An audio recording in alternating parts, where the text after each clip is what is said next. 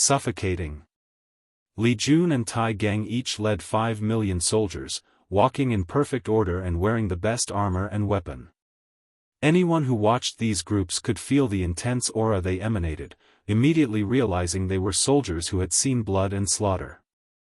"Halt!" roared Li Jun, and everyone stopped simultaneously.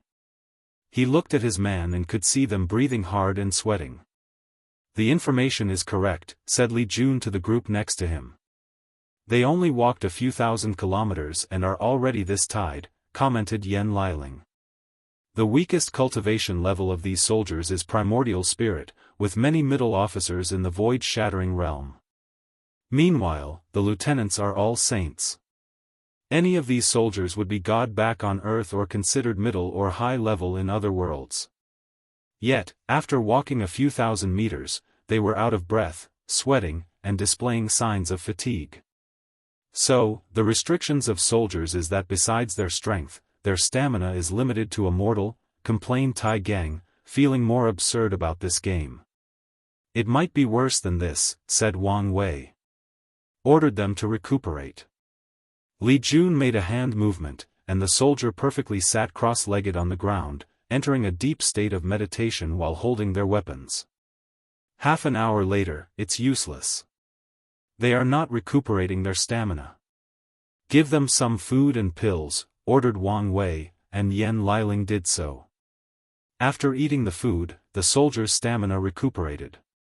You, and you," said Li Jun pointing to 3 people in the front.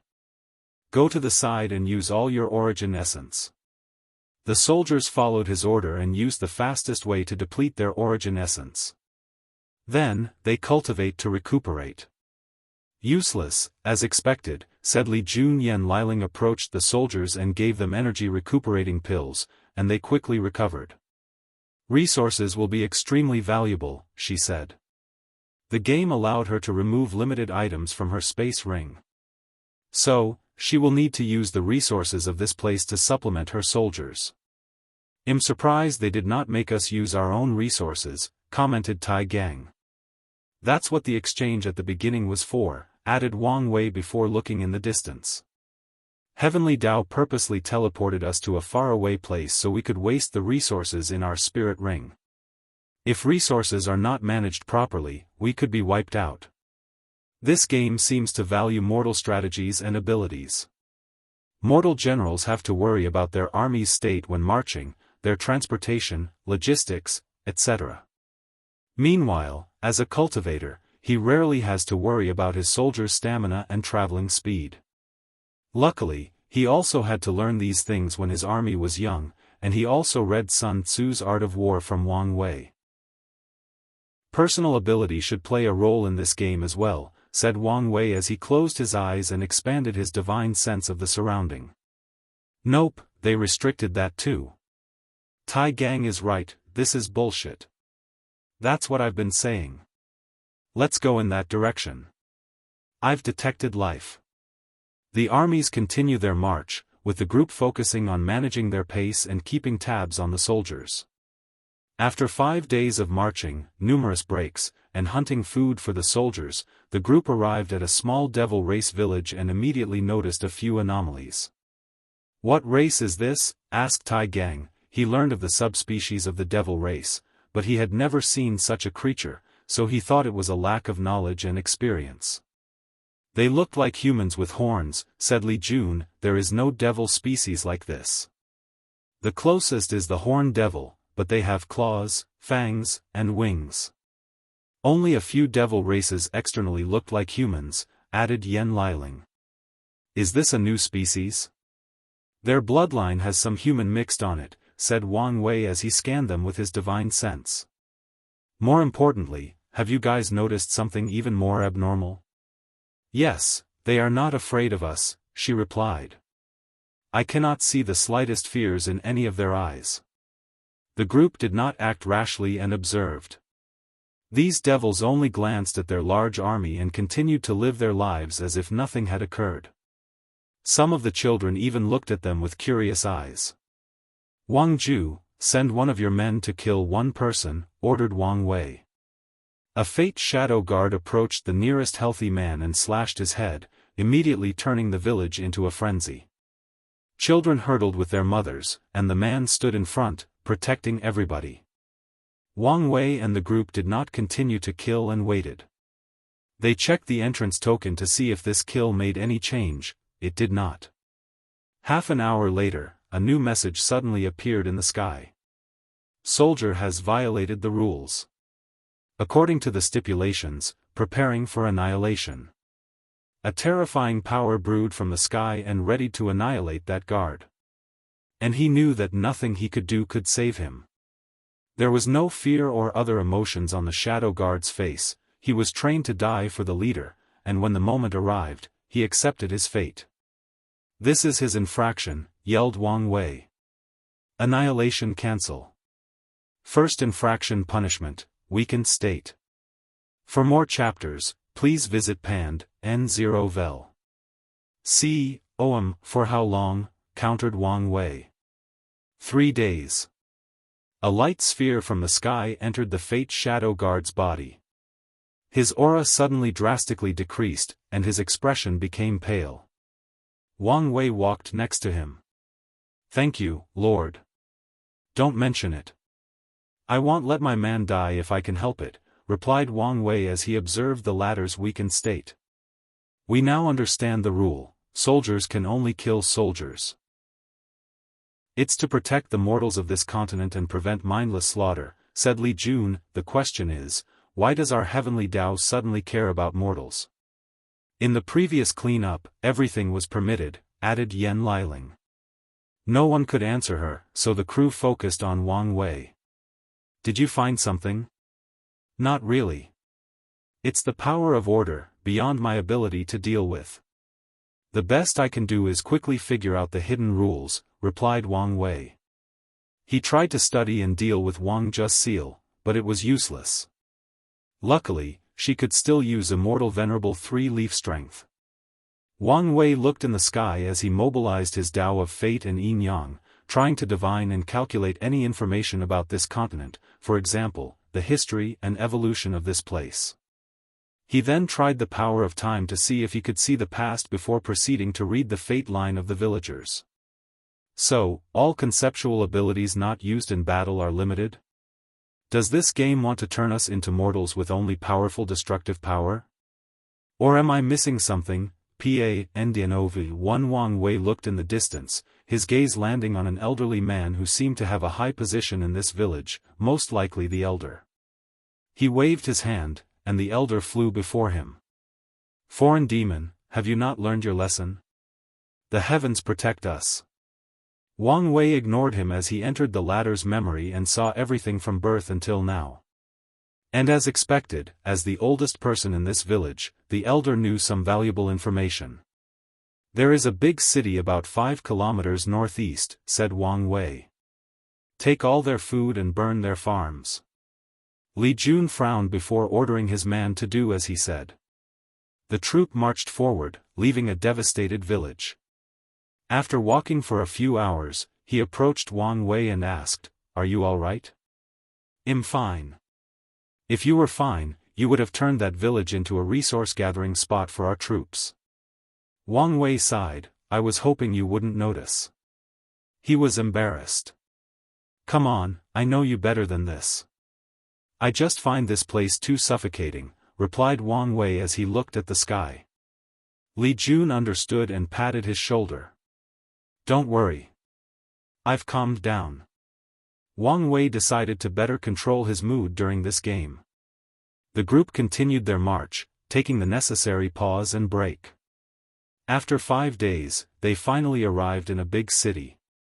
The troop immediately noticed the city was prepared with the gate closed and soldiers on the city wall. So, Li Jun ordered everyone to siege the place and waited outside, deciding on the subsequent attack strategy. Somewhere in this continent, a secret gathering took place. 7 shadows sat at a rectangular table, 3 on each side with 1 person on the head. "Hasn't these meetings become too often?" asked a voice. "Shut up, greed. You're always complaining about something. Unlike you, lust, who spends all the time staring at a mirror, I have better things to do. Shut up, said Pride, who knew these people would bicker for hours if this continued. We have these meetings often because of the cleanup. I'm assuming this is the reason we are here, Wrath? Everybody looked at the head position. That's correct. 7 Sins. Our race has been hiding, planning, and preparing for this moment for countless generations, said Wrath. So, make sure everything proceeds smoothly. Everyone listened as they were used to Wrath's grand speech. Whose territory did Di Tian and Wang Wei land on? Di Tian is in my territory, replied Lust. I have Wang Wei, added Sloth. You guys know the plan, avoid them at all costs. So, we will just let them slaughter our people, countered Envy. Unless you have a way to deal with a 9-extremity foundation, what choice do you have? Asked Greed with a sneer. We are not letting them wantonly slaughter, explained Wrath. We will use the practice tactics to make things difficult for them and limit their accomplishment. Our objective is for them to leave after accomplishing their goal with the minimum requirement. If any of you directly confront any of these two, the result will only be your pointless death. That's fair, acknowledged Envy. What about the other ultimate kings? What do we do with them? Asked Pride. With enough planning, we can deal with them, but be extremely cautious, replied Wrath. However, stay away from Yi Lianqing, give him the same treatment as the 2 supreme kings. Him? Our information did not indicate anything special about him. Even his strength seemed ordinary. Just know his secret is enough to warrant this level of caution. The others gave Wrath a look and agreed. What about Mo Xingyun? According to our predictions, as an anomaly, she was supposed to be an ultimate king? The recent information is that she has some conflict with Wang Wei and has to use a puppet to attend to the cleanup, explained Pride. She's in my territory, how do I deal with her? Asked Gluttony. Use your troops to eliminate her puppet body and her troops, ordered Wrath. As you wish. We will regroup if something unexpected changes, declared Wrath before dismissing everybody. Hopefully, the plan goes smoothly. Lust territory, a magnificent palace, a beautiful woman dressed in a black hanfu with braided hair suddenly opened her eyes. She looked indistinguishable from a human except for her very long nails, which were at least 10 centimeters and very sharp. She gently picked 2 pictures, Di Tian and Wang Wei. I finally have a chance to surpass Wrath. How can I give up so easily? Many things flashed in her mind before putting Di Tian's picture away and holding Wang Wei. He seems the easiest target of the 2, so let's begin with him. An overlord? 9-extremity foundation? A sun era? Lust sneered. Every man has a weakness, and yours happened to be your family. She then left the palace to prepare. Sloth territory, the group sat in a tent with a table and a map in the middle, looking at a rendition of the city. What's the best method to attack the city? Asked Wang Wei. A direct attack would result in too many casualties since our enemy is ready, commented Tai Gang before pointing to a spot. And it does not help there is only one gate for the entire city. Although that's bad, it will become our advantage if we can take down the city, commented Li Jun. Another problem is the city formation, making things even harder. I worry the people will burn the food and destroy the resources once it appears we're about to conquer the city, added Yen Liling. Can we siege the city and starve the people inside? Suggested Tai Gang. Our logistics won't last for that long, Yen Liling shook his head. We don't have a cavalry yet, so this limit our options, said Li Jun. He then looked at Wang Ju. Have your scouts found a group of demonic beasts yet? Please visit N0VE1. No, we only find a few beasts, but they are not suitable for war. Li Jun touched his forehead. The best option might be to use the advantage of the Undying Army to break the city gate forcefully. The city is protected by a powerful formation that can block the 3 generals for a relatively long time, even if they use their immortal strength, limiting the use of brute force in this scenario. Use the array virus, said Wang Wei. Array virus? Li Jun's eyes lit up. You want the Fate Shadow Guard to infiltrate the city array with the virus, deactivate it from the inside and even open the gate from the inside, Pa-N, Dan 0VE1. C0M, yes. Many years ago, Wang Wei theorized. Arrays were similar to computer programs that worked in reality. So, he invented a prototype of a hacking virus for arrays and tested it during the heaven-chosen selection trial in the academy. After so many years, this thing has been perfected. The city formation is only quasi-emperor tier, and the only reason for its power is because it's part of a bigger formation, Yan Liling explained. However, I did not bring one with me. And it would take some time to make one. The array virus is now a standard equipment of the Fate Shadow Guard, so we brought some, reported Wang Ju. Excellent, uttered Li Jun, let's plan the attack for tomorrow night. Everyone left to prepare for the battle except Wang Wei. He was useless unless a king showed up. So, he closed his eyes to cultivate. After calming down and analyzing the situation, he realized this place was an excellent opportunity for him to study Order Disorder Dao, and Heavenly Dao itself would be his teacher. By studying this game and the application of Order Dao, he can learn the hidden rules and secrets and dramatically increase his understanding of fate, not just order, but also fate. The night, the troops gathered outside the White Fang city, alarming the wall soldiers. How many people do we kill after breaking the gate? Asked Tai Gang, sitting on the 2 horses they could find. We will kill 80% and leave the rest for resources farming. All right. Archer Squad, roared Li Jun, and a group of individuals in his and Tai Gang's legion prepared their bows and arrows. Li Jun trained these squads by creating a scripture called Military Archery Art, based on the weapon law part of his Slaughter Dao. The power of law manifested on all these archers, indicating they were all in the void-shattering realm. Li Jun sensed the devastating power of his man and smiled. He had to rely on time formation and the Dao Seed Pond to cultivate these men. The Dao Seed Pond is one of the Foundation's secret realms of the sect. Whenever a void-shattering realm cultivator or above dies, they would condense a Dao seed to leave in the pond. Even sealed individuals would do the same after. Then, future generations can use these seeds to comprehend the law.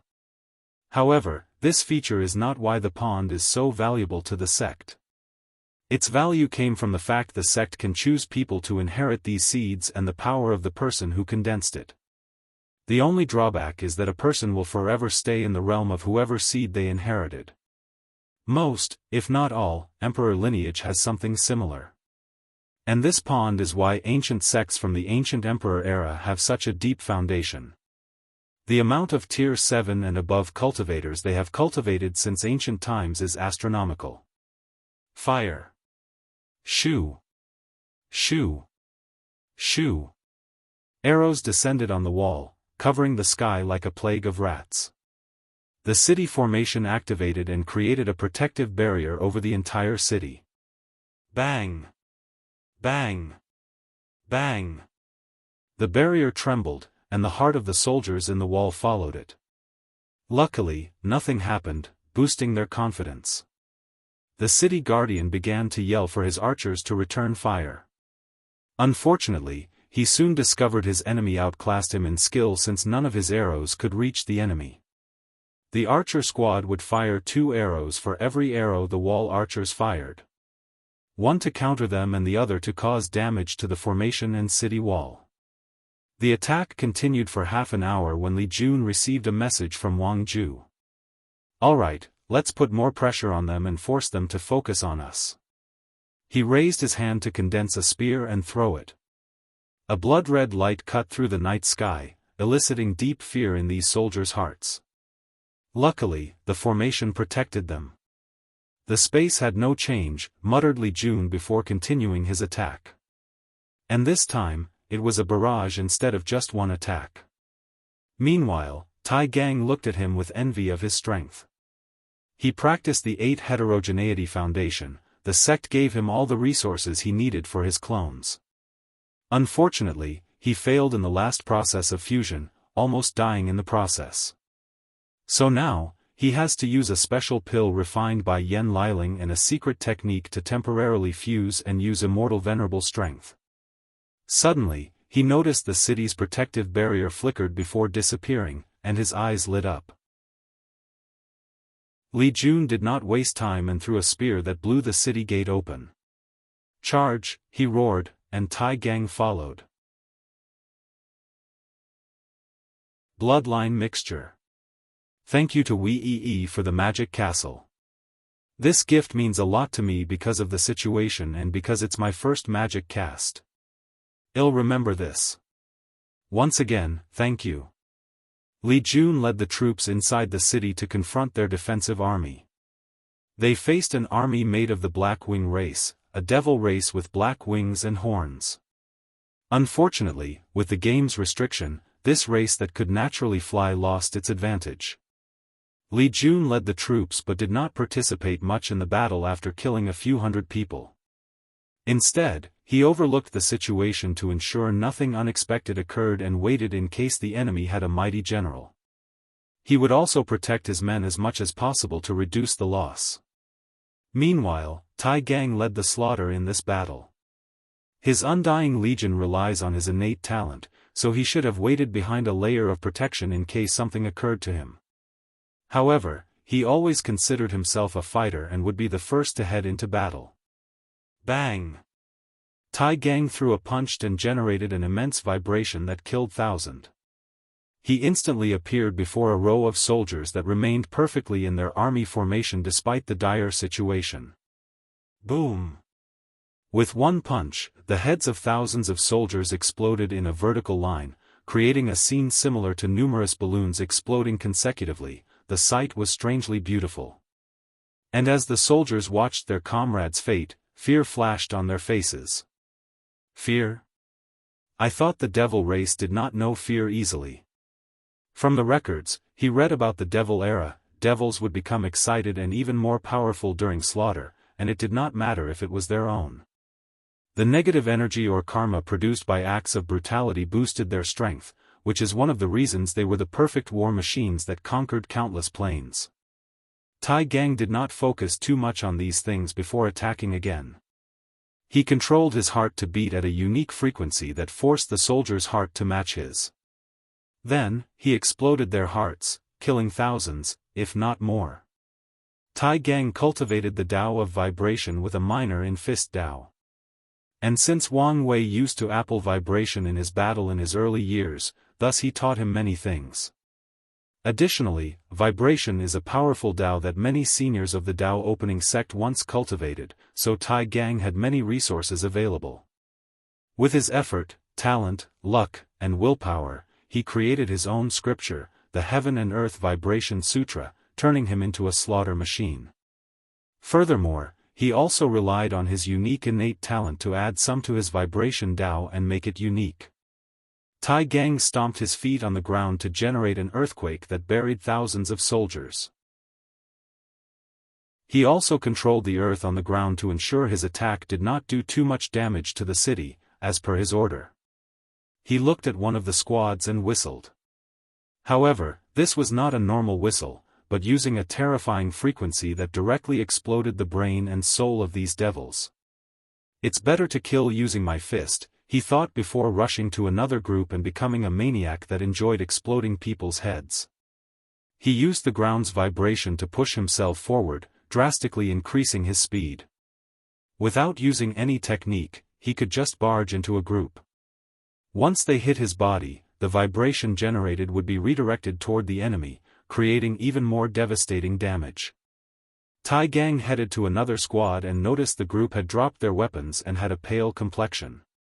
He did not care about the enemy's surrender since they had not reached the 80% allocation. "You can't kill us," roared a soldier, making Tai Gang stop and look at this group. He did not ignore these people's words, given the current situation. "And why can't I kill you? We are mortals now." Tai Gang frowned. "You can check, we have destroyed our cultivation and are now mortals. Is this another hidden rule?" thought Tai Gang before looking in the distance. He immediately used his divine sense to message Li Jun, who ordered his men to stop killing. He quickly accessed the situation and learned many of his men killed these mortals. Pa, nd, a no ve1, damnit, he said before immediately contacting Wang Wei, who flew from the distance. A few minutes after his arrival, Heavenly Dao, or the Game Master, manifested above the city. Rule breaker detected. Launching punishment. No punishment is needed since these soldiers became non-combatant during active battle. Their action should not be allowed in the first place. Heavenly Dao slowed down the process of gathering power. Punishment avoided. Be mindful in the future. Li Jun, if you need to save our men in the future, use the same tactic as them, said Wang Wei with a sneer before Heavenly Dao disappeared. That's a good strategy. After all, we will only waste some resources to recultivate them. Please visit N0ve1. All these men were talented disciples in one way or the other. And the resources used to cultivate them are not worth searching for talented and loyal individuals. Li Jun mobilized his men to get the city under control since a few people chose to fight until death. Meanwhile, Wang Wei was observing the people who surrendered. Most had fears and relief in their eyes. However, some looked at him with defiance, telling him he could not do anything to them.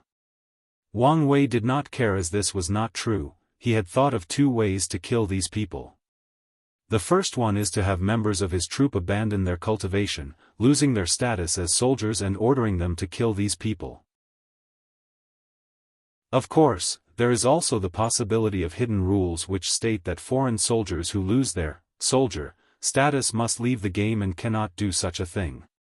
In that case, he would use his second plan, turn them against each other. He would read these people's memories and divide them into 2 groups, each containing people with grievances, even the tiniest contradictions. Then, he would dangle starvation before them. He would tell them he would feed only one group, the group that is the final winner. Finally, he would watch the ensuing slaughter for survival. Wang Wei knew some people might resist and refuse to fight. But as long as one person does it, others will follow. And when the others realized they would die of starvation? Well, there is a saying that a starving beast will even bite its master's hand. Wang Wei shook his head before continuing to observe the thing he came here for. A few minutes later, Li Jun approached him. Did you discover something? Yes. They are mixed with human bloodline. Who? These people, pointed at the one in front of them. No. All the devil races in this city. Are you saying these devils fuse with human bloodline? But they hate us. That's not important. True. Do you think someone artificially engineered this bloodline mixture? But for what reason? The best theory I have is a way to escape Wuhang's seal. If the devil race became a subspecies of humans, they would no longer be the devil race, and the seal would not work on them. However, is that possible? It seems too easy. It's not simple. They would also have to be acknowledged as a new human subspecies. Acknowledgement from the myriad emperor world's heavenly Dao? Wang Wei shook his head. The seal affected the entire endless dimension. And the devil race was also once a species on that level. So, they would need true heavenly Dao's permission. You don't sound too sure. It's just a theory. Plus, I feel like I'm missing something. We have time for you to figure it out, said Li Jun. Nevertheless, whoever is responsible for this plan is either very powerful or extremely intelligent. They also have no fear of Wuhang or willing to die for the revival of the devil race. Li Jun patted his shoulder and did not say anything more. He's only the muscle and only uses his brain when needed. Let's go discuss our next step. Lust Territory, Red Rose City. Tian slowly walked around the destroyed city with a serene look. The troops lost way above the bottom line I wanted, and many of the resources were destroyed before we conquered the city. He frowned as he looked at the result of this war. I need better generals for the heaven will battle. He could see that his army would not survive in a confrontation against Wang Wei because of superb generals like Li Jun and Tai Gang or a supporter like Yan Liling. The only thing he has equal to Wang Wei is his shadow, who has 70% of his strength.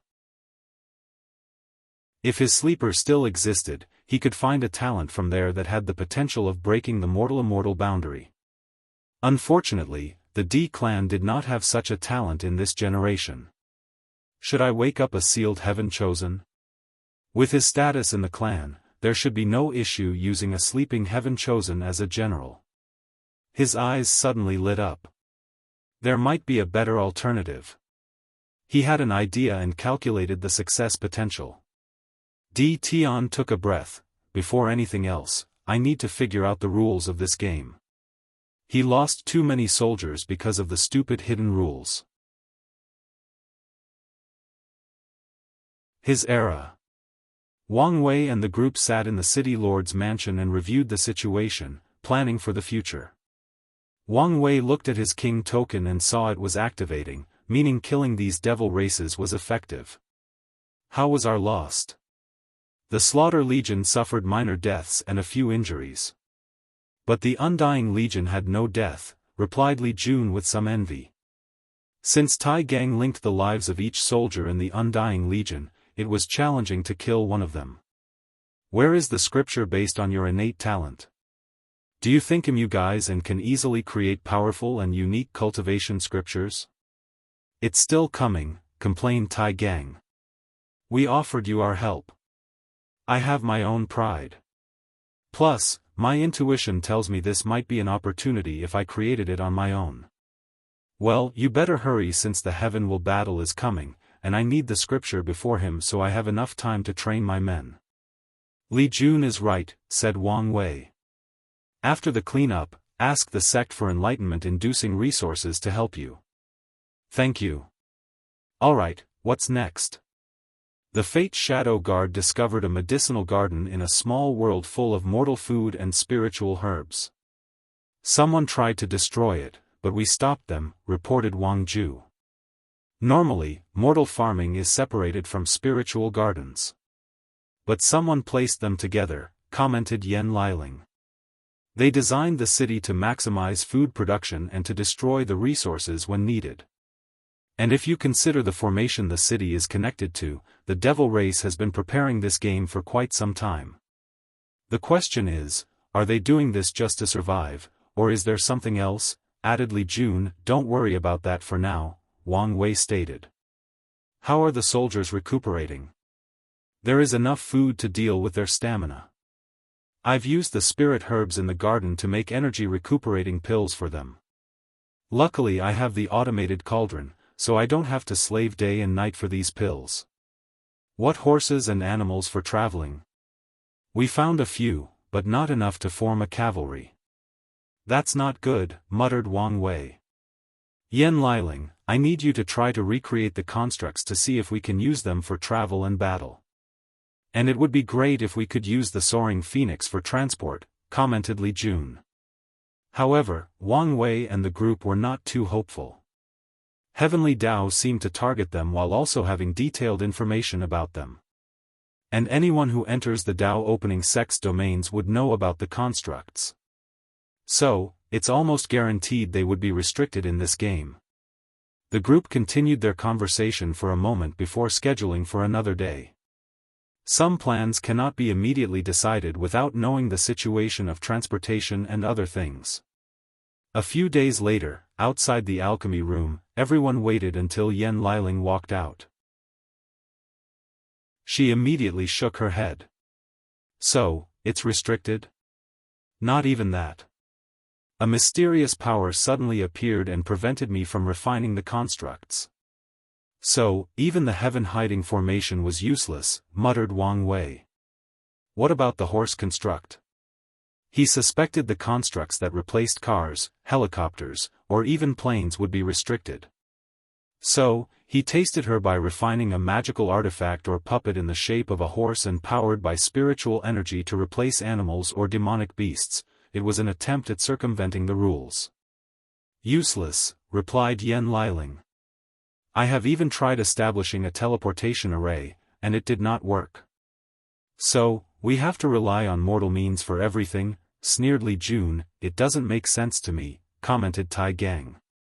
While the rules restrict us, it also restricts the development of the devil race. We destroyed the devil race civilization. So, if they want a chance at survival, they must bring us to their level and play their game, analyzed Wang Wei. They would lose miserably if they tried to catch up with us in such a short time of recuperating. Everyone felt a sense of suffocation. Although these people did not have the same goal as Wang Wei, no cultivators enjoyed having restrictions on them.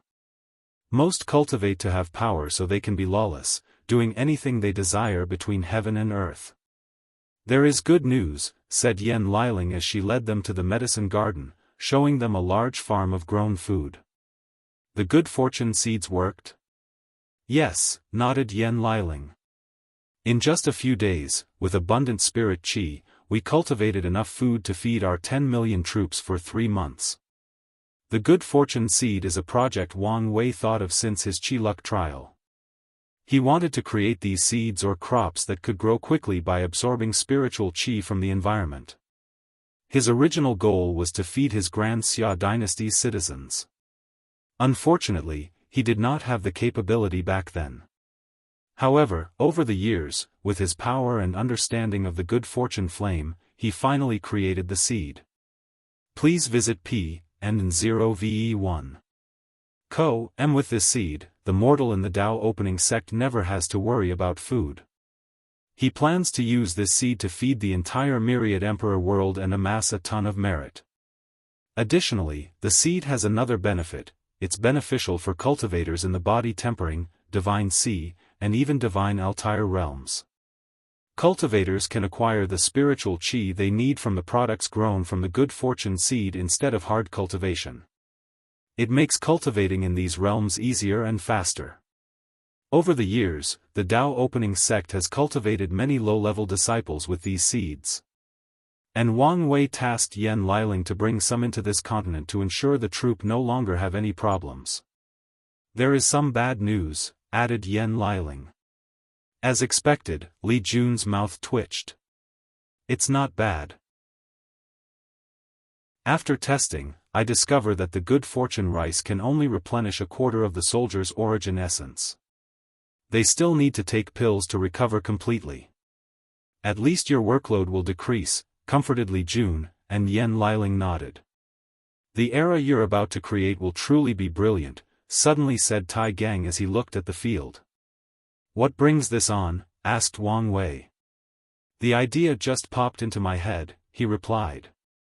Do you have a name for it? Now that I think about it, you never told us, added Li Jun. If you think about it, the core of everything, the name is easy to guess. Everybody's eyes lit up. Indeed, commented Li Jun, but aren't you worried about some third-class emperor ruining all your hard work after inheriting such immense power? Third-class emperor, said Wang Wei with a sneer. Only first class can continue my legacy, and I won't even accept ascendant. Plus, even first class won't be guaranteed. I will leave tests based on intelligence, tactical strategy, leadership, and charisma. I won't leave a back door for the Dao opening sect, and I might make their tests harder. I want my era to be the most prosperous but also the longest. Wang Wei knew his era couldn't last forever, things that rise must fall, which is the balance rule of heaven and earth. However, he can take steps to ensure the new era lasts as long as possible by preventing weak and unworthy people from inheriting his legacy and power. Finally, I'll have you guys to keep them in check, added Wang Wei. No problem, replied Li Jun. Have you considered what will happen when another race proves the Dao, Panda, NOV-E1, that will be part of the test? They have to show that they can show some level of impartiality. I'll also leave some of my strength to punish anyone who tried to abuse the system. As long as you've thought of the possible consequences and prepared, nodded Yan Liling. Don't mention these things since it's too early, said Wang Wei. What's our next step? His king entrance token was nowhere near the activation level, so they needed to continue killing. Do we need to establish a dynasty like the Great Xia? Suggested Tai Gang. We don't have to worry about food issues. However, I feel this would make more trouble than it's worth. You're right. Governing the devil race would be a nightmare because of their hatred for us, commented Yen Liling. Such a dynasty would have too many rebellions, and with the lack of transportation, the larger our borders, the worse the situation would become. It also does not help when we cannot use death to instill fear and control the citizen, added Li Jun. Dynasty or religion is not viable, especially if we consider the time we have in this continent. So, what's the best course of action? Continue with our army, sweeping one city after the other, said Li Jun. In that case, we need a map of the surrounding. A map of the continent would be ideal, but I doubt we will find that, said Wang Wei. Did we find one in the city lord's study room? No. It appeared they purposely did not leave any written records of a map, replied Wang Ju, who stood behind Wang Wei. Did you search the city lord's soul? He killed himself and erased his mind. I admire the devil race's determination, but they are just making things more annoying, commented Wang Wei. In the next city, make sure to get a map. Otherwise, Yen Liling and I will have to figure out the terrain based on the large-scale formation that each city is part of it. Everybody went to accomplish their task to prepare to march. Military tactic. Li Jun ran forward with his spear pointed forward, eradicating anyone in his path. He then waved his spear to the left, creating a river of blood that drowned a squadron of 100,000. He looked to another group and roared. Roar of God, when God is angered, mortal suffers. His roar generated a potent power that annihilated the soul and body of anyone in his path. Li Jun then opened his mouth to spew an eerily green smoke. Anyone affected by it had black veins on their bodies and faces, their eyes turned red, and they vomited black blood. They died of poison. PNDN 0v1, C. OM Li Jun then focused on another group.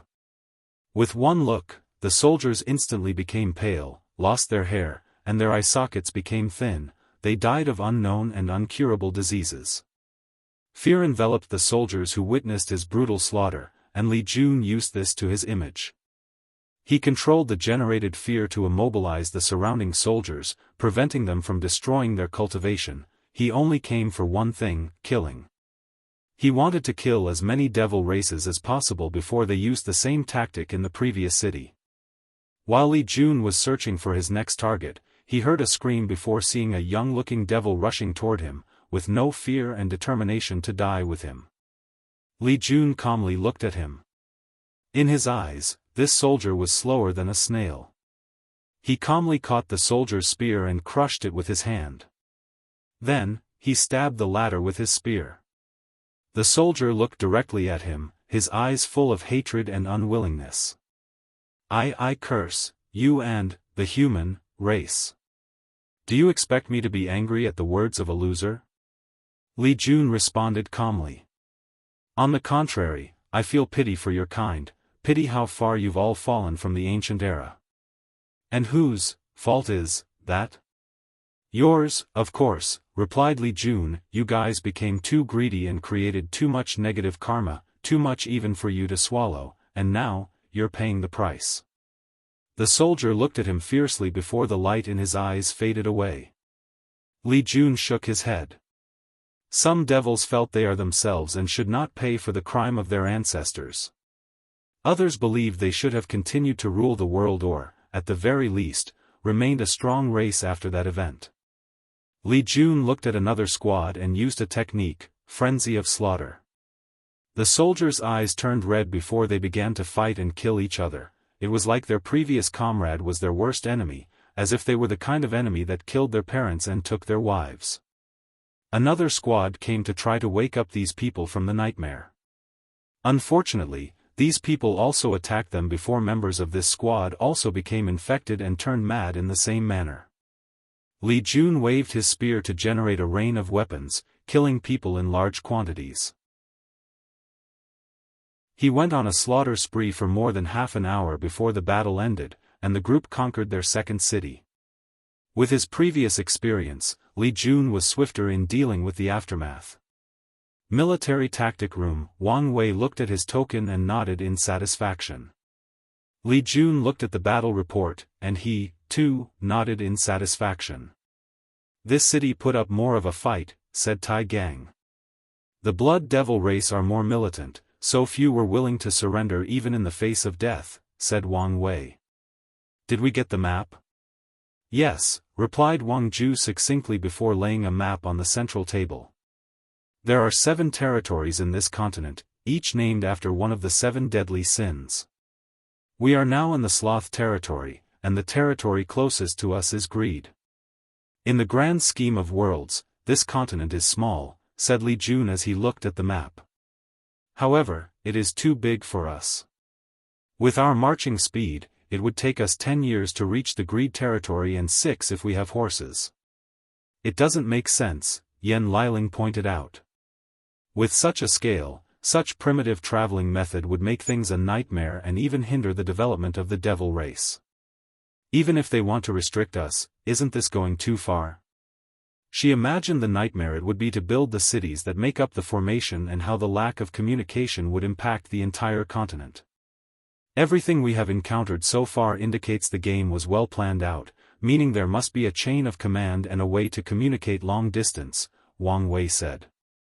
And if there is a way to communicate, there must be a way to travel instantly.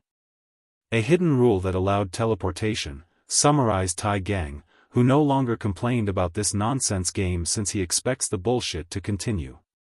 Any ideas? Asked Li Jun. Wang Wei shook his head, too many possibilities. In that case, let's move on, announced Li Jun. Our next target is Hell Tiger City. When is the reinforcement logistic coming? The group left a group of soldiers in White Fang City to plant a new batch of crops and bring more food. Please visit Panda, N0VE1. Co. M. If we consider the time it took us to reach here, the fact they are a small group, and the time for the crops to grow, they'll arrive in 3 days, replied Yan Liling. We will depart on the 5th day. 5 days later, the legions began their march toward the next city. Midway through the journey, one of the Fate Shadow Guard rushed to the group. Enemies detected on the east side. Oh, how many people are there? Asked Li Jun, estimated to be roughly 20 million soldiers. So, the same as our numbers. Do you recognize who they were? Is there a king present? Asked Wang Wei with hope in his voice. He's slowly dying of boredom after not doing anything for the past weeks. Before the soldier could answer, another scout arrived. Enemies are approaching on the north side. Then, 2 more approached with news of the enemy coming from the west and south side. We are surrounded, commented Tai Gang. With each side having 20 million soldiers, that's a total of 80 million, 4 times our number. This could prove to be dangerous. Do you think someone is watching us? Asked Yan Liling. To blindside us easily with this tactic is the only way I can think of. I would normally say no, but am not completely sure when it comes to this game, responded Wang Wei.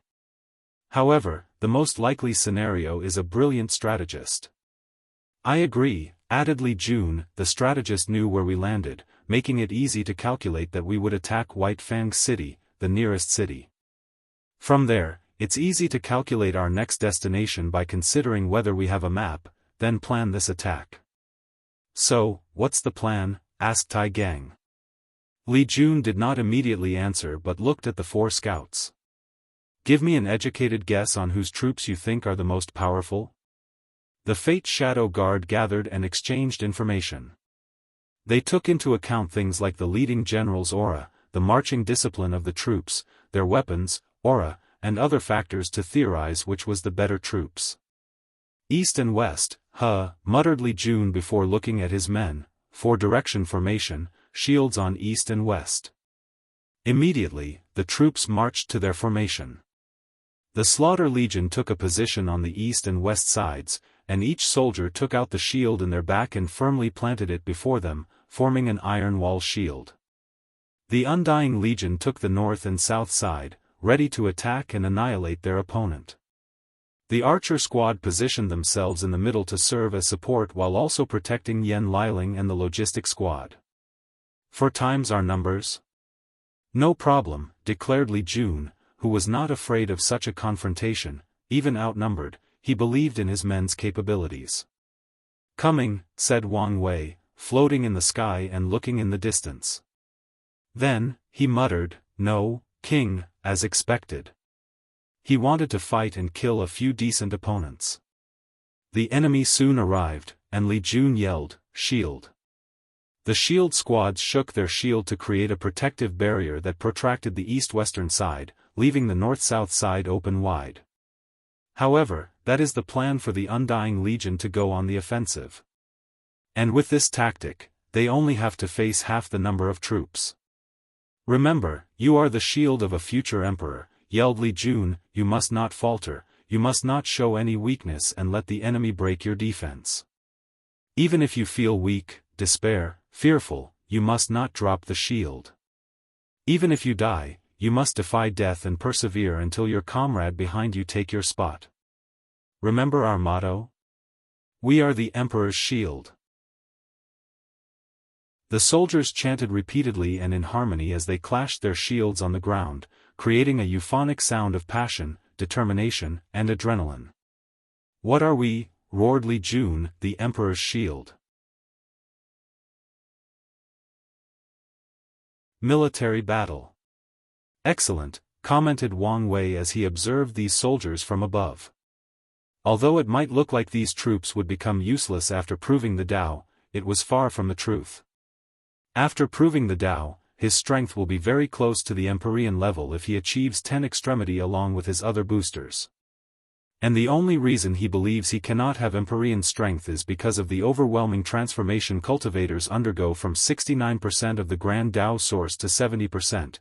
The transformation is more incomprehensible from Great Emperor and Tao Ancestor with 4.99%. With such strength, he will be severely restricted in the lower dimension. So, he will need the help of others for many things, including these troops. On the ground, Li Jun looked at the troops surrounding him. He detected 2 people on horses with unique auras. Furthermore, the troops revolved around these 4 generals. He squinted his eyes.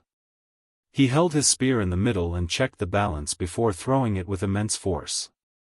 Boom! The spear turned into a red light as it cut the air due to its sheer speed. "Array 1, roared Sloth General 1, leading the northern troops. Immediately, his soldiers reacted and formed a formation. Then, in front of everyone's eyes, Li Jun's speed, which was numerous times faster than light, slowed down, traveling as it was navigating through water and working against a lot of resistance. By the time the spear reached its destination, it had lost most of its power. So Sloth General 1 used his axe to send it flying away, forcing Li Jun to recall the spear to his side. What a strange array. Is it the power of time? Or something else? He focused on the battle as the enemy's cavalry ran towards him from the north and west side. "Archers," yelled Li Jun, and arrows flew from the middle. Unfortunately, the enemy troops also had archers, and they were more skilled than the city troops. Although not as good as Li Jun's troops, they held their own with little loss until the cavalry reached the enemy. Bang! The Western cavalry clashed head-on with the Western protective shield. And no matter what they did, they could not pass these men's shields. Meanwhile, the northern side began a slaughter. These soldiers from the Undying Legion had no fear, so they attacked with unmatched ferocity. They stabbed their opponents and used elemental, spiritual, and brute force to kill as many people as possible. A pile of bodies and dead horses stood before them, but they did not care. Push! A devil stabbed a soldier in the heart, destroying the organ into oblivion. But to his horror, the man did not die or falter. After bleeding a little, and the latter responded and cut off his head. Before dying, the devil could not understand what was going on. That same soldier used the connected life force of his comrade to build another heart. And without even looking at his body or wasting time, he proceeded to kill more devils. The soldier beside him had half of his body burned by a flame devil on a flame horse. However, he smashed the devil's head before continuing to kill his enemy. He sustained even more elemental injuries but never stopped fighting. And when he reached his bodhi's limit, he used the connected life force to heal himself before continuing the battle. Another soldier sacrificed his arm to kill a mighty opponent. Then, with skills that indicated he had practiced before, he used his divine sense to levitate his arm from the ground and used the shared life force to reconnect it. During the entire process, he never stopped fighting and killing.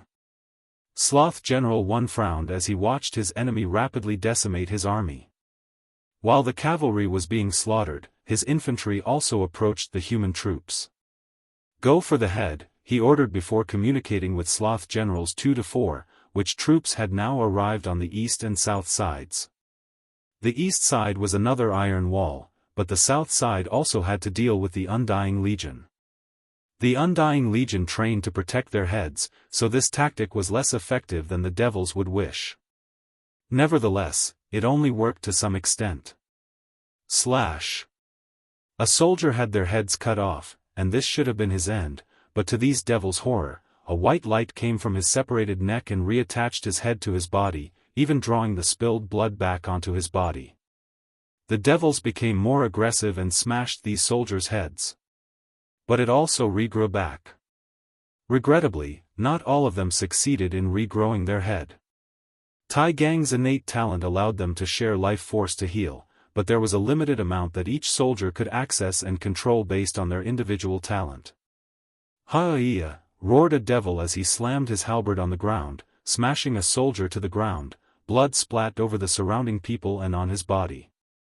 But this was not the end. Splat! Splat! Splat! Please visit Panda, N0VE1. The devil continued to smash the heavy weapon with unmatched rage, turning all the soldiers' body parts into meat sauce with chunks. He did not want to give the latter a chance to regenerate. Ha ha ha, he laughed victorious before he felt a pain in his chest. He looked down to see a big hole. And with shock, he raised his head to see the same soldier before him. A no V1 primordial spirit? The last thing the devil saw before entering samsara was a condescending smirk. The undying soldier looked at his fallen opponent before rushing to his comrade next to him. According to his training, if he lost his body on the battlefield, he could continue to battle or find a place to hold his primordial spirit. The sect would create a body for him later. The soldier entered his comrade's weapon according to the rules, waiting for his return in the future. "Here," said Yen Liling, handing Tai Gang numerous pills. The latter did not hesitate to swallow them. His life energy drastically increased, and he used his power to share it with his soldiers, increasing the pool of life force they had to heal. These soldiers immediately became more intense, entering a semi-berserk state since they had no fear of death. Sloth General 1 noticed the change in Yen Liling's action in the center. He knew the best way to deal with this army was to find the source of their ability. And he could already identify what it was, who it was. Unfortunately, he could not immediately take care of the problem. "Use soul attack," he ordered. This method was once again not as successful as he wished. Tai Gang developed his talent to reach the soul, meaning the soldiers can heal certain soul injuries, even if it's not all. Furthermore, knowing this was one of the weaknesses of the Undying Legion, he trained the soldiers to prepare. They had to learn soul defense techniques and have a soul-protecting artifact. The Dao opening sect went above and beyond to nurture these soldiers, providing them with enough resources to make some declining emperor lineage wince in pain. And this was not the end. Li Jun also helped this legion protect their souls by creating a technique that allowed them to absorb baleful auras and use them as a shield to save their souls. Swish! An arrow pieced through the sky, leaving hundreds of afterimages in its path, heading straight toward Tai Gang. He calmly raised his hand to catch it, but to everyone's surprise, the arrow divided into two, with the second one headed for Yan Liling. Checkmate, thought Sloth General 1. Unfortunately, before he could celebrate, purple flame manifested around Yan Liling and burned the arrow into oblivion. Did they think I was a damsel in distress because I'm an advisor? Commented Yan Liling. I think they do, replied Tai Gang. I feel offended. Yan Liling suddenly felt like many people in the world thought she was a useless group member. If it were not for the rules, I would burn all of them to ash. Tai Gang swallowed his saliva. He knew the horror of a talented pill master. These monsters have some of the weirdest pills. More importantly, they are all masters of poison. Wang Wei tasked Yan Liling to create poison for him to temper his body once he finished with his black holes, and Tai Gang once experienced some of her experiments. His body trembled as he remembered the horrid poisons he saw her testing. I guess it's my turn to move, commented Li Jun as he checked on his Slaughter Legion, who was responsible for the defensive maneuver of this war. If they failed, the group would fight on 4 fronts instead of 2. He jumped on the shoulders of one of the soldiers and used them as footholders to rush toward the enemy's general. Sloth General 1 immediately ran in the opposite direction, which surprised Li Jun a little. However, he sensed 3 more people coming from behind him. You want to fight me 4 versus 1? Not a problem. He did not hesitate to follow. However, in his way, he communicated something to the group. Happy New Year. I know for some, it's not time yet. Nevertheless, I will say it again in tomorrow's chapters. Please take some time to read the author's note. Improve Slaughter Dao. I know he's going to be fine, but shouldn't we be more careful, said Tai Gang as he watched Li Jun rush toward the enemy in the distance. We are, stated Yan Liling, and Tai Gang finally noticed Wang Ju had disappeared, and his eyes lit up. Li Jun looked at the 4 people who surrounded him. As his red hair played with the wind, he rested his spear on his shoulder. So, who are you guys? Sloth General 1 was a devil with goat horns and claws. Sloth General 2 had black wings made of bones and a snake head. General 3 had 2 bull heads and was 5 meters tall, and General 4 was a headless human. No answer, huh, uttered Li Jun, I guess we are doing this the hard way. General 4 was the first to attack as he turned into an enormous creature more than 30 meters tall before punching Li Jun. The attack was comical if someone compared their size. However, Li Jun easily blocked it with the tip of his spear. He never stopped tempering his body and suffering through the pain. Li Jun's goal is to reach 1 primordial dragon force in body refining before the heaven will battle. General 4 acted immediately and changed into a tiny creature as tall as 30 centimeters and rushed toward Li Jun with unmatched speed. Transformation Dao? Or a lesser version of it? He flicked his spear to send him flying away. Suddenly, General 1 appeared out of nowhere in front of Li Jun with a dagger stabbed in his stomach. Li Jun looked at the blood falling from his body, and after a few seconds, it disappeared as if it was never there. Interesting illusion. If I didn't see through it, my body would have responded as if I did and created a stab wound, he commented. It's a shame I outclass you in spiritual strength. The General 1 before him disappeared since it was an illusion. But the others took this opportunity to attack. War, roared yelled General 3 as numerous soldiers suddenly appeared behind him, boosting his stats and giving him a number advantage. Using War Dao against me? I admire your confidence, commented Li Jun. He gazed at the summoned troops coming toward him, and they suddenly dropped on the floor one by one. General 3 checked, and his face became severe. His summon died of hunger, a common mortal problem. Sinful water, General 2 spewed out a putrid and visually unappealing black water. Anyone who lays eyes on this water will have an instinctive reaction of disgust, and the consequences of touching it are even worse. Cleansing purifying flame, Li Jun created a pure white flame that instantly disintegrated the black water. If you do not use your trump cards, you will die miserably in this battle, said Li Jun with a smirk. The 4 generals gave each a look before placing themselves in a specific position. The same strange runes appeared before them before becoming a tattoo on their bodies. Li Jun immediately felt the changes. It the previous array that acted similar to Time Dao?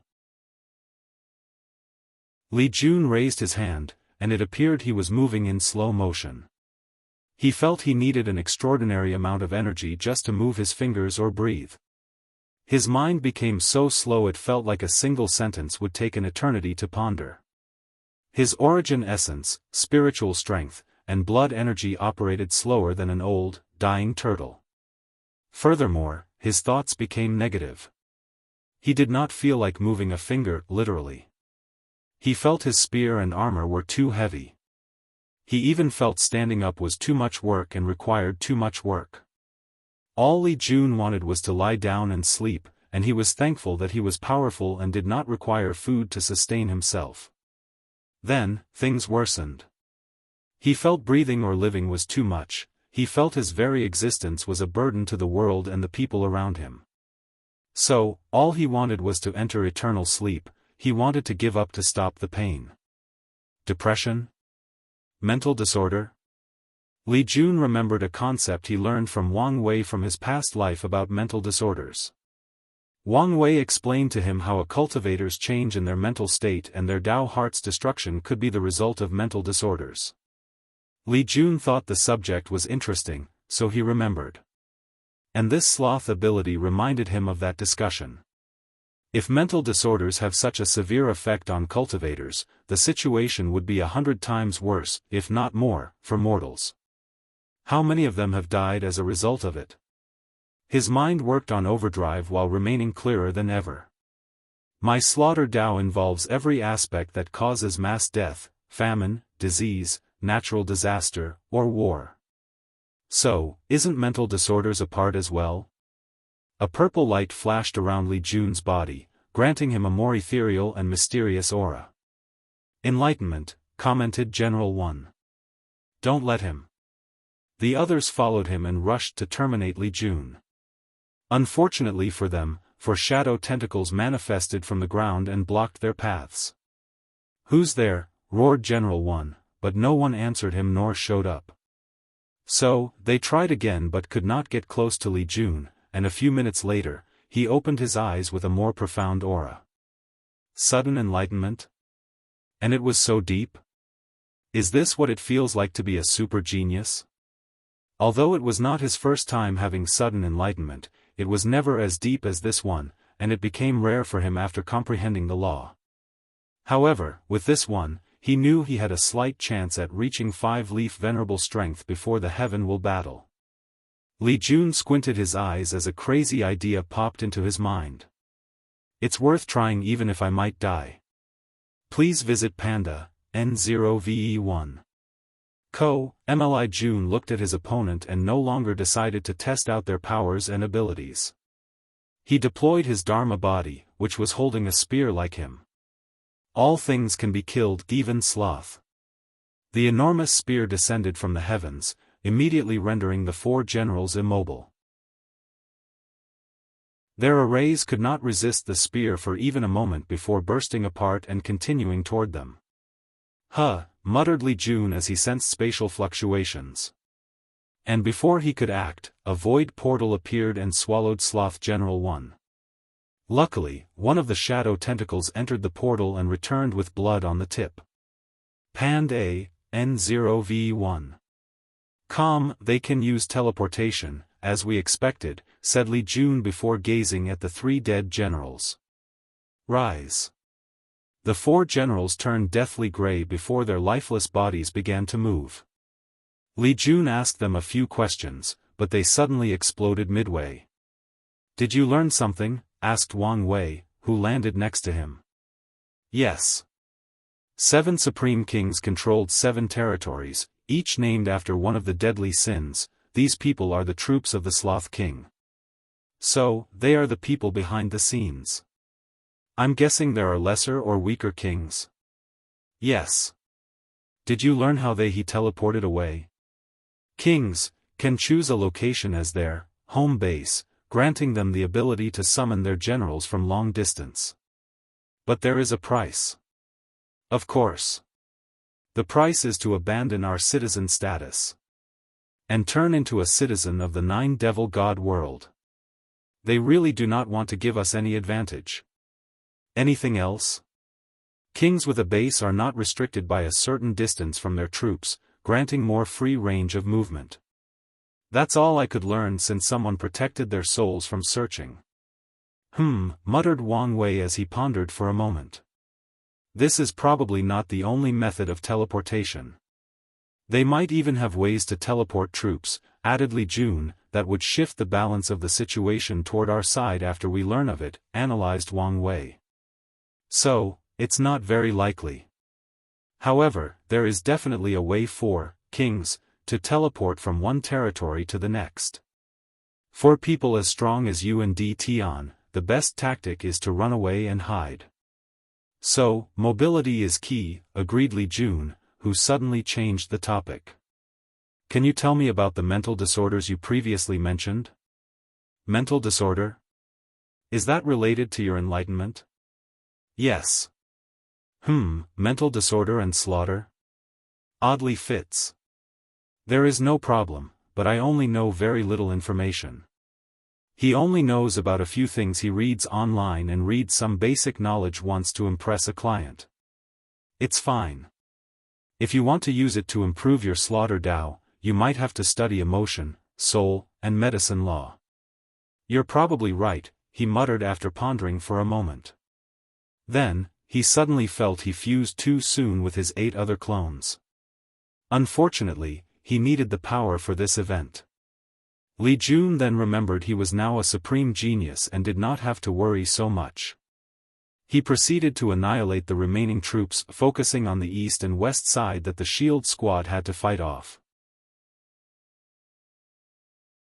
Once the Undying Legion finished off their opponents on the north-south front, they aided the Slaughter Legion on the eastern and western front.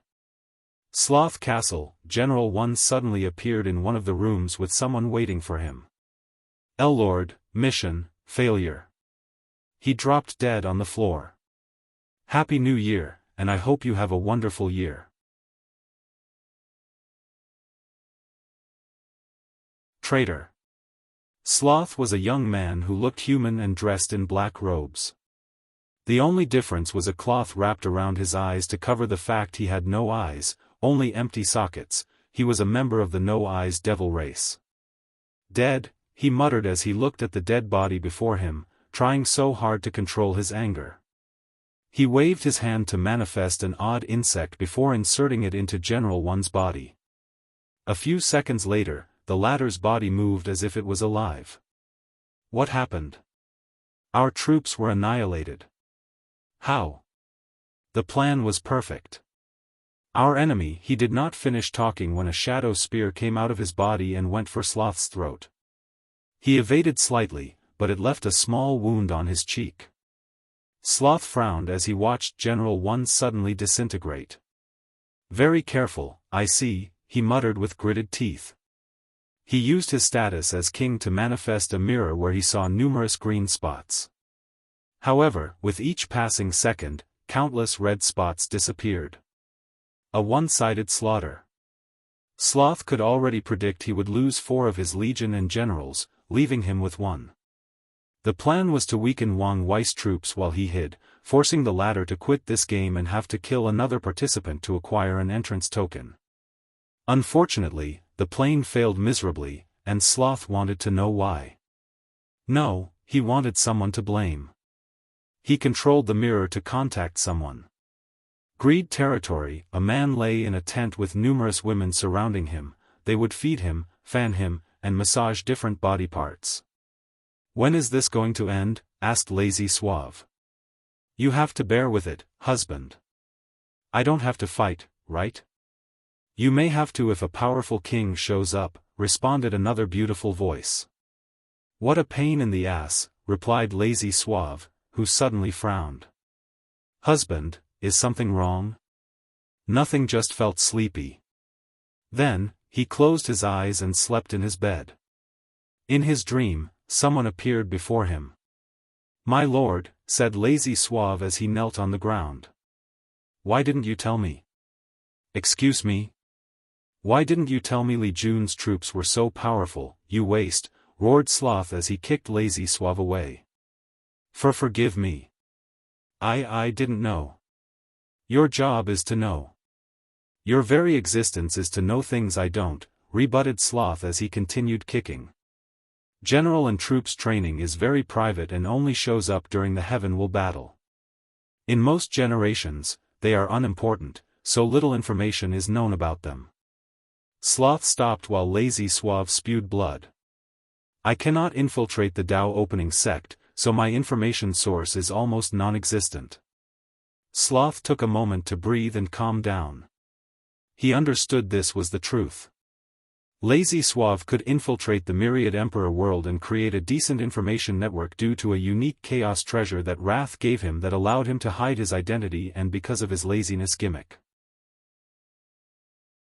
Most people who know him would only chuckle at his story and would not pay him much attention, allowing him to blend in and do things in the shadow.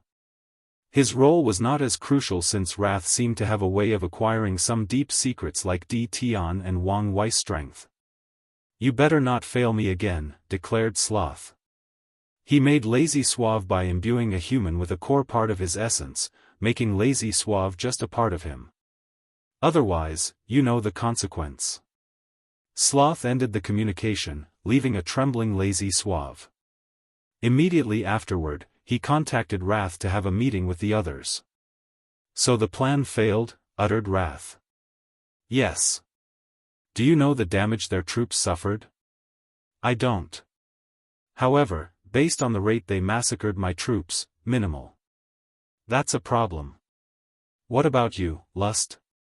"Di Tian's army is not that impressive as we had the overwhelming advantage. However, an anomaly occurred," she replied casually. "Is it the one heavenly Dao sealed?" "Yes. My general can barely hold him back, but we lost many people." "How are his casualties compared to you?"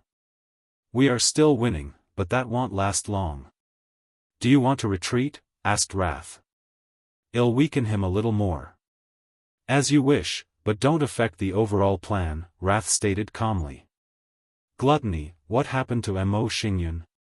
"She is more cunning than anticipated, she broke through my blockade, and in pursuing her, she has quite the tactical mind. Be careful, and don't be afraid to give up." "I will." "Anything else to report?" asked Wrath, but no one answered. "Everyone can leave except for Sloth. Please visit Panda, N0VE1. I am really sorry," explained Sloth once he was alone. "No need to worry, I won't blame you," he reassured. "I'm here for something else." Sloth was confused, so Wrath explained. "Someone placed a tracker on you, and I'm here to remove it." "Tracker?" Sloth's face suddenly changed as he remembered something. "It seems you know what happened," said Wrath. "Yes." Wrath removed something from Sloth's cheeks. "Be more careful from now on." "I will." "I know you, so you must plan to get your revenge on Wang Wei. What method are you going to use?" Wrath knew how petty Sloth was and refused to take any loss. Tell me the plan. If I approve, I will support you. If not, you can give up now." Sloth felt tremendous pressure as these beautiful eyes gazed directly into his soul. Without hesitation, he confessed what he had planned. "It's a good way to satisfy your desire for petty revenge." "Very well, you're dismissed." Sloth immediately ended the communication, breathing deeply as he felt a weight lifted from his shoulder. Still as scary as usual, he muttered before frowning. He activated the mirror. "Lust, what do you want?" "I wanted to check on you, Pan DN0VE1 CM. Since when were you so nice?" "That's unfair. We used to be very closed, so what's wrong with me checking on you?" "What do you want?" asked Sloth with raised eyebrows. Nothing. I was just thinking about our intimate past, before the trial, before the game. After seeing how distressed you were, all these memories rushed in. Lust smiled gently, I wanted to see you. Sloth bit the lower part of his lip, fine, you can come to see me. Kings can teleport between each other's locations if they ally, that's the primary way they travel between different territories. It's because of this alliance system that they can communicate long distances. A few minutes later, Lust, dressed in quite a revealing outfit, teleported to his base. Without hesitation or pause, they jumped onto each other's arms, acting like wild animals lost to their primal desires.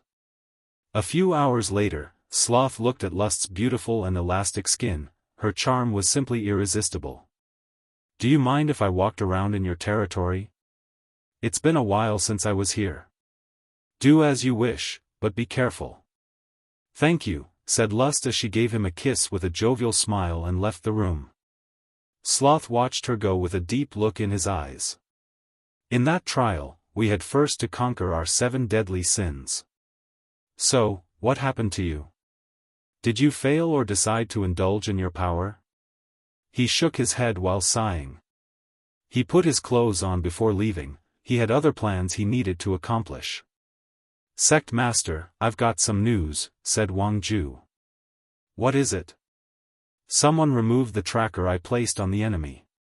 They are quite capable. Did you get any information? I got a general location of their position but nothing concrete. That's more than enough. Wang Wei looked at his entrance token, which was more than 75% activated. With a few more victories, it would be activated. By then, he has to worry about the number of people the token will allow. He guessed the more people allowed, the higher a token would be required. And Wang Wei wanted to bring the maximum number of troops to protect him from cannon fodder tactics and ensure he was in the best state for his fight with Di Tian. This was a worthwhile victory, said Li Jun as he approached the rest of the group. And we finally have enough horses for a cavalry. We also have our destination, said Wang Wei before he explained what Wang Ju found. If kings have a base, it should be different from normal cities and obvious to detect once we see it. Yes, but the location might be at the far end of this territory, forcing us to walk for years with nothing in sight, complained Tai Gang. You have a point. We have horses, but not enough for everyone.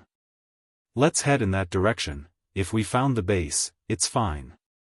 If not, we will accomplish our main objective while trying to find a faster way of travel, summarized Wang Wei. Before that, Liling, let's try something new. What is it? Let's see if advisors can give people other roles. If that's possible, my workload would be drastically reduced. She had to refine all the pills and even repair some of the soldiers' equipment. An aide would greatly help her. Someone in my Discord predicted this twist, so I almost removed it from the story. There is nothing more aggravating as a writer when someone predicts something you were excited to reveal. However, I decided otherwise because most people would not remember who Lazy Suave was.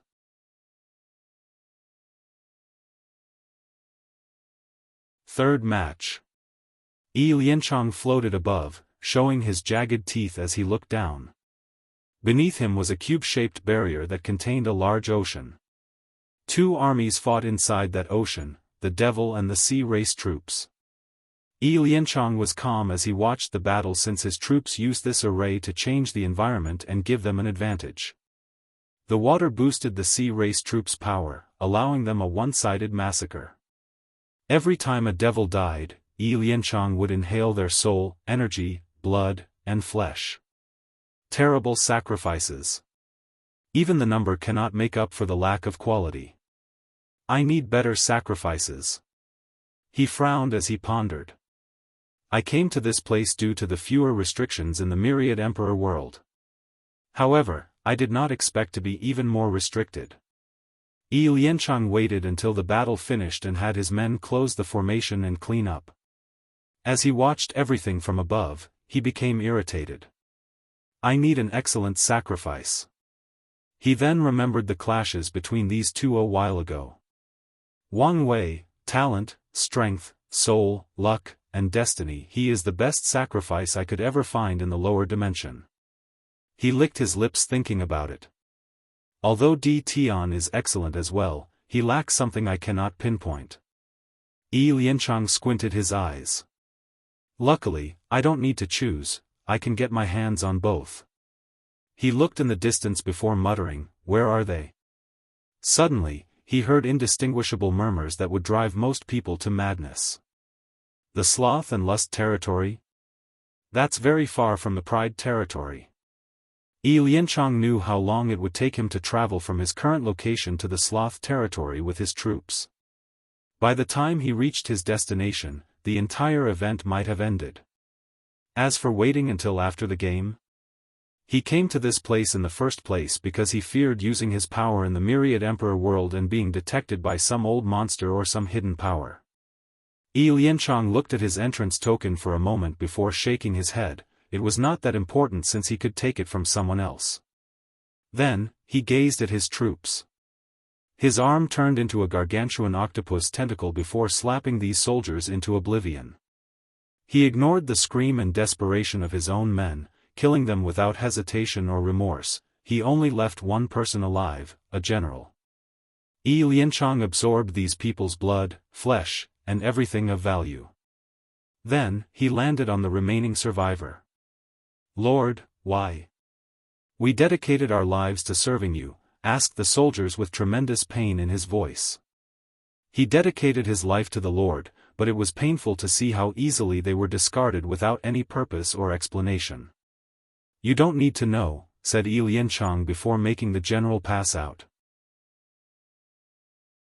"If it was not for this stupid game and its rule, you could have survived longer," muttered Yi Lianchang before putting that general on his back.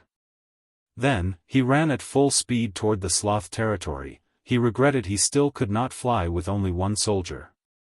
"Sloth territory, success," said Yen Liling with extreme joy as she looked at the 5 people who acquired the role of aide. "Easier than I thought." She never thought she only had to say a few words similar to a blessing for the game to acknowledge the change. "Indeed. We don't have to try the other complicated methods," added Wang Wei. If things did not succeed in the first method, he planned to establish the ceremony cultivator used to contact Heavenly Tao as a way to get the role. "Our productivity has increased, so let's continue our journey," he commented. Then, the group assembled the necessity before marching to the next city. Wang Wei met his first king in this game and became excited. Unfortunately, the latter was too weak and could not quench his thirst for battle. As he looked at the dead king before him, he could only shake his head before proceeding to check his body. "Did you find something new?" asked Li Jun, who had just finished with the city's cleanup. "Not really. The only thing I discovered is the more powerful a devil, the higher concentration of human bloodline it contains." "So, your theory is correct, they use human bloodline to deal with the seal." "The evidence suggests as such. What I want to know is who is responsible for this idea. The 7 ultimate kings, the sealed devil gods, or someone else entirely? Our lack of mobility and restriction makes it more difficult to investigate these things." "That's the current issue," agreed Wang Wei before looking at his entrance token. "We only need 2 to 3 more cities before the token's activation. Then, we can head to Sloth's base to see if we can find something." The troops gathered all the resources from the destroyed city before moving on to their next destination. During their march, the scout suddenly returned with news. "Enemies detected in the northeast." "Northeast?" "According to the map, no city or town is in that direction." "It is one of our own." "A heaven chosen?" "Who?" "The leader of the Divine Tao League, Feng Lijuan." "Her?" "It seems fate knew we had unfinished business," Li Jun said with a smile. He did not immediately order the troops to go after her but contacted Wang Wei. "Please visit Panda, N0VE1. You can deal with her," responded Wang Wei. Heavenly Tao cannot blame him if he is not the one massacring these heaven-chosen. Furthermore, he worries about alliance and cannon fodder affecting his stamina. So, it's in his best interest to reduce the troops of his competitors. Damn it, said Fang Lijuan. I should have guessed something was wrong with that squad. She's been fighting with this powerful legion that used guerrilla tactics, forcing her to follow them. But recently, she lost track of them and felt something was wrong. However, before she could react, her scout brought news Wang Wei's troops were nearby. How many troops do they have? Roughly 20 million, replied the scout. 20 million? That's the exact number they came with. Are you saying they've barely lost any soldiers? I'm only reporting what I saw. Fang Lijuan's eyes became red as he looked at the scout, but she did not act out as she understood this man was only doing his job. Furthermore, she knew she had to remain calm in this situation to have the slightest chance of survival. Do they have horses?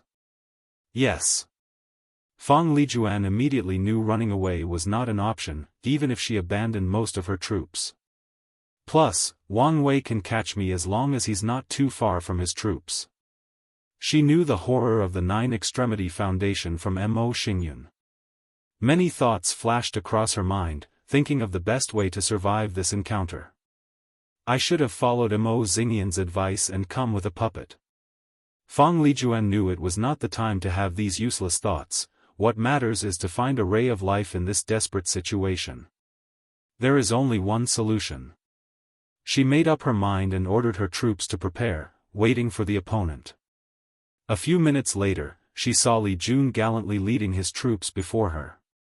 If it isn't the god of war, Li Jun, Fang Lijuan said with a sneer and blatant mockery. I can smell the fear from you from a mile away. I'm surprised. What have you so rattled? Countered Li Jun, and he was not lying.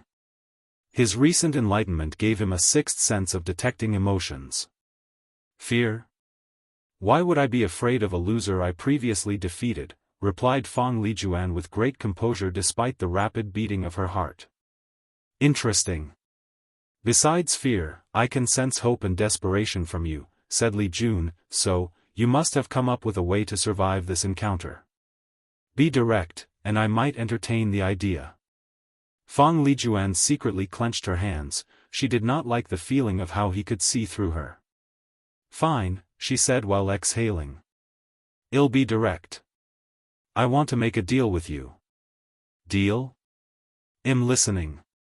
Li Jun could guess what she would say next. A battle between the of us. If I win, I want you to let me leave, without touching my men or me, she said, looking at Wang Wei, who seemed nonchalant about everything happening. And when I win? If you win, I will give you the invisible talisman. The invisible talisman is now linked to your Dao. Removing it from your body would result in terrible Dao Foundation injury. Such injury would end your cultivation path, unless you use precious resources to heal. However, with how poor your Divine Dao League is, you don't have to worry about our status. As a heaven chosen, she has used her luck to drastically improve the League situation. Nevertheless, Li Jun was correct regarding the resources to heal Dao Foundation injury of this magnitude. Good proposition, but I can take the talisman from your corpse without any agreement. What are you scared of? Oh, I forgot you need your master's help to do anything. What a good little dog, she taunted with a sneer. You will have to do better than that, Li Jun replied calmly. Fine, I'll add news about the whereabouts of the war talisman. Li Jun squinted his eyes. Are you serious? I am willing to sign a contract to prove him not lying, replied Fang Lijuan. However, I've taken measures so that only I know this information. No matter what you do, you can't get the news from me, even from my corpse. Li Jun pondered for a moment. All right. I agree to your terms. He knew Wang Wei could not kill her, but she did not know that. So, he would use this lack of information to his advantage. They signed the contract before beginning the battle.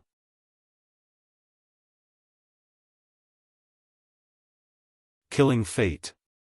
Fang Lijuan did not waste time and activated her Dharma body, which looked like her but had a weird aura surrounding it that made it seem that it did not exist, that it was invisible. Li Jun followed her and deployed his Dharma body, except it had a hidden quiet bloodlust hidden deep in his eyes. Tell me, how can you affect something you cannot see? Something invisible. Li Jun immediately lost track of Fang Lijuan as she became invisible to him and unknown to the world. How can an ant hide from a god? And unfortunately, no creature, known or unknown, can escape the clutches of death. His Dharma body stabbed a golden spear directly at Fang Lijuan's location. Shadow escape, she disappeared before manifesting a distance, avoiding the attack. Immediately, Fang Lijuan knew the fight wouldn't be as easy as she had guessed. Shadow Dao? It seems you've improved since we last met, said Li Jun. Fang Lijuan did not answer. She might have been quite arrogant before, but after breaking through the limit of her bloodline and experiencing many things in this generation, she's not stupid enough to keep holding on to certain detrimental ideas of the Divine Tao League. She knows to constantly improve and never become complacent. Otherwise, the only fate awaiting her is death, or worse, becoming irrelevant. Wrath of the Shadow World, Li Jun sensed something and looked into the sky. Invisible shadow? He sensed she created a small world full of shadow energy to enhance her attack. Then, she applied her invisible Tao to the shadow to enhance their hiding ability. Bang! Numerous shadow spears, swords, palms, and punches landed on Li Jun, but he did not move a single step. He easily tanked the attack with his fleshly body with no injury. Then, he looked at her as if to say, "Do you have something better? Is this the best you can do?" Oftentimes, knowledge and the truth are invisible to us. The surrounding immediately changed after Fang Lijuan's Dharma body used this technique. The soldiers in the surroundings began to lose their knowledge or all the things they learned in their lives, including how to cultivate and how to use their powers.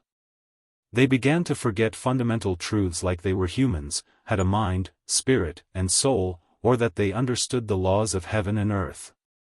And it was the same for Li Jun. The fear of death is ingrained in all living beings, and slaughter is instinctual, especially when someone is cornered. Li Jun's counter immediately removed the effect of this spell before counterattacking with a beam of death energy. Fang Lijuan's Dharma body turned into a giant crystal and protected her. Boom! She defended the attack but was still injured, blood spilled from her nose, and her complexion became paler.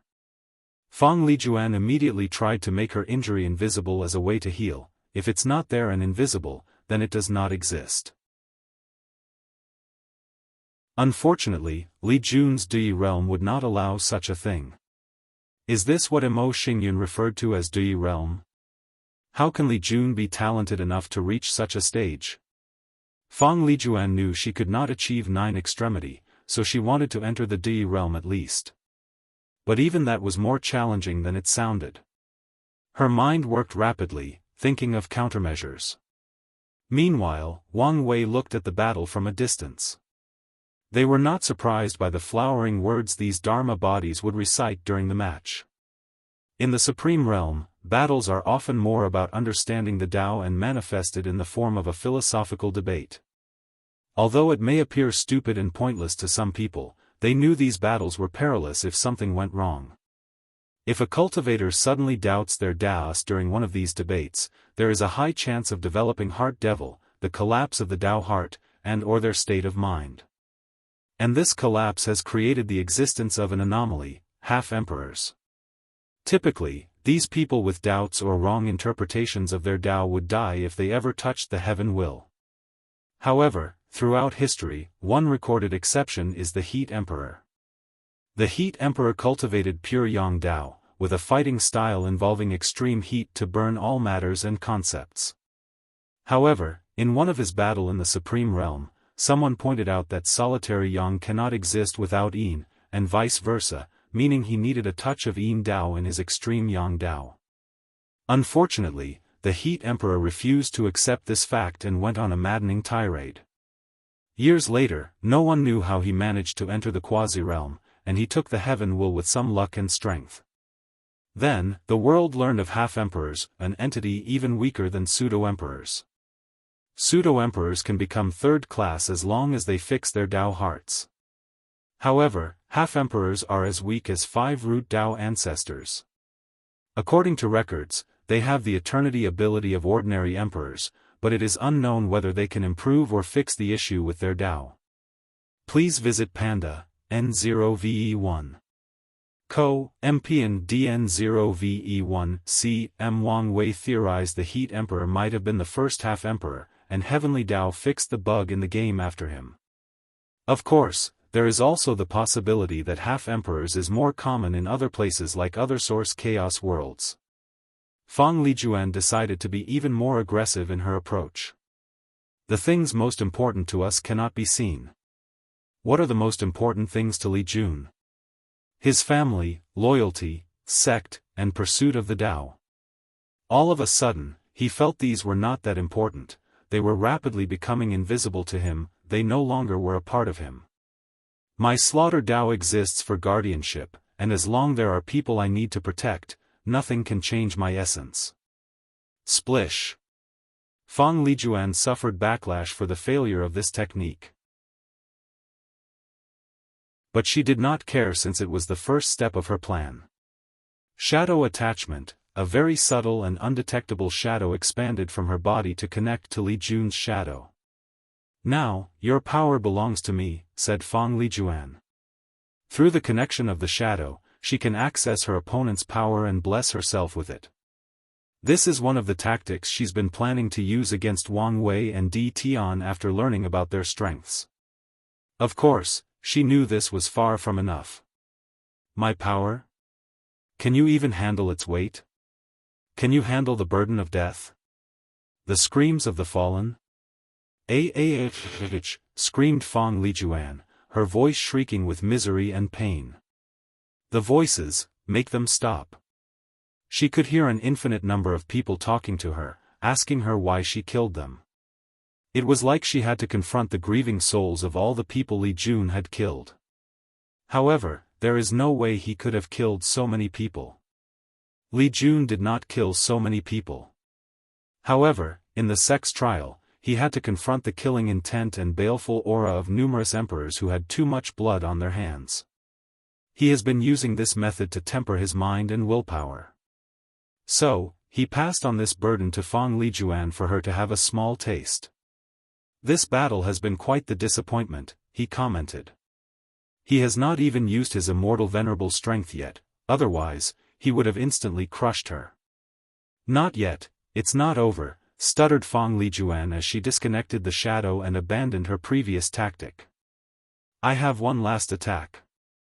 Suddenly, her aura exploded as it drastically increased. Then, her hair turned white-gray like an older woman, and her face aged with wrinkles and age spots. The power of invisibility emanating from her Dharma body became even more potent. Things are finally becoming interesting, commented Li Jun, who could see she sacrificed her lifespan to exponentially boost the invisible talisman's power. She even reached the strength of one leaf immortal venerable. The invisible hand of fate, a grey hand with the power of fate, descended from the heavens intending to annihilate Li Jun, and he looked at the sky in shock. I win, thought Fang Lijuan. She spent countless years and efforts before developing this technique that used invisible Dao to manifest the power of fate Dao. However, this is not why she believes she won, given she already concluded Li Jun has immortal venerable strength. It's because of who you are, you worship your big brother. You worship his strength, intelligence, and, more importantly, his Dao, she thought with a sneer. And when confronted with its power, you've become overwhelmed, thinking there is nothing you can do before it. Li Jun looked at the descending palm, unable to move. He faced that palm many times in practice, and he was always helpless each time. And today, seeing it brought back all these memories. As he was about to be squashed to death, he suddenly heard a familiar voice, "Fate can be killed."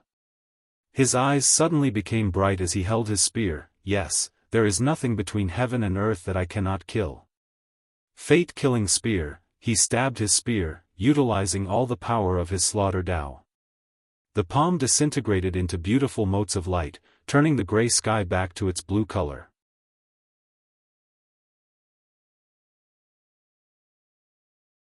Luck manifestation. Li Jun looked at the spear in his hand, his eyes brighter than they'd ever been in his life. His mind was clear as he felt a blockage in his mind was removed. Maybe it was in his mind, but he felt his breathing was more regular, the air was fresher, and the world was more colorful than usual. He glanced at Fong Lijuan. I guess I should thank you. Impossible. I should have won, argued Fong Lijuan. But you didn't. It's unfair, yelled Fong Lijuan. The only reason you're so powerful is because of him. It's not fair. And without the invisible talisman, you would never have today's achievement, countered Li Jun. You would only be a Medicare member from the Divine Dao League restricted by your bloodline. Luck and destiny manifest in different ways. Fong Lijuan did not know how to answer. She looked at her old and decrepit hand, thinking about her life from the moment she was born. She thought of the burden of reviving the Divine Dao League. She remembered how her fate would have been a tool for marriage if she did not display enough talent. Fong Lijuan remembered how she had to put away her pride and dignity to deal with someone as lowly as Long Outyin. Her decision turned out to be correct since she found the invisible talisman, which changed the direction of her fate. Can you spare me? I don't want to die. No one wants to die, replied Li Jun. Now, hold your end of the contract. Are there no rooms for discussions? No, so please don't force me to make you experience a fate worse than death. Fong Lijuan opened her mouth but did not say anything. She wanted to plead for her life and even offered to become his woman. However, she knew with this man's display of willpower, he would not accept such an offer. More importantly, she still had some pride. She did not want to grovel before her enemy, begging for her life. Nevertheless, she did not want to die. Fong Lijuan told him about the information she had gathered regarding the war talisman. Although it was not the exact location, with the Dao opening sects information gathering capabilities, he should find its location after searching for a while.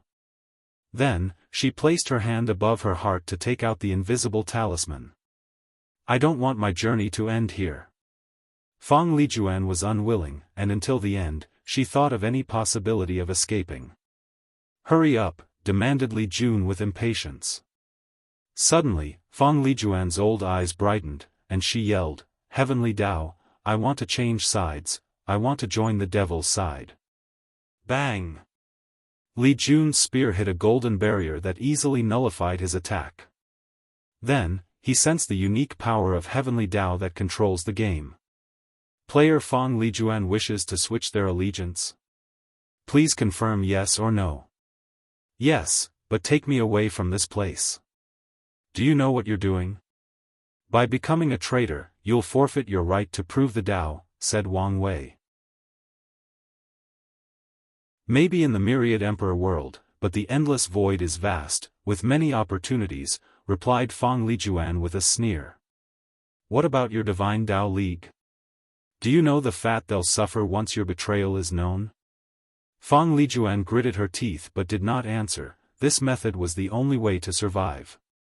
The switch is part of the rules and accepted. Fong Lijuan turned into a white light before disappearing. Damn it, cursed Li Jun, what about the contract? Two things descended from the sky into his hand as soon as he said these words. World source and merit. That's the price for breaking the contract? Immediately he sensed something wrong. Why is Heavenly Dao willing to go this far from one Fong Lijuan? That's a good question, said Wang Wei as he looked at the horizon. If I knew this would happen, I would have killed her quickly. Don't blame yourself. At least we learned one more important game rule, comforted Yen Liling. What do we do with her troops? Asked Tai Gang. Should we kill them? Do we have enough food and supplies to sustain them? It's not a problem to feed them with the good fortune seeds. The only issue is the spiritual herbs to refine the energy recuperating pills they need after each battle. Why do you ask? I have a feeling they might become useful as cannon fodder very soon, explained Wang Wei. Please visit Panda, N0VE1. I'll find a way, logistic-wise, to sustain them. And I'll go place the fear of the heavens on them to surrender, said Li Jun before walking toward them. Wrath territory, inside a castle, Wrath suddenly opened her deep red eyes that contained multiple rings. She stood up from her cultivation retreat with no clothes on. She had the habit of cultivating completely naked since it felt more liberating. A white hanfu appeared on her well-defined and developed body. Adding her beautiful light pink hair in the form of one braid, her beauty could give Su Shi and Su Ya a run for their money. And in terms of aura, she only lost to Wu Hong because she had not seen the pinnacle of the Tao, standing above trillions upon trillions of living creatures. She walked out of the room, calculating something. A defector? Her eyes lit up. Such a person would make the plan go more smoothly. Wrath hoped for a defector but never planned for one. Given how much humans hated devils, this kind of intergenerational hatred has been ingrained in the human's blood and soul. She waved her hand to manifest a mirror that reflected all 7 territories. The mirror reflected humans and devils in the shape of black and white dots. The black dots were disappearing at an alarming rate, but she did not care about this. Wrath only cares about the disappearance of the white spots. Not enough bloodshed, she commented. But there is still time. She controlled the mirror to reflect something else.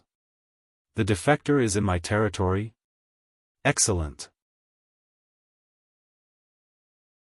Wrath prepared to leave her castle for the first time since this game started. She could have dealt a significant blow to the myriad Emperor world, given her power. Besides Di Tian and Wang Wei, and the anomaly Yi Lianchang, she was confident in easily slaughtering all the other heaven chosens, even the ultimate kings. However, Wrath knew doing this would ruin the overall plan. Furthermore, if she did this, the myriad Emperor world's heavenly Tao would overthrow the game board by removing the restraint on Wang Wei and Di Tian, allowing them to hunt her down. So, she must be careful and not affect the balance. After giving her subordinates a few orders, she flew in one direction. Fang Lijuan suddenly appeared far from the castle, inside a forest that is about 15 days of non-stop marching. Saved, she muttered after looking around. I don't have much time. I need to stabilize my injury before acting quickly. She plans to contact the Divine Tao League members and have them leave or hide as soon as possible. She hoped to save as many people as possible, or at the very least, the Fang clan. Simultaneously, Fang Lijuan feared the League would abandon her and label her a traitor to survive this ordeal. The Divine Tao League is too poor, which reduces other factions' incentive to eliminate them for their resources. As such, if they remove all connections with her, offer the Fang clan as a sacrifice, and swear an oath to hunt her down, they might survive this ordeal. I can worry about these things after I stabilize my injury. Fang Lijuan headed to a mountain nearby to create a safe place to heal. A few dozen meters outside the forest was a troop of soldiers, and their leader was Tong Ruobing. They had just won a victory a few days ago and were on their way to the next city, but her troops took camp in this forest to find more food and possible demonic animals. Something is going on, thought Tong Ruobing as she felt relentless. She calculated what the issue was and discovered her Chi Luck dragon was agitated. A fortunate encounter? And it seems to be a good one. She crafted a luck-calculating talisman before connecting it to her Chi Luck dragon. The forest? Tong Ruobing did not hesitate to follow the direction where she discovered a recently made formation. Although the person tried to hide it, this level was not enough to hide from a rune expert like herself. After taking a moment to break the formation, Tong Ruobing headed inside, where she saw an older woman looking at her while on guard. It took her a moment, but she soon realized who this person was. Fang Lijuan? Tong Ruobing. Huh, my luck is truly booming, said Tong Ruobing with her cute and innocent face. We do not have any animosity. Given my state, you don't have to be hostile. Animosity? We are competitors destined to kill each other. Anyway, don't waste your breath, you've been on my killing list for a while now. Why? What do you think? The invisible talisman. Exactly. I've been thinking of ways to increase my strength, and the best method is to absorb some of the 12 ancestral talismans. Tong Ruobing is connected to the origin talisman, so it would benefit her immensely to absorb the other ancestral talismans. As such, after seeing the clash between Di Tian and Wang Wei, she placed Fong Lijuan on her hunting list. I'm sure we could nego. Tong Ruobing waved his hand to manifest numerous runes and instantly sealed her. And with Fong Lijuan's current state, she could not resist. It would be a shame to kill you. I'll have the invisible talisman absorb all your powers and Dao, making it in a better shape for me to use. She then refined Fong Lijuan's powers and fused them into the invisible talisman. And once she finished, one more heaven chosen had fallen. With this talisman, should be able to break the 4-leaf barrier and maybe even reach 5-leaf. But it's not enough, muttered Tong Ruobing.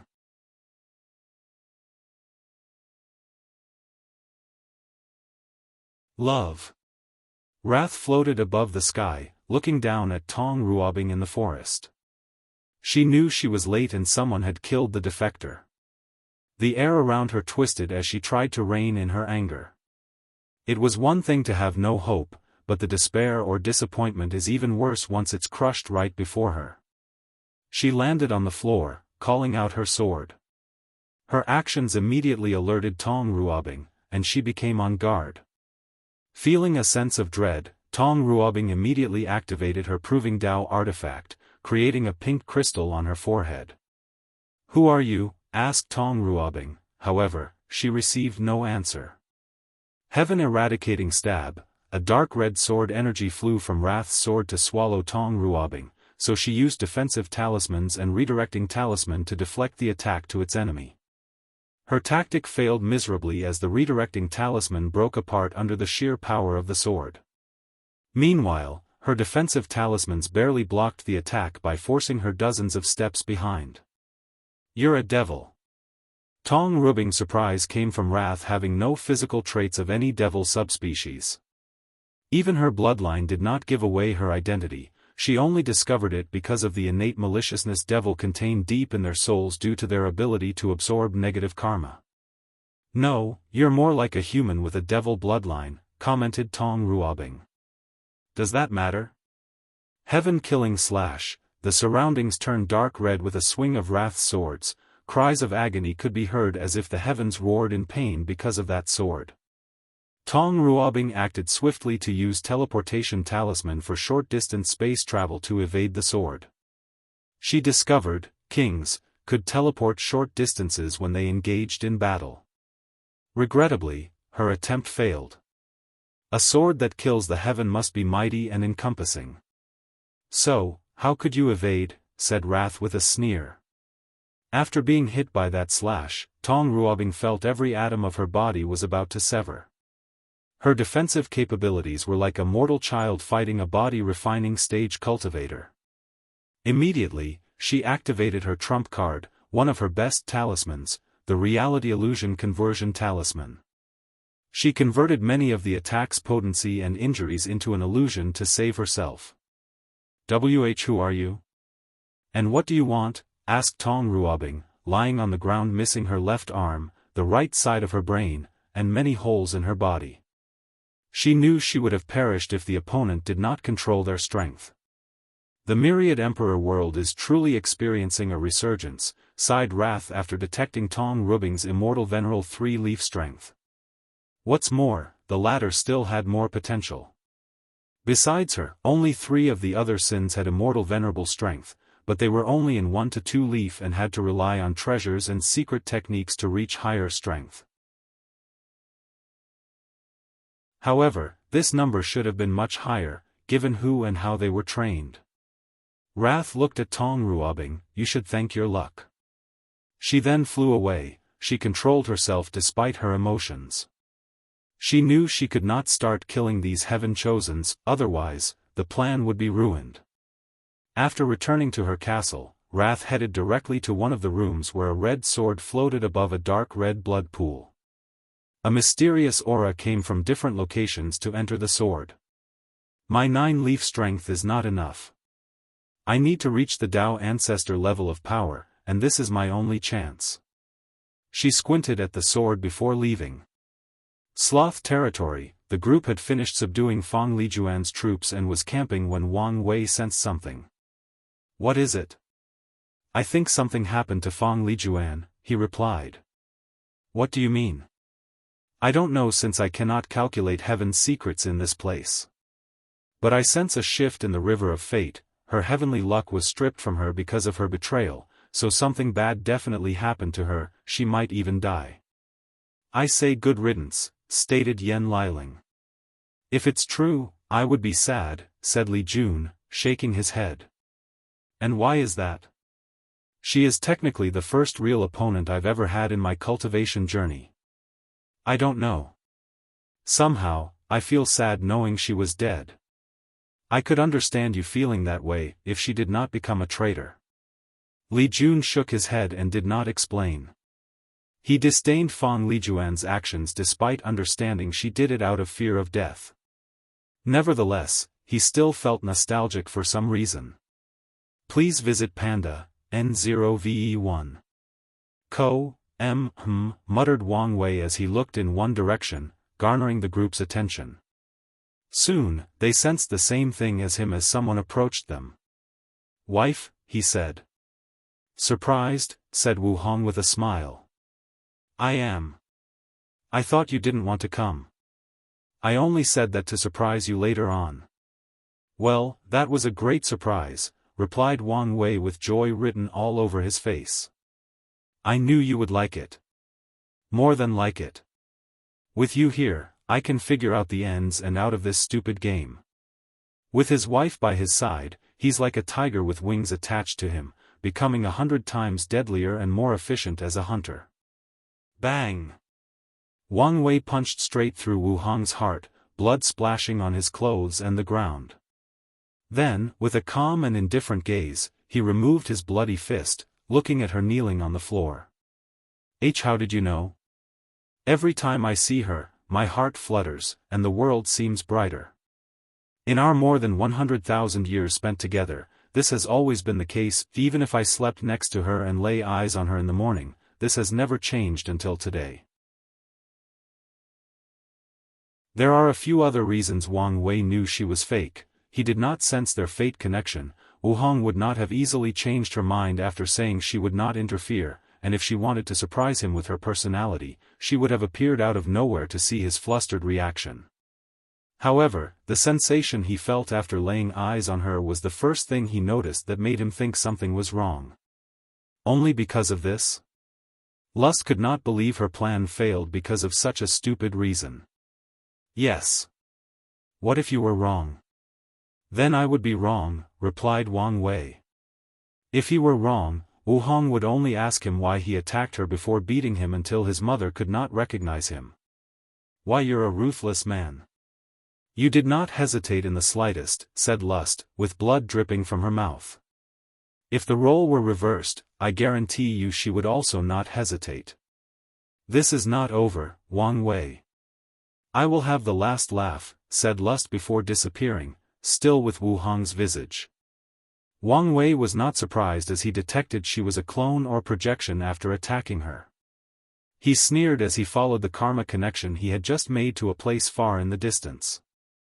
The real Lust opened her eyes 1,000 meters away and coughed a big mouthful of blood. Immediately, she sensed her aura drastically decreasing. Damn it, the attack traced back to my main body. She was careful and used a clone. She even used this secret technique that allowed the clone to hide its existence, intending to make it more difficult to detect it was an imitation and trace it back to her. Unfortunately, she underestimated Wang Wei's capabilities. To be precise, even if she overestimated his ability for this plan, it was not nearly enough.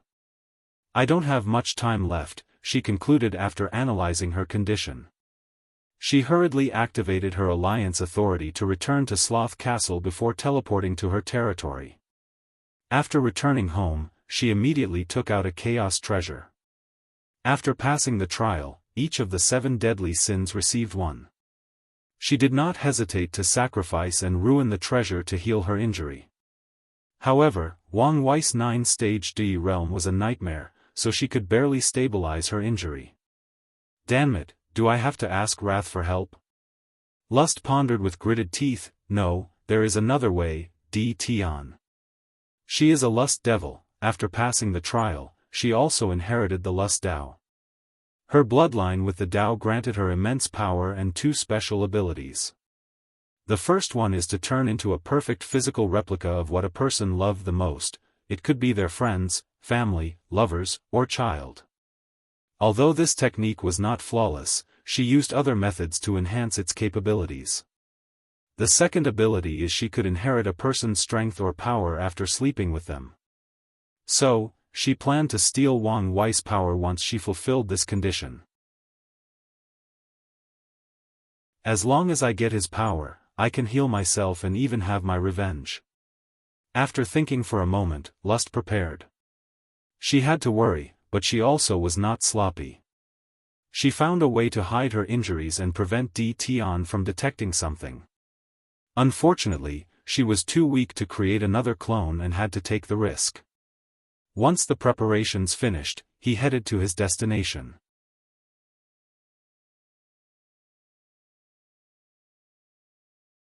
Obsession. D Tian sat in a tent with a table and map, looking at the marching route of the army. He was not satisfied with his troops' performance. Nevertheless, they could still get the job done and activate his token. I still need good generals to counter Li Jun and Tai Gang. Before the destruction of the Sleepers, he knew of these 2 troops, especially of Tai Gang's Undying Legion.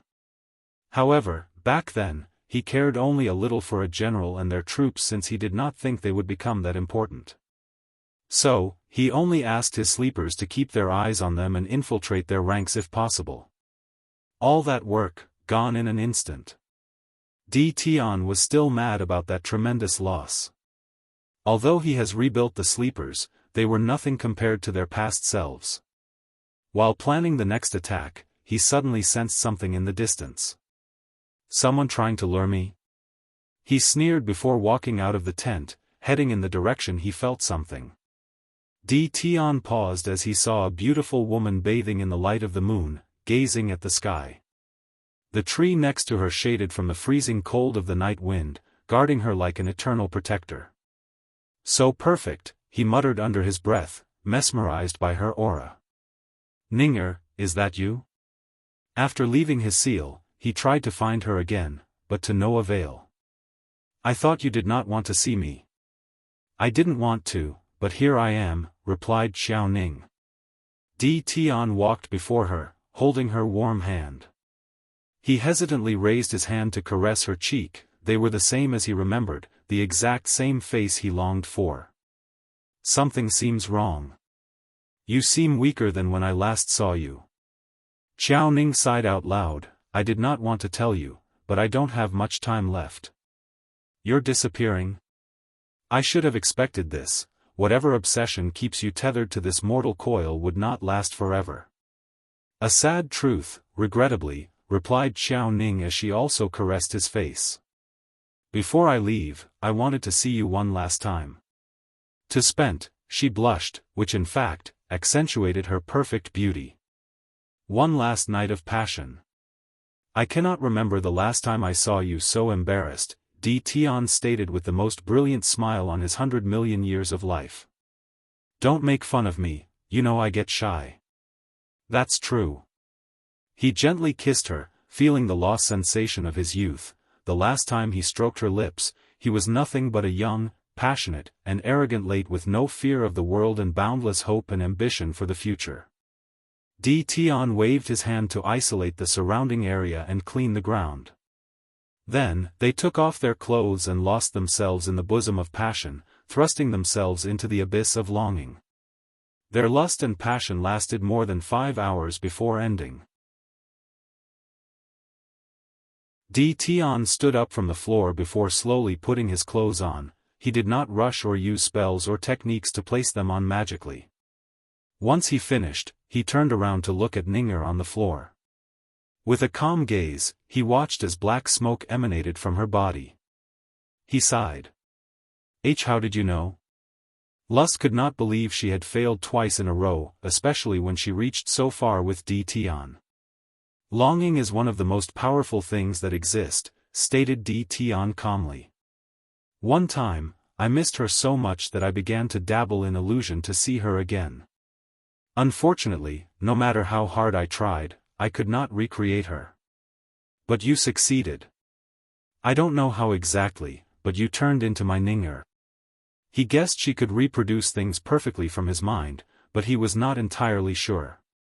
If so, how did you know? She asked, pain expressed all over her face. When I touched you and felt the warmth of your hand, when I sensed your heartbeat and the vitality in your face, I knew you were alive. I knew even the Ninger spirit was incapable of recreating such vividness.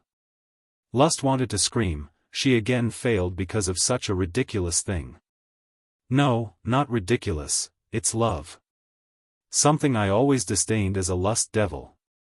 Her life was always about unbridled and unrestrained passion, so the concept of love to her was nothing but a human emotion that she believed many species let themselves be slaved to.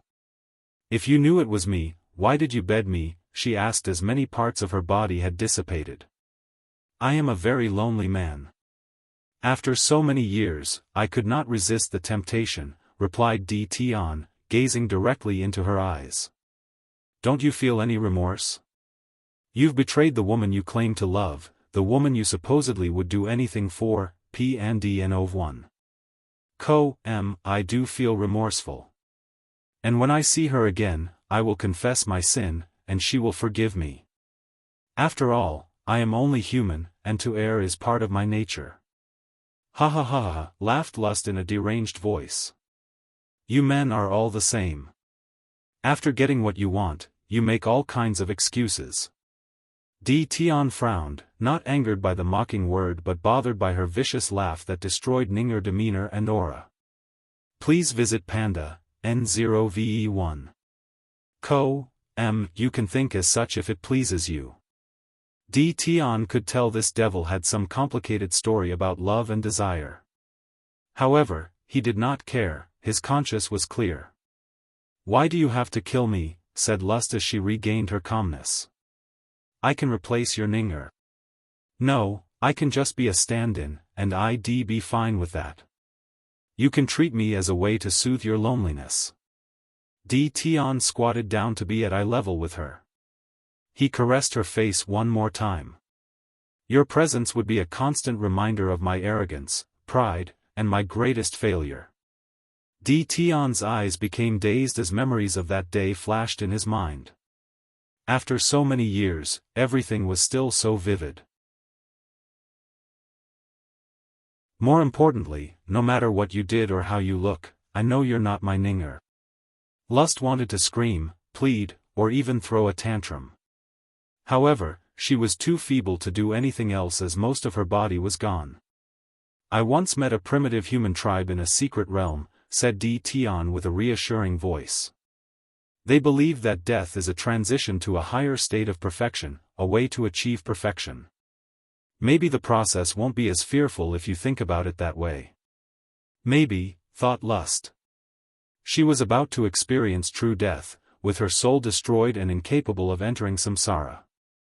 It would take a great deal of effort and power to revive her.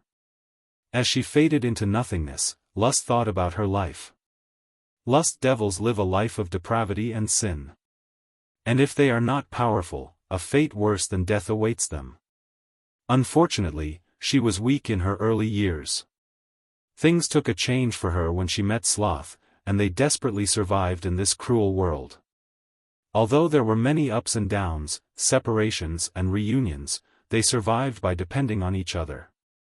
Then, everything changed once the 7 Deadly Sins trial began. They competed against millions of the most talented devils with the best bloodlines. They survived and became the supreme rulers of the race, creating an era of peace and prosperity. When did everything go wrong? Thought lust as her life flashed in her mind, she reviewed all her memories to find the answer. The trial. After having a taste of power, I could not handle it. She sighed mentally.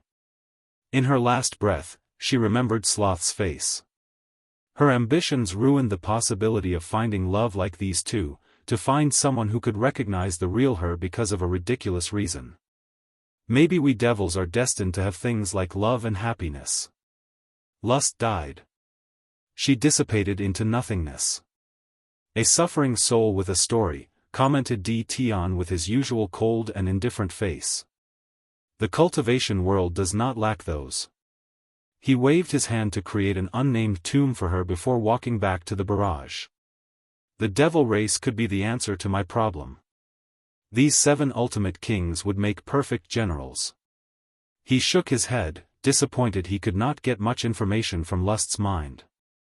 Wrath territory, she immediately sensed Lust's death and summoned a mirror to check. She sighed out loud, not angered or surprised by this outcome. On the contrary, she suspected this would be her fate. Lust, you were too influenced by the 7 deadly sins. You were too greedy for power to the point of being unsatiated, wrathful for what happened in your past, and too prideful after achieving a certain status and strength. You were doomed to fail. Wrath shook his head before focusing on the continent's map. I need someone else to take her post in the formation. Sloth territory, Wang Wei and the group sat by a bonfire, cooking their food over the flame. Could you imagine what sister-in-law would do to you if you laid a hand on her, said Li Jun. She would turn you into a eunuch, added Yen Liling. I'm sure she would understand, argued Wang Wei. After all, she looked exactly like her, she could not blame me if I could not see through it. Do you think she would believe you could not see through it?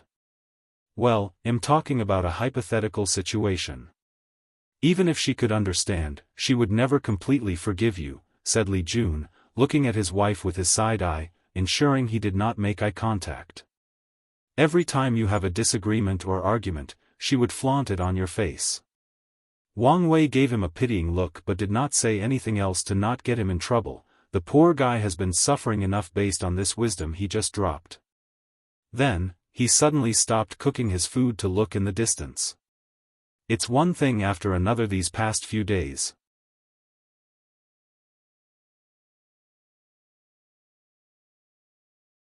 Yi Liancheng. Take the troops to go as far as possible, ordered Wang Wei with a severe tone before flying in the southwest direction before landing.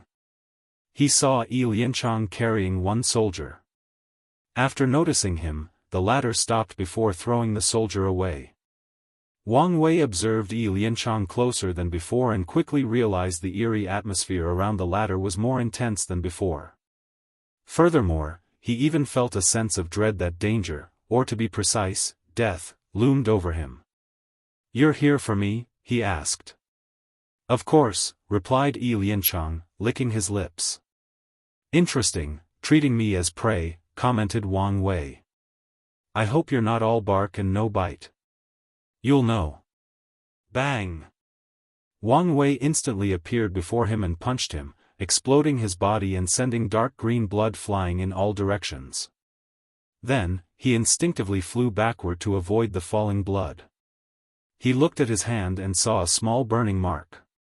Corrosive blood? The dark green blood stopped dropping and moved as if they had a will of their own. They condensed into a shape, but it was not a human form. It was a giant squid 50 meters tall with more than 100 tentacles.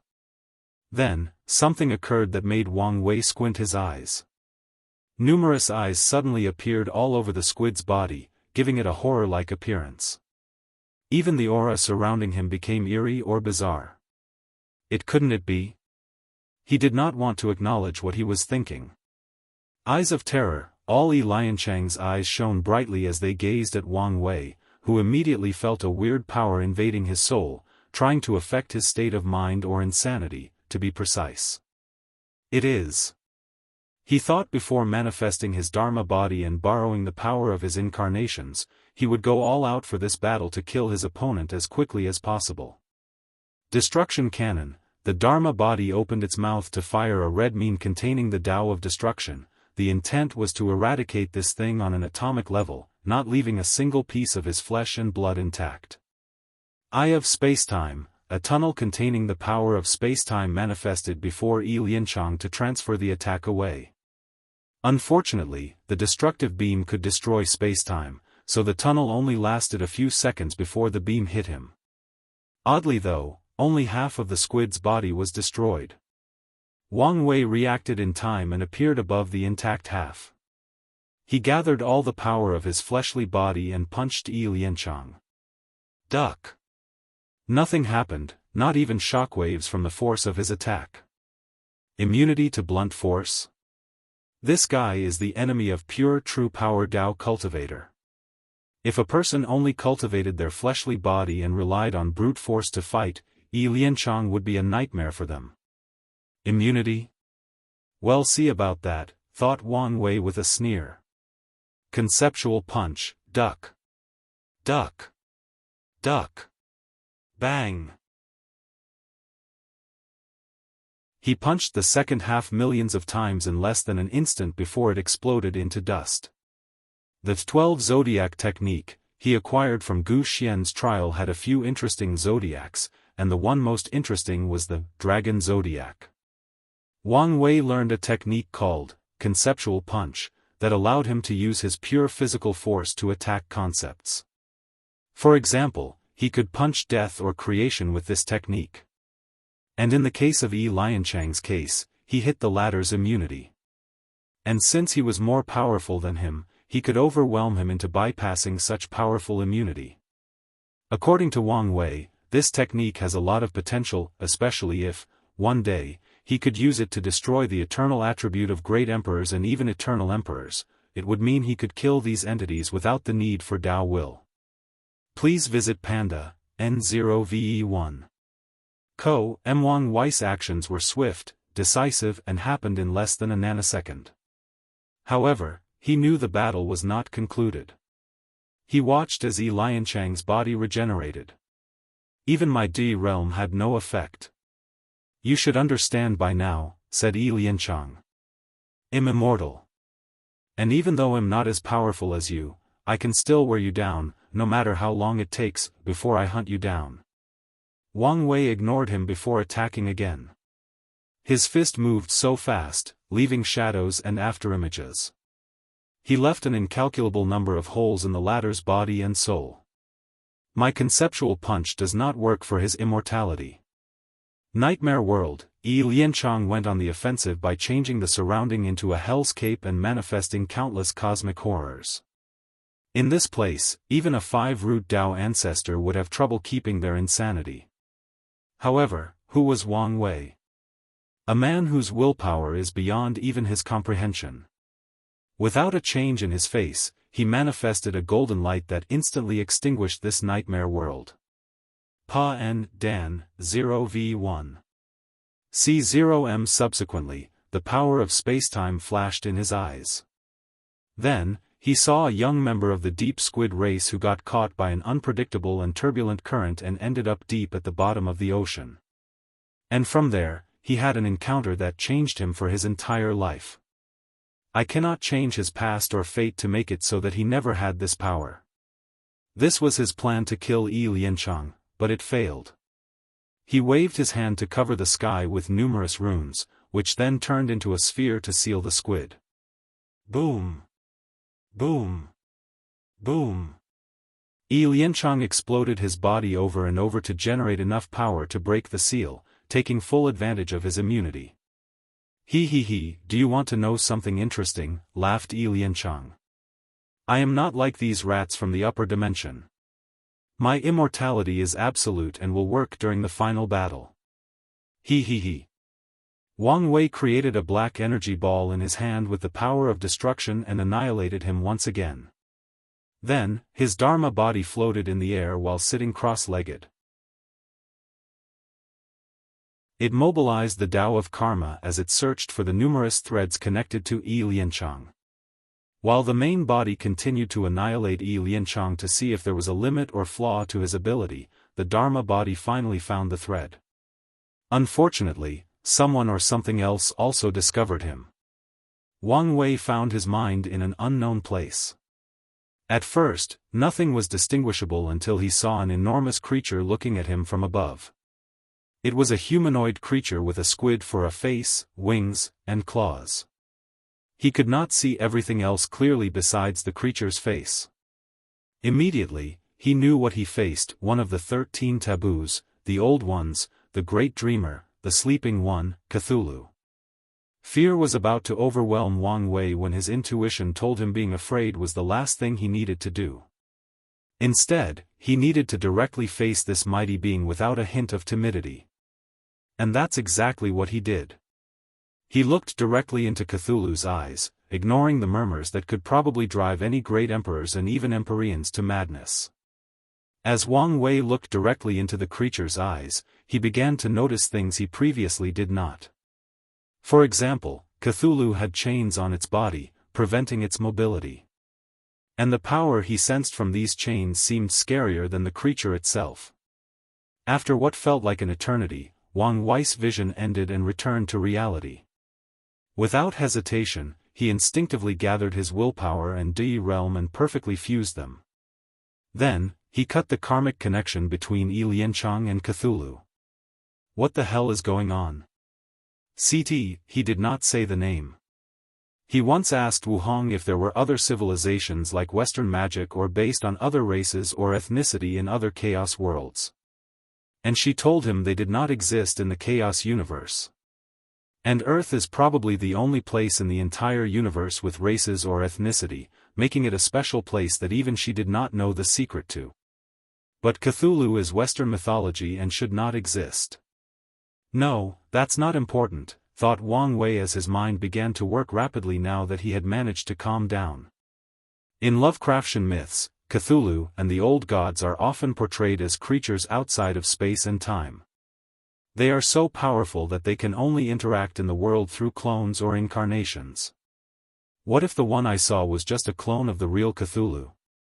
By that logic, the real body would exist outside of the chaos universe. It would exist in Hongmeng. This information confirms my theory there are other chaos universes besides this one. Wang Wei's eyes lit up as he felt this information might become crucial to him in the latter part of his cultivation. He exhaled a deep breath out. Why am I drawn to all these taboos? I really hate this part about being a protagonist. With how much trouble he seemed to attract, Wang Wei accepted his fate as a protagonist. What have you done? Yelled Yi Lianchang in hysteria.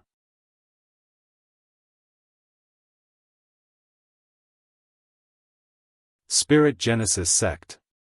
Wang Wei gazed at him and saw a man who had just destroyed their entire world and lost his spiritual foundation. Wang Wei did not say anything but created another dark ball of destruction. What did you do? Why can't I sense my lord? Yelled Yi Lianchang. Give it back to me.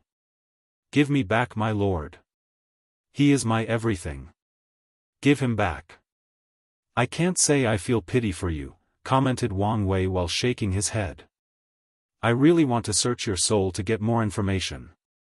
However, I don't want to deal with you and your lord and take unnecessary risks. So, be gone. Boom. Yi Lianchang turned into nothingness as not even a single particle of his being remained in this mortal coil. If Wang Wei could, he would have erased the latter's existence to ensure he was genuinely gone. Wang Wei checked thoroughly with his divine sense to ensure the latter was dead and he did not make a mistake. Once he felt relieved, he continued his thought of being a protagonist. He deeply understood the concept of luck, sons of destiny, and even era destiny. But his situation is different in a subtle manner. He is drawn to too many higher-than-life events or entities. In other words, he is a danger magnet. He is only a mortal, but he is already connected to 4 taboos, something that most paragons have to actively search to get in contact with. And the 4 are the ones he knows, as he feared he might even be secretly connected to unknown ones. My destiny is obviously not ordinary, but what is it? Am I destined to control fate and become free and unfettered? Or is my destiny as simple as one day becoming a primary character of this chaos universe? Wang Wei understood destiny does not equate to guaranteed success. People have to work for their destinies and could even fail to accomplish them. Nevertheless, it did not change the fact his life would not be peaceful. He raised his hand to manifest a few karma threads connected to him, focusing on the one connected to the Dao opening sect. I've cut all connection to my family and can remove the last thread after proving the Dao. However, it does not change they are still my weakness, and the future could use them against me. Wang Wei decided to do something about this if his life was destined to be turbulent. He exhaled before sitting cross-legged on the ground to check his sea of consciousness. He wanted to check his primordial spirit for any possible problem. Upon closer inspection, everything was normal, but he was not reassured. He checked every nook and cranny, but he appeared all right. However, paranoia took over him, so he checked over and over again, mobilizing his force control skill and soul Dao. And as expected, he saw a black spot on his primordial spirit that was hidden too well. Without hesitation, he cut off that piece, not even minding the injury to his soul. He then checked again, using the previous discovery as a guide. Finally, he discovered 2 other spots of corruption and removed them. "Are you all right?" These were the first words and sounds he heard after opening his eyes. "I am fine," he replied. "Is Yi Lianchang so powerful that he can injure you?" Things were a little more complicated than that. "Is that so?" Li Jun did not continue to ask since Wang Wei did not want to talk about it. He understood some secrets he could not be privy to, unless he reached a certain strength level. Wang Wei stood up and tried something, the previous fusion of his Di realm and his willpower. What power was that? He felt a certain sublimation, but he could not reproduce that perfect fusion again for some reason. He tried to enter that state of clarity and concentration when he fused it, but it was useless. Maybe because his life is no longer threatened, he could not accomplish the same feat. Let's put this as another form of training from now on. "Let's go," he said to the rest of the group before returning to the troops. Wang Wei wanted to activate his token as soon as possible before using the same method as Yi Lianchang to travel to other territories and survey the situation. Above the sky, only a few dozen of meters from Wang Wei's group, a shadowy figure watched them. No one detected its presence or how long it had been here. The figure gazed at Wang Wei's back. "I did not expect to meet one before everything ended," thought the mysterious figure. "Is this fate? No, maybe it is mocking me." The figure watched the group disappear on the horizon. Empress was breath. An aura of confusion emanated from the figure's body after thinking about Wu Hong. Could I find the truth? It probably does not matter. The figure pondered whether to meet Wang Wei but decided otherwise. Let's continue the original plan. Then, it disappeared as if it had never existed. The void, outside of the myriad emperor world, dozens of people with covered faces and powerful aura of at least immortal venerable level attacked the protection array. The most powerful of these entities were on par with pseudo-eternal emperors. Nevertheless, their attempt was futile. This is pointless. We would need eternal level power to have a chance with this information, commented one of the 2 most powerful entities in charge of this operation. You're correct. But what can we do? We did not expect the myriad emperor world to act so decisively and band together. I respect whoever has such a forward-thinking mind and diplomatic means. Hopefully, it is a member of the older generation. Even then, if that person acts as an advisor to the reigning great emperor of this generation, the rise of the myriad emperor plane is guaranteed. Please visit Panda, N0VE1. Co-M the second-in-command only sighed and did not add to the subject. What should we do? Let's report back. Battle Spirit World. This plane is known in the Endless Void for ranking 4th on the Eternal Emperor list with 7, and 2 of them came from the same faction, the Spirit Genesis sect. This faction is also famous throughout the entire lower dimension with the title of Strongest Sect, with 11 great emperors, 2 of whom are eternals. Like the Dao opening sect, all their emperors are first class to pseudo-eternals, and they overcame the 9 emperor curse. A magnificent palace adorned with precious spiritual materials lies at the very center of the entire battle spirit plane. Its beauty and luxury were a display of the most powerful faction of not only this world but the lower dimension. A meeting took place between the 3 people, the patriarchs of the He and Jia clan and the sectarian faction representative. "I just received news the plan failed," said Patriarch He. "At this point, it's becoming too costly to interfere in their heaven will battle," commented Patriarch Jia. "I agree," added the disciplinary head. "We do not need to fear the rise of the myriad emperor world or the Dao opening sect, they will only be the second strongest." "What if they cultivated a third eternal?" argued Patriarch He. "Young master, he will also become an eternal, we don't have to worry about anything."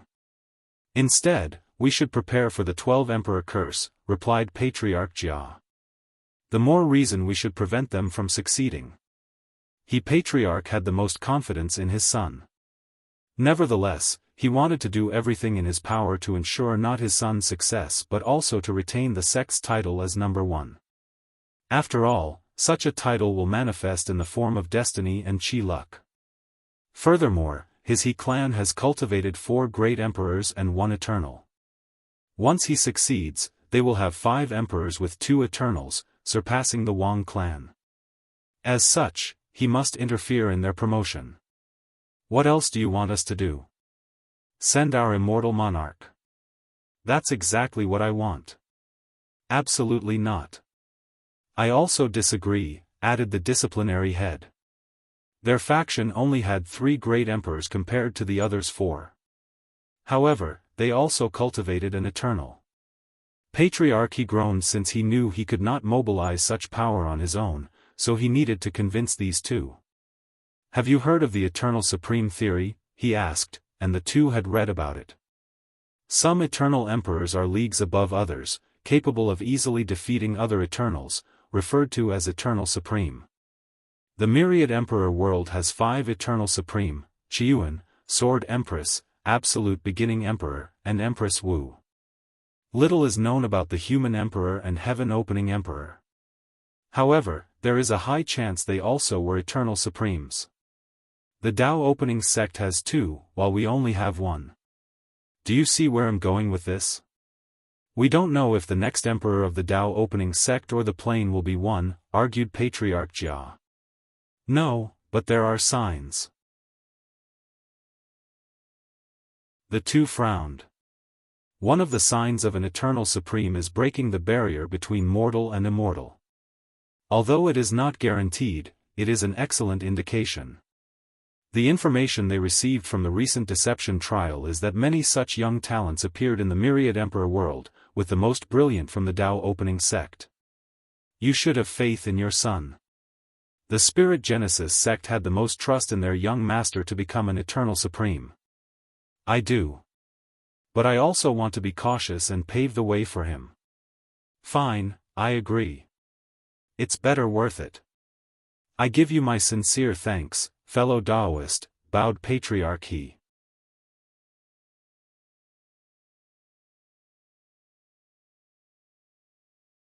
Energy dominance. What should we do?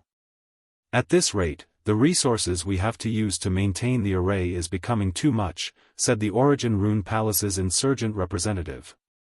What other choice do we have? If we stop now, then only death and destruction await us, replied Headmaster Songli, stating the Academy's stance on the issue. This level of attack could only be the result of an immortal sovereign. Are they willing to go this far to stop us? Asked Jian Yi of the sword-casting villa. Apparently, so. The issue is whether we should counterattack, asked someone from the Dao Worshipping Academy.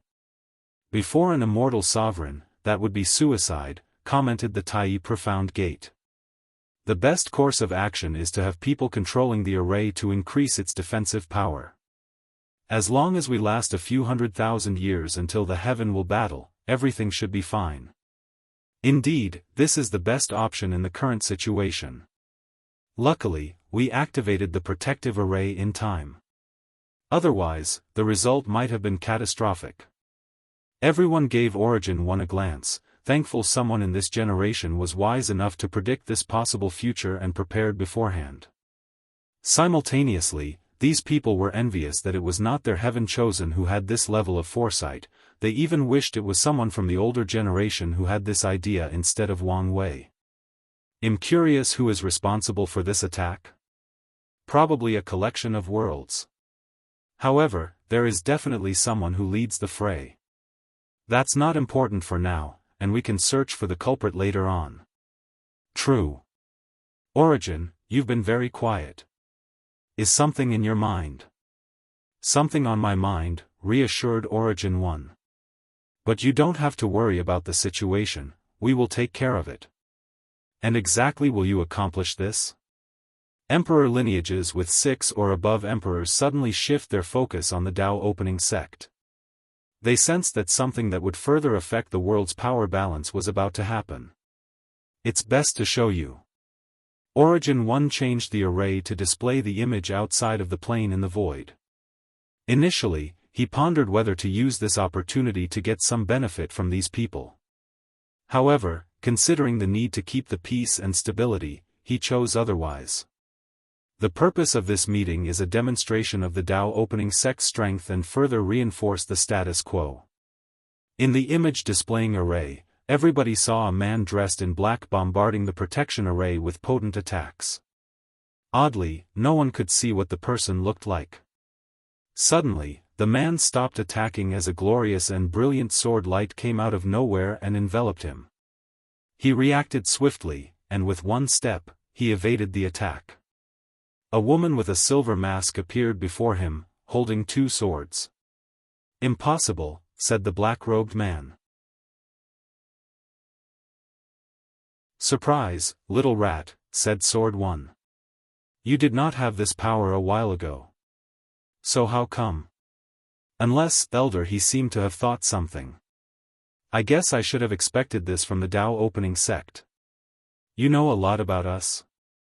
Yet, you are a mystery. If you dare commit the crime, have the balls to admit it," sneered Sword 1. "Junior, there is such thing as manners and custom. Shouldn't your demeanor reflect your position? Don't you see the irony in lecturing me about respect and manner when you're too ashamed to even show your identity?" "It's not the same," replied Elder He. Sword 1 suddenly moved and appeared before her opponent, slashing downward with her right sword. It was a simple move but contained the profound mystery of the sword that would grant any talented swordsman a chance at enlightenment.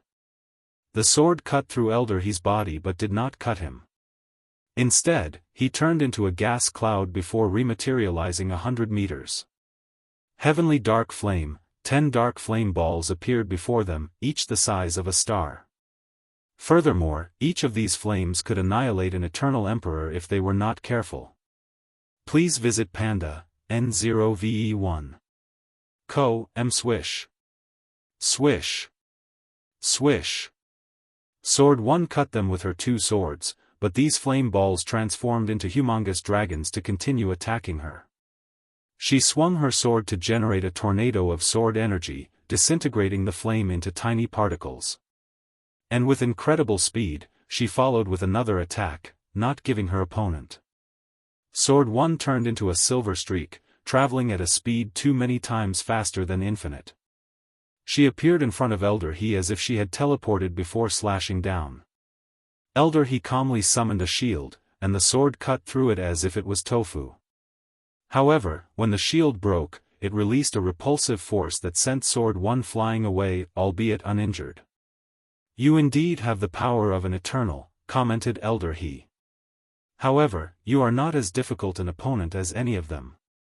He had experience fighting other eternal emperors and even killed one.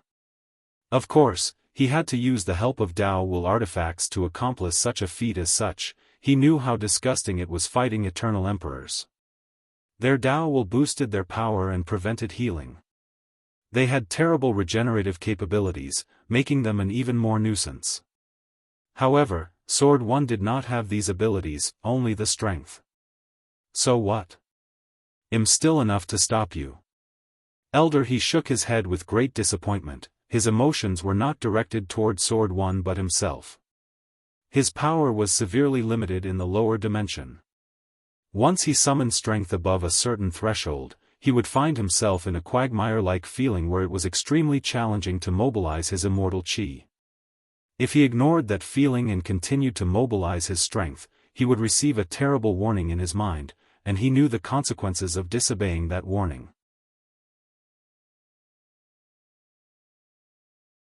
Only if I could use energy dominance, thought Elder He. In the upper dimension, immortal sovereigns can use a method called energy dominance, where they release all the chi inside their bodies to the surroundings to essentially form a domain. Inside the domain, their control of energy is elevated to a higher level, allowing them to better utilize the energy inside their bodies and the one between heaven and earth. This method is a way to elevate their power, but it has the side effect of suppressing lower-tier individuals. The domain has little to no effect on Dao rulers and empyreans, but it is a significant suppression for a great emperor or eternal. With this method, immortal sovereign can kill most eternal emperors and even eternal supreme with relative ease. Unfortunately, they cannot do so in the lower dimension. Enough playing around, said Elder He. I'll show you my power. World displacement. Sword One's face under the mask suddenly changed as hundreds of thousands of space channels appeared around her, with each one having a world coming from them. She did not care about these worlds but their identity. They were the great thousand worlds of this community. You want to destroy our world community? Me? I am not doing anything but simply moving these planes. You cannot blame this karma on me. Elder He's action is only to move these worlds into her direction, essentially using this technicality and a karma protection artifact to bypass the rules and regulations. You want to be serious? I'll be serious, she exclaimed with gritted teeth. The aura of sword Dao flashed around her body as she gently moved her wrist to swing the sword. Her actions were gentle and barely perceivable. Then, Elder He sensed something directly inside his body, to be precise, his immortal mansion.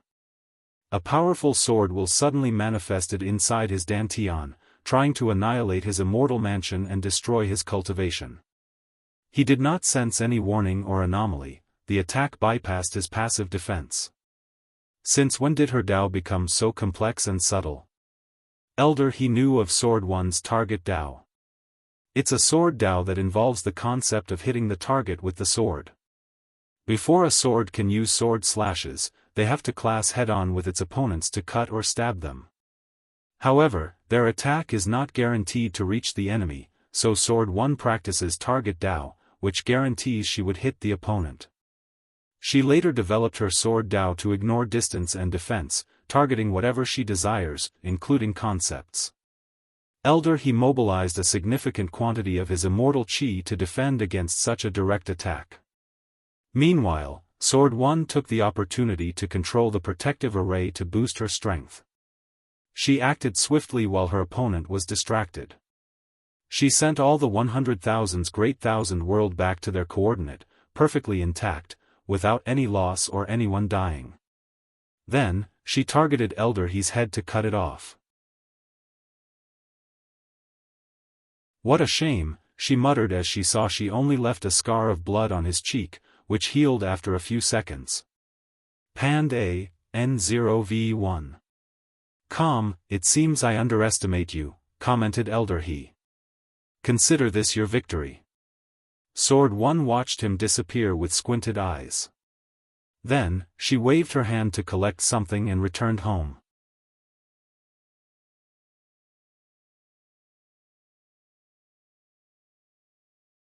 Emperor Jia.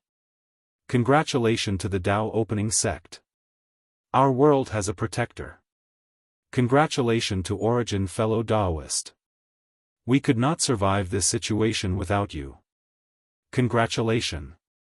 Now that the world is safe, I can rest easy. Now, I'll be leaving. I feel the same. The sect has many things I need to take care of. I hope much prosperity to the Dao opening sect. Now, I have to go supervise my son's cultivation. One by one, the factions gave their congratulatory words before quickly leaving with one excuse after the other. Origin 1 did not say much besides nodding his head. He knew most of these people would plan on how to deal with this recent power shift, and many would even form secret alliances. However, his act of revealing Sword 1's power was calculated, and he expected this outcome. Let's go talk to Sword 1. Emperor Enlightening Academy, Headmaster Song Li ended the conversation, a deep frown on his face. What should we do now? Asked the teachers and insurgent. In this generation, they technically did not have a heaven chosen. The situation was not looking too good for them, and their future was bleak. The best option is to use the praying altar. Only the founder can save us, or at least give us a survival chance, said Song Li after pondering for a while. Immediately, the academy headed to a secret realm with an altar of Emperor Kong and prayed to it. You did a great job, commented Desolate One. However, Sword 1 shook her head. Even with the array, I can barely equal that man. He's not any ordinary immortal sovereign, he is not only powerful but also experienced. You shouldn't put too much pressure on yourself, you've only got to that level and are still adapting. He's right. All that matters is you have the strength to protect the sect, said Origin 1, who had just arrived. I'm not. Anyways, I still have some room for growth. As long as you have the right mindset. Now that we have the strength, should we use a more aggressive approach when doing things? No, our current model is fine. We must keep things calm until the kid proves the Tao, disagreed Origin 1. Origin is correct, added Sword 1. Plus, we have to be more careful. After I reach this realm, I sense there might be some hidden immortal sovereign left in our plane. What? Seriously? We did suspect this possibility. However, all information proved otherwise. My question is, why have they not shown up? The ones I sensed seem feeble, so I guess they are secretly healing, replied Sword 1. I'm also guessing some are hiding, sealed, or waiting for something. Everyone became quiet, pondering the ramification of this news. We always knew the Myriad Emperor world was the most complicated, said Judgment 1. Since Eternals are hiding, why not Immortal Sovereign? Forget about this for now, said Miscellaneous 1. The pending issue is those people who attacked us. We can theorize they were responsible for what happened to the heaven-devouring emperor. But who are they exactly? Sword 1 took out one of her swords. Glad you brought this up. I got some blood from him, hoping to find them through it. She handed it to Miscellaneous 1, who observed it. I should find something. He connected to the sect's formation for his calculation, and as expected, there was an ungodly amount of resistance to calculating an immortal sovereign. Maybe the previous me could not do anything, but I've learned a great deal from the Emperor, thought Miscellaneous 1 before changing tactics and using the things he recently learned. Not enough power. Use the sect's luck, said Origin 1. I'll let you use the protective array. Under normal circumstances, the array could only be used once there was imminent danger and the Council of Emperor Lineages agreed. After all, any active use burns far greater resources. However, no one can say anything to Sword 1, especially since she is not doing it to hurt other factions. The Tao opening sect just needed to give the excuse that she was fighting a foreign enemy and needed its strength. With this boost, Miscellaneous calculated something, a string of runes. And after translating them, they were coordinates. Is that the coordination to the Battle Spirit World community? Unless something changed since the Devil era, it should be. So, they are the plain scheming against us. So, who is the faction that sent that immortal sovereign? They must be from a very powerful and lucky faction to have a surviving sovereign. Everyone looked at Shadow 1 for an answer since he was in charge of information gathering from the Endless Void. Don't ask me. I've only gathered basic information. Besides knowing the Battle Spirit World is fourth on the Eternal list and has a growing presence in the Commerce Hub, I know very little. With the closure of the Myriad Emperor world, Shadow One could not continue to gather more information and had left someone else protecting the Fate's Shadow Guard as they worked on their own, semi-cut off from home. We really should not have taken such a secular approach after the Devil Era, commented Rainbow One, and everyone agreed with that statement. Isolating the world and the sect from the rest of the Endless Void did give them time to recuperate, but they should never have waited for so long to open their barrier. Please visit Panda, N0VE1. No point in complaining now. I'll contact the kids' Fate's Shadow Guard to see if they know something, said Sword One, who did not want anyone else to go as she feared these foreign planes would besiege them. No need to go to the commerce hub to contact them. The kid left a way to contact them through a secret base in a Great Thousand World. Go there and ask for the information, explained Origin One, who understood her thought. Sword One agreed and teleported to the designated world after leaving the protective array. A few hours later, she returned. I think I know who's responsible, she immediately stated after returning home. The Spirit Genesis sect, known as the strongest sect. Better than us? Sword One shared the information gathered, which was basically one page with little information, and everyone reviewed it rather swiftly. This sect is weird, commented Turtle One. They act arrogant and overbearing in the battle spirit world. However, in the Endless Void, they are extremely low-key despite their influence. The basic information gathered on them highlighted this aspect. It painted the Spirit Genesis sect as a faction that does things in the shadow when interacting with other world communities. Wait, something is wrong, said Shadow One with a frown. The number of Eternal, why is it 2? What do you mean? After the sect master met with the heir of the Star-Lord Mountain, Mu Lei, he learned there were only 2 factions with 2 Eternals. So, he asked me to investigate. And the result of that investigation was a sect known as Purple Heaven Temple. But they mysteriously disappeared, creating the rumor someone destroyed them. And they only had 7 emperors. Everyone frowned. Did they change their name? Doing such a thing would cripple a faction's chi luck and lead to their destruction. So, why would they do that? Maybe, a way to bypass the 9 Emperor curse? The Chaos Ruler sect tried that and looked at what happened to them. On the unlikely chance the Spirit Genesis sect used this method and succeeded. Then, the fact they can become the strongest sect and overcome their chi luck would make them very scary. My intuition tells me something else is going on, added Sword One. But how do we find the truth? Such information is not easy to investigate, given the current state of their information network and the lack of direction. We just have to ask someone who knows and might be willing to tell us. You're talking about our business partner?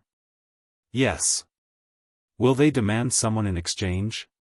After all, we are only business partners, not allies. Maybe before, but after Sword One's power display, they should be more than willing. That person was correct.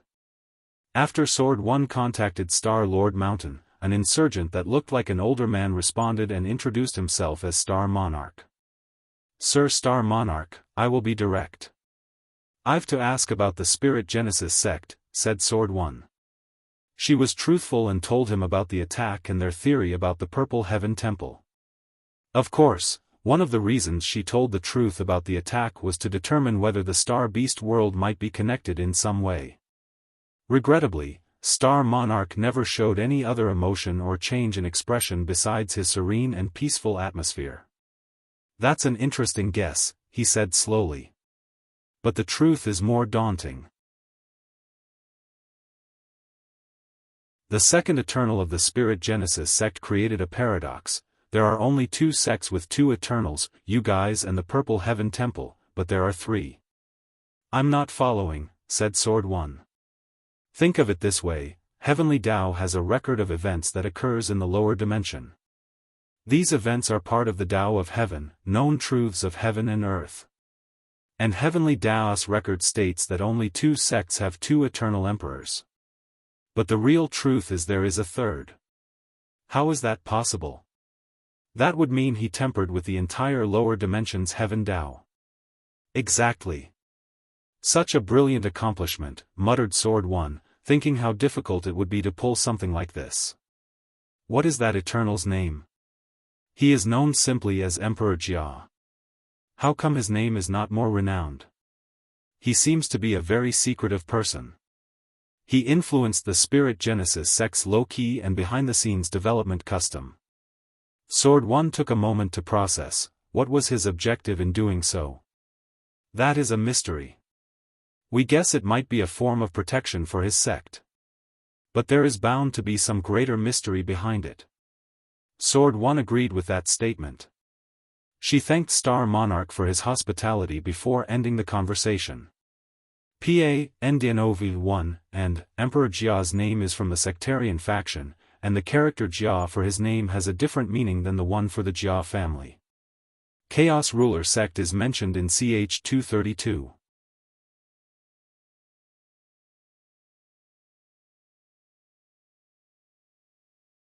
For Symbol Mirror. Elder He appeared in the battle spirit world, and just as he quietly left, no one knew or detected his return. Without pause, he went to see the three Elder Council. Ancestor, how did it go? Hurriedly asked Patriarch He. The mission failed, Elder He replied calmly. Even you could not break through their protective array? I didn't get a chance. It appeared the upper dimension intervened and helped the Dao opening sect acquires eternal strength as protection. What? Patriarch He did not expect this outcome. Meanwhile, Patriarch Jia sighed softly, isn't this the reason we never directly destroy them during their weakened state? Fear of their ancestors in the upper dimension. Maybe we should have been bolder and more direct when the lower dimension was sealed, added the disciplinary Elder. He listened to these people's conversation and could not help secretly shake his head. This generation's leader is a little mediocre. He agreed the sect needed to interfere with the myriad Emperor world and the Dao opening sect, but he would never agree with a direct Emperor Dao war. The Spirit Genesis sect would definitely win the war, but the injury they would suffer in the process would be severe. And if the Dao opening sect decides to destroy all their resources before they are eradicated, then the victory would not even be worth it. What should we do now? Ask Ancestor Jia, asked Patriarch He. Leave him to heal his injuries, disagreed Elder He. Then, we can ask other factions to send immortal sovereigns. We may have to pay a steep price, but now, the Dao opening sect is a genuine threat, so let's not hesitate, stated Patriarch Jia. I agree. We can't, said Elder He. Why? Our actions are already a direct interference of the heaven will battle, and if not for its protection, even the lower dimension ceiling would protect us from true heavenly Dao. Any more direct attack will have severe consequences. That's true. The other factions do not have protections and won't be willing to take the risk, no matter the price we offer. Is there anything we can do? I don't want to leave things like this, stated Patriarch He, looking at his ancestor for guidance. Our only option is to use the four-symbol mirror. The three squinted their eyes after hearing this. Isn't this going too far? It is, so you need to determine whether it is worth it, replied Elder He. The four-symbol mirror is one of the greatest foundations of the Spirit Genesis sect, and it is a broken Empyrean artifact. Anything related to Empyreans will not be left in the lower dimension as true heavenly Dao would remove them, even a broken weapon. However, Emperor Jia found one and created a way to leave it in the lower dimension for the sect. Although it is only a broken one, the power of the mirror is something even Elder He has awe and fear for. The price for using it alone might not be worth it, said Patriarch He, who suddenly appeared reasonable. Indeed, Pa, Nd, I know Ve1 it seems these people are not as bad as I thought Elder He. No matter the sect, there will be generations where their leaders are not on par. As long as they are not stupid to the point of ruining the sect's foundation, the old ancestors will not interfere and will wait for the next generation. You have to be smart about how to use it. Ancestor, what do you mean? Direct use of the mirror is also a form of intervention, and I just warned you of this. So, you need to use it in a way that is not interfering. The three frowned, confused by the ancestor's meaning. Ancestor, please guide us. Elder, he did not immediately give them the answer but patiently said, what is the last information you received from the Myriad Emperor world?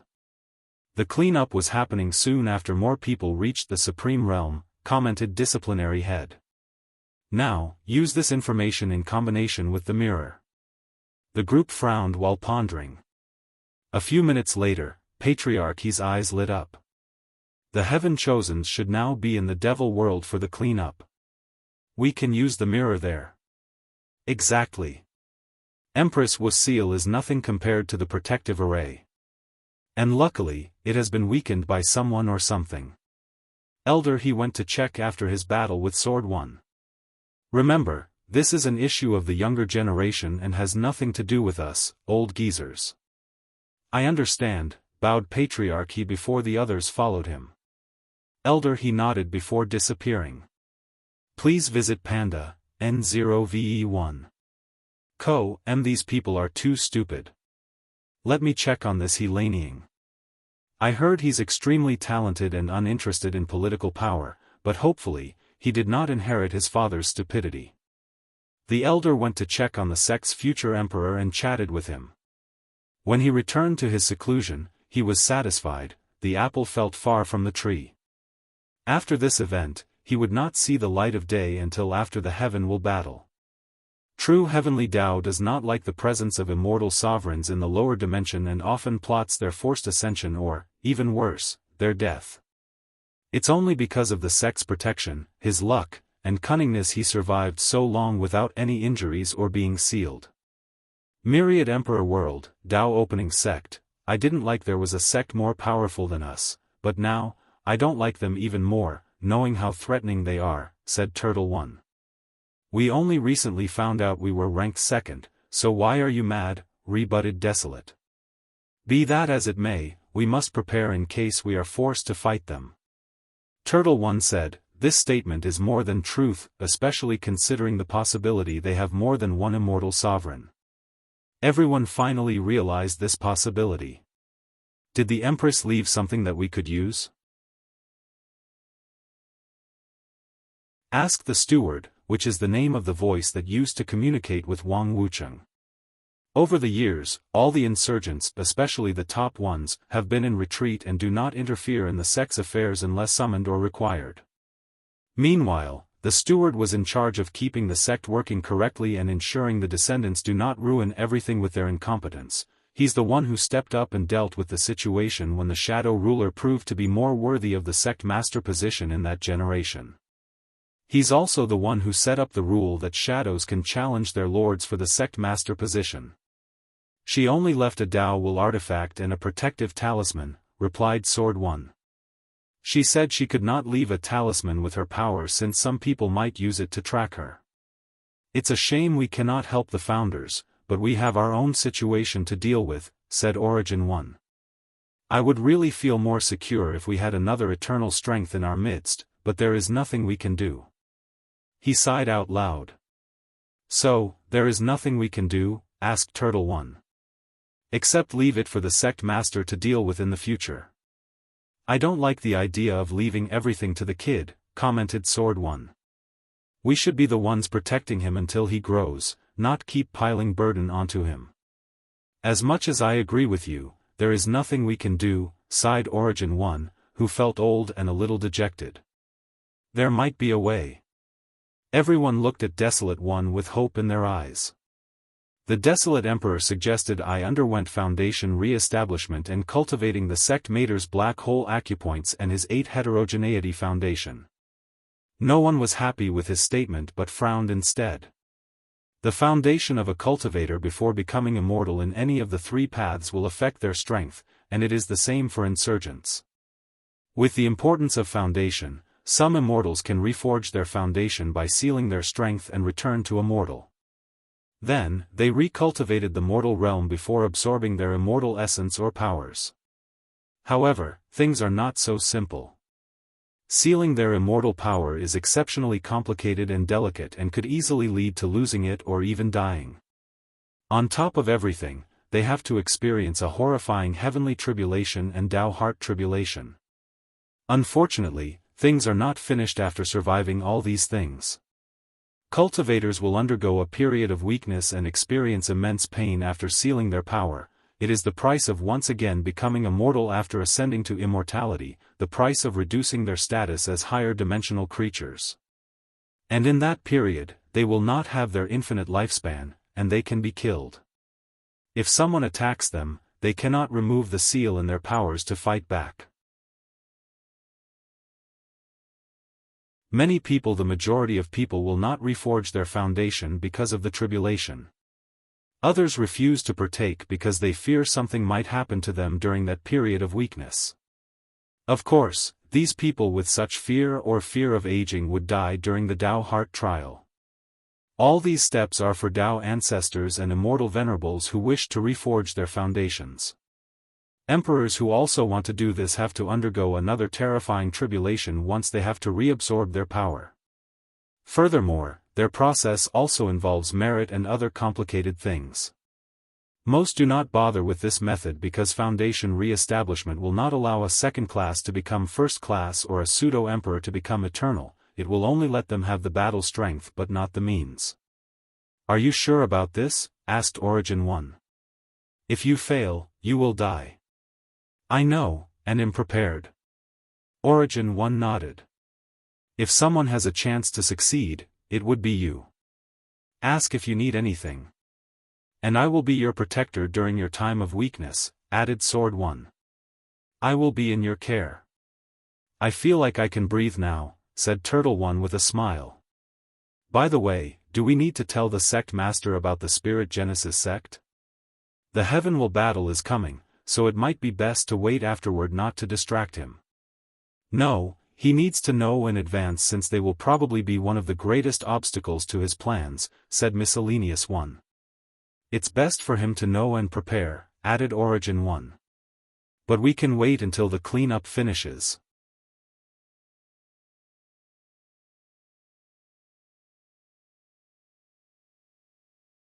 Soul Path. Phew. Wang Wei exhaled as he opened his eyes. He finished today's meditation. He had alleviated his injury, reassuring him since he feared it would take too long to heal. In the past few days, while recovering, he searched multiple times to check if he had missed something. Luckily, he did not. He walked out of his tent, where he noticed the troops and his group having dinner over a fire. He took the plate Li Jun handed him as he sat down next to him. Is your soul all right? It should be fine in a few days. I would offer you some soul-repairing pills, but I know these things are ineffective for you, commented Yen Liling. It's fine. I forgot to ask, did you ever try refining the immortal pill? Wang Wei once gave her the special array he received from the miscellaneous emperor that could create a unique immortal qi only for pill refining. I have not succeeded yet because of the divine runes. However, it's a great challenge, and I look forward to succeeding. The immortal pill does require not only the absorption of immortal qi but also a plethora of divine runes that would make quasi-emperor tier pill look like child play. Why don't you refine it yourself? It might help with your injury. Immortal pills take years at the minimum to refine, so it will take too much time, replied Wang Wei. Plus, it will be more meaningful if you are the first mortal to refine an immortal pill. Maybe. However, Heavenly Dao might not acknowledge this accomplishment because of the immortal qi array. The array is the key to creating the pill, and there is only one that the miscellaneous emperor granted to Wang Wei. Unless we can recreate the array, added Wang Wei. This may not be enough. Yen Liling shook his head. She was confident the Dao and immortal array masters of the sect would decipher the formation and recreate it. However, Heavenly Dao might wish for her also to be able to establish the array to acknowledge her feat of refining the immortal pill. Well, do your best to succeed since the reward should be quite the amount of merit. I will. Yen Liling has been saving her merit to cultivate faster in the Emperor realm. Try to do it before the heaven will battle, added Wang Wei. Are you truly going to make this technique public? Yes. However, the people who used it will give a share of the immortal pill they sell to the sect, explained Wang Wei. It's not that big deal considering that less than 10 people have the talent to learn this method. In the myriad emperor world, maybe. But considering the entire endless void, that's a much larger number, countered Yan Liling, and they all have to pay us patent fees, continued Wang Wei. My guess is some factions in the myriad pill world have a similar method of refining immortal pill, even if it's not as perfect as ours. If they were as open-minded as us, how much more wealth could they have gathered over the generations? They could put in clauses in a contract that anyone who made innovations to this technique has to share it with them. If you put it that way, it does make sense. Of course, Yan Liling understood such a method would not work for some weak factions who could not protect their intellectual properties from others. Nevertheless, this method was a great business model for the faction with sufficient power. Could you use Liang Shixin's soul path method to heal your injury? Suddenly said Li Jun. No, because it would require too much. Wang Wei spoke incoherently as his mind seemed elsewhere. After close to a minute of silence, how can I be so slow? He clicked his tongue. Did you think of something? Asked Li Jun. Why is there no soul path? What do you mean? Body, qi, soul, and Tao. From the information we know, I can theorize cultivators can achieve immortality after opening the gate of power. The immortal path is the path of qi, and Tao ancestor is the path of Tao, so logically, there should be a soul path. Emperor has a Tao body, Emperor soul, and high immunity to qi, commented Li Jun, a combination of the three paths. So, there should have been a soul path already existing. Exactly. Do you suppose there used to be a soul path, but something happened to it? Maybe, someone destroyed it or something, added Yan Liling. That's one of the greatest possibilities, agreed Wang Wei. The other is true heavenly Tao removed that path for some reason. But I prefer the first one. That's worth thinking about. If someone removed the soul path, then that person must have erased it from history since no knowledge remains about it, added Li Jun. The alternative is this event occurred in the distant past of the eternal ascension world, in a time where maybe the lower dimension did not even exist yet. True. The same goes for the true power Tao realm. I always suspect there should have been 3 gates instead of 2, and someone was responsible for the missing gate. However, Wu Hong told me she did not know anything. And for as long as she knows, it has always been 2. If someone was responsible for its disappearance, doesn't that mean trouble will come your way once you try to re-establish the soul path, stated Tai Gang, which made Wang Wei's mouth twitch. Probably. You're really a trouble magnet. It may not be as you said. There is the possibility true heavenly Tao granted Liang Shixin the destiny to revive the soul path, and him just helping. After all, his unrelenting hatred for the Emperor path is suspicious. Please visit Panda, N0VE1. Let's hope you're correct. Wang Wei glared at him since he felt this guy was calling him unlucky before looking at his palm. Is something wrong? Asked Li Jun. My palm is itchy. What? Can your palm be itchy? It's a sign I'm about to acquire tremendous wealth. Fortunate encounter? In this place? Apparently. Wang Wei was not surprised by this prediction. As a son of an era, he should be having fortunate encounters left and right. However, he controlled his qi luck since he knew the downside of immense luck. Nevertheless, after surviving any catastrophe, his luck will peak, granting him powerful fortunate encounters. P&D Nov 1. After surviving his meeting with the Great Cthulhu, his luck should be activating. He closed his eyes, thinking about what he needed to improve his strength. I need a better proving Tao artifact. His wife used countless chaos artifacts to refine her proving Tao artifact, so he should not lose to her. After making a plan, he activated his luck Dao and used a technique on his Qi luck. Done. He knew for sure this upcoming fortunate encounter would involve his proving Dao artifact. Tomorrow early morning, the troop continued their march. They destroyed city after city. Wang Wei's token was finally activated, and he learned that Heavenly Dao only allowed 100 million troops per token.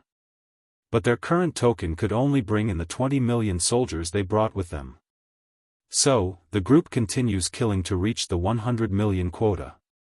Soon, they found the sloth base located in the far north. Envy territory. Ao Shen looked at the woman before him with a frown. The woman looked like a typical human beauty except for her pupils, they were mirrors. She was dressed in a man's tight leather clothes, but the clothes could not hide her feminine charm. The mirror-eyed devil tribe, thought Ao Shen, immediately becoming on guard. Who are you? You can call me Envy. Are you the ruler of this territory? You can say so. Interesting. You should be worth many points, said Ao Shen with twinkling eyes. Now, there is no need to fight, Envy said. You and I are similar in many ways. Similar? I would love to hear this, replied with a sneer. We are. Humans treat us worse than dogs. They hunt our kind for sports and resources. We have not become extinct because of their grace. So, we do have much in common. Except your kind also treated my demon kind the same way during your reign. That is only in the past, we have paid for the sins of our ancestors.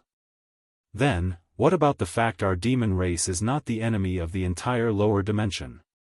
Why are you trying to be difficult, said Envy with annoyance. I'm not, but just stating the truth.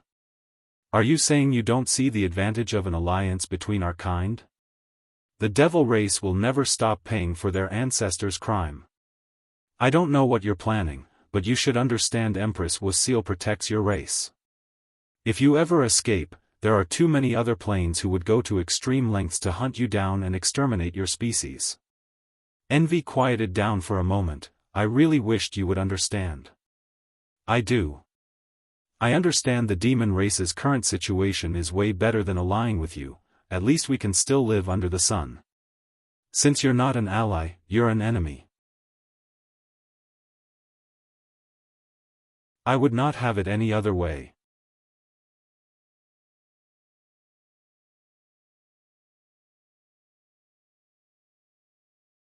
Dragon of Darkness.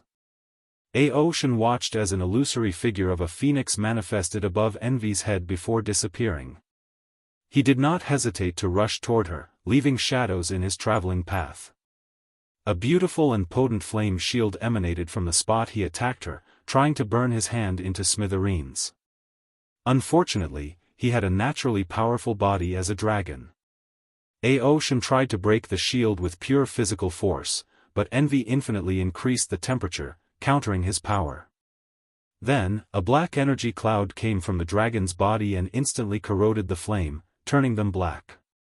Ao Shen gained control of this intense flame and turned them into its owner, forcing Envy on the defensive. She knew she would be injured by such flame even with the power of the immortal phoenix, so she decided against direct confrontation. The phantom of a unique demon race called Tortoise Beetle manifested above her, and she condensed this beautiful golden shield to protect her. Regrettably, beauty does not equate to strength. The shield only lasted a few seconds, but it was enough time for her to distance herself from the aggressive dragon. At least, that was the plan. Ao Shen suddenly appeared above her, opened his mouth to become larger than humanly possible, and spewed a devastating breath of darkness. Envy acted swiftly as she mirrored the ability of the Kunpeng, the creature often recognized as the fastest between heaven and earth. She ran in a circular pattern to avoid the breath, ensuring not to come close in contact with it as she saw the devastation it left behind wherever it touched. Dao of Darkness with a focus on corrosion and decay, analyzed Envy since this was part of the reasons she came here. If the alliance did not work out, she needed to gather as much information as possible. Meanwhile, Ao Shen cared little for analysis, which can be seen as a flaw. His time in the martial hegemony world taught him not to give his opponent the time to breathe and to kill them as quickly and efficiently as possible, since anything could happen in battle. And that is what he's doing. Rain of corrosion. The bright sky in the surroundings suddenly turned dark as the clouds became the embodiment of darkness. Then, rains dropped from the sky, but they were not normal ones, they were black and traveled countless times faster than light. He's an innate life form, as expected, thought Envy as she sensed his innate law. However, her ugly facial expression indicated it was not the time to think about these things. Her mind worked rapidly to think of a solution, and she chose the black tortoise as her next mirror. A black and white shield manifested above her head. At first, the drop of black rain would corrode the barrier, but Envy reversed yang and yin, making the black rain turn into their opposite, light. Panda, NOV, E1. Regrettably, her advantage did not last long. Aoshin opened his mouth a second time to fire a breath of darkness, forcing Envy to defend herself against his two-front attack. Phew! Envy's eyes grew with surprise. She looked down at her stomach to see a black spear piercing her stomach. If her body did not instinctively move, it would have been her heart. She moved her head behind to see its origin, as shadow. Why are you surprised? Shadows are one of the many ways darkness is manifested, replied Aoshin with a sneer before rushing toward her. Envy had a very limited to come up with countermeasures. Luckily, she survived the trial and had a plethora of battle experiences. Boom! Envy exploded herself, generating a flame bomb that sent Aoshin back and even charred the skin on his arm. Then, from the center of the explosion, a new Envy rose from the ashes like a phoenix. Sadly, she was not perfectly intact, as her complexion was pale. Damn the realm, she complained as she gazed at him, her eyes flashing with a cold light. As Aoshin spread his cultivation to the demon race, the stages of his D realm drastically increased. Now, he is only waiting to reach the quasi-emperor realm to fuse with his clones that received the benefit of the orthodox D realm with his main body, which has the unorthodox D realm. Let's see how you enjoy having your power used against you. A new phantom appeared behind Envy, and it was the spitting image of Aoshin. Then, the power of darkness flashed around her.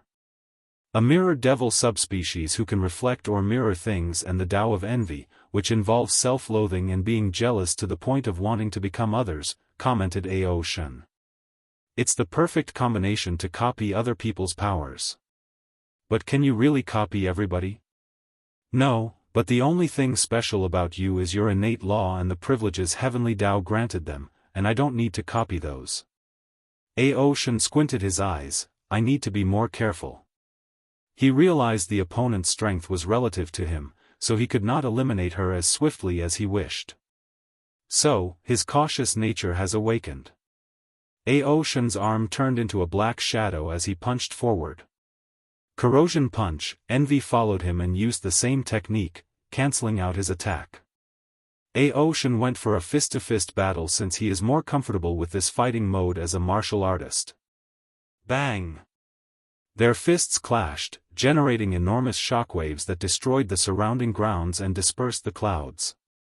If not for the limits of the game, the space would not remain intact, and the devastation of these attacks would have been farther and wider.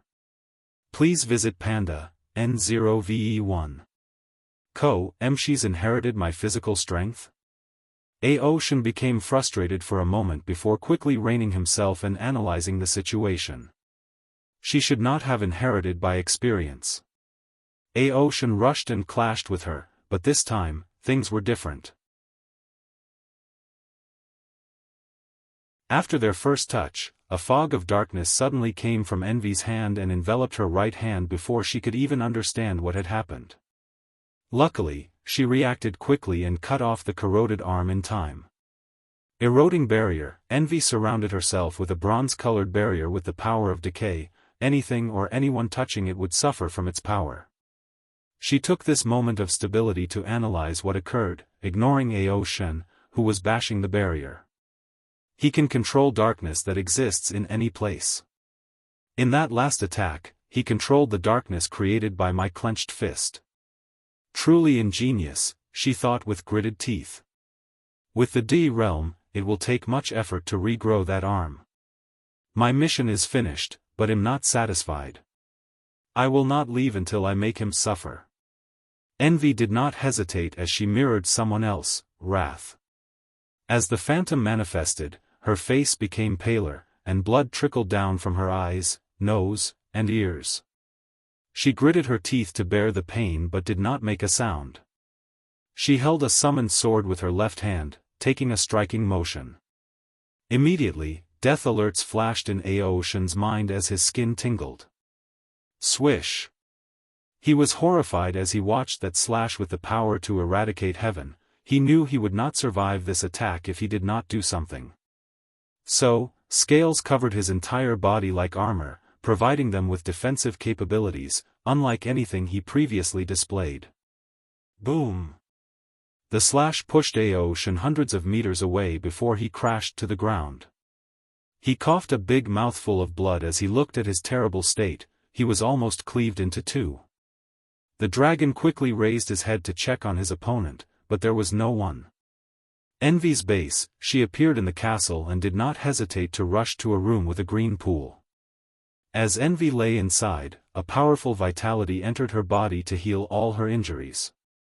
After taking a moment to stabilize herself, she contacted Wrath through the mirror. How did it go? Not well.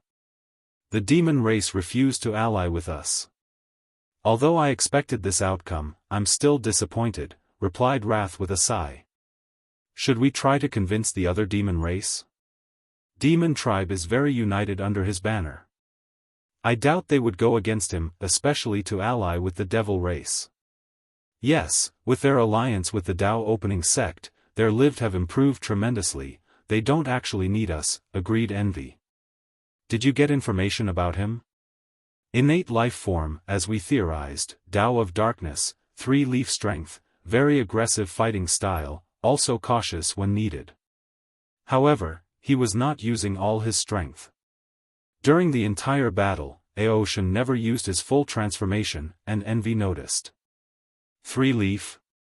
The myriad emperor world is truly a cesspool of talented individuals. Do you know what species he is? Either a serpent or dragon. Envy saw the scale during the last attack, but she did not know for sure if they were from an innate dragon or some innate snake species. Snake or dragon, both powerful, muttered Wrath. Although snakes are often considered the degraded bloodline of dragons, this was not absolute. There are some innate snake lifeforms as scary, if not more, as dragons. I sensed you used my power. What was the result? He survived with heavy injuries. He survived a 4-leaf attack. He might be hiding a lot of strength. Probably. Alright, I'll notify the others. Be on standby to execute the plan at a moment's notice.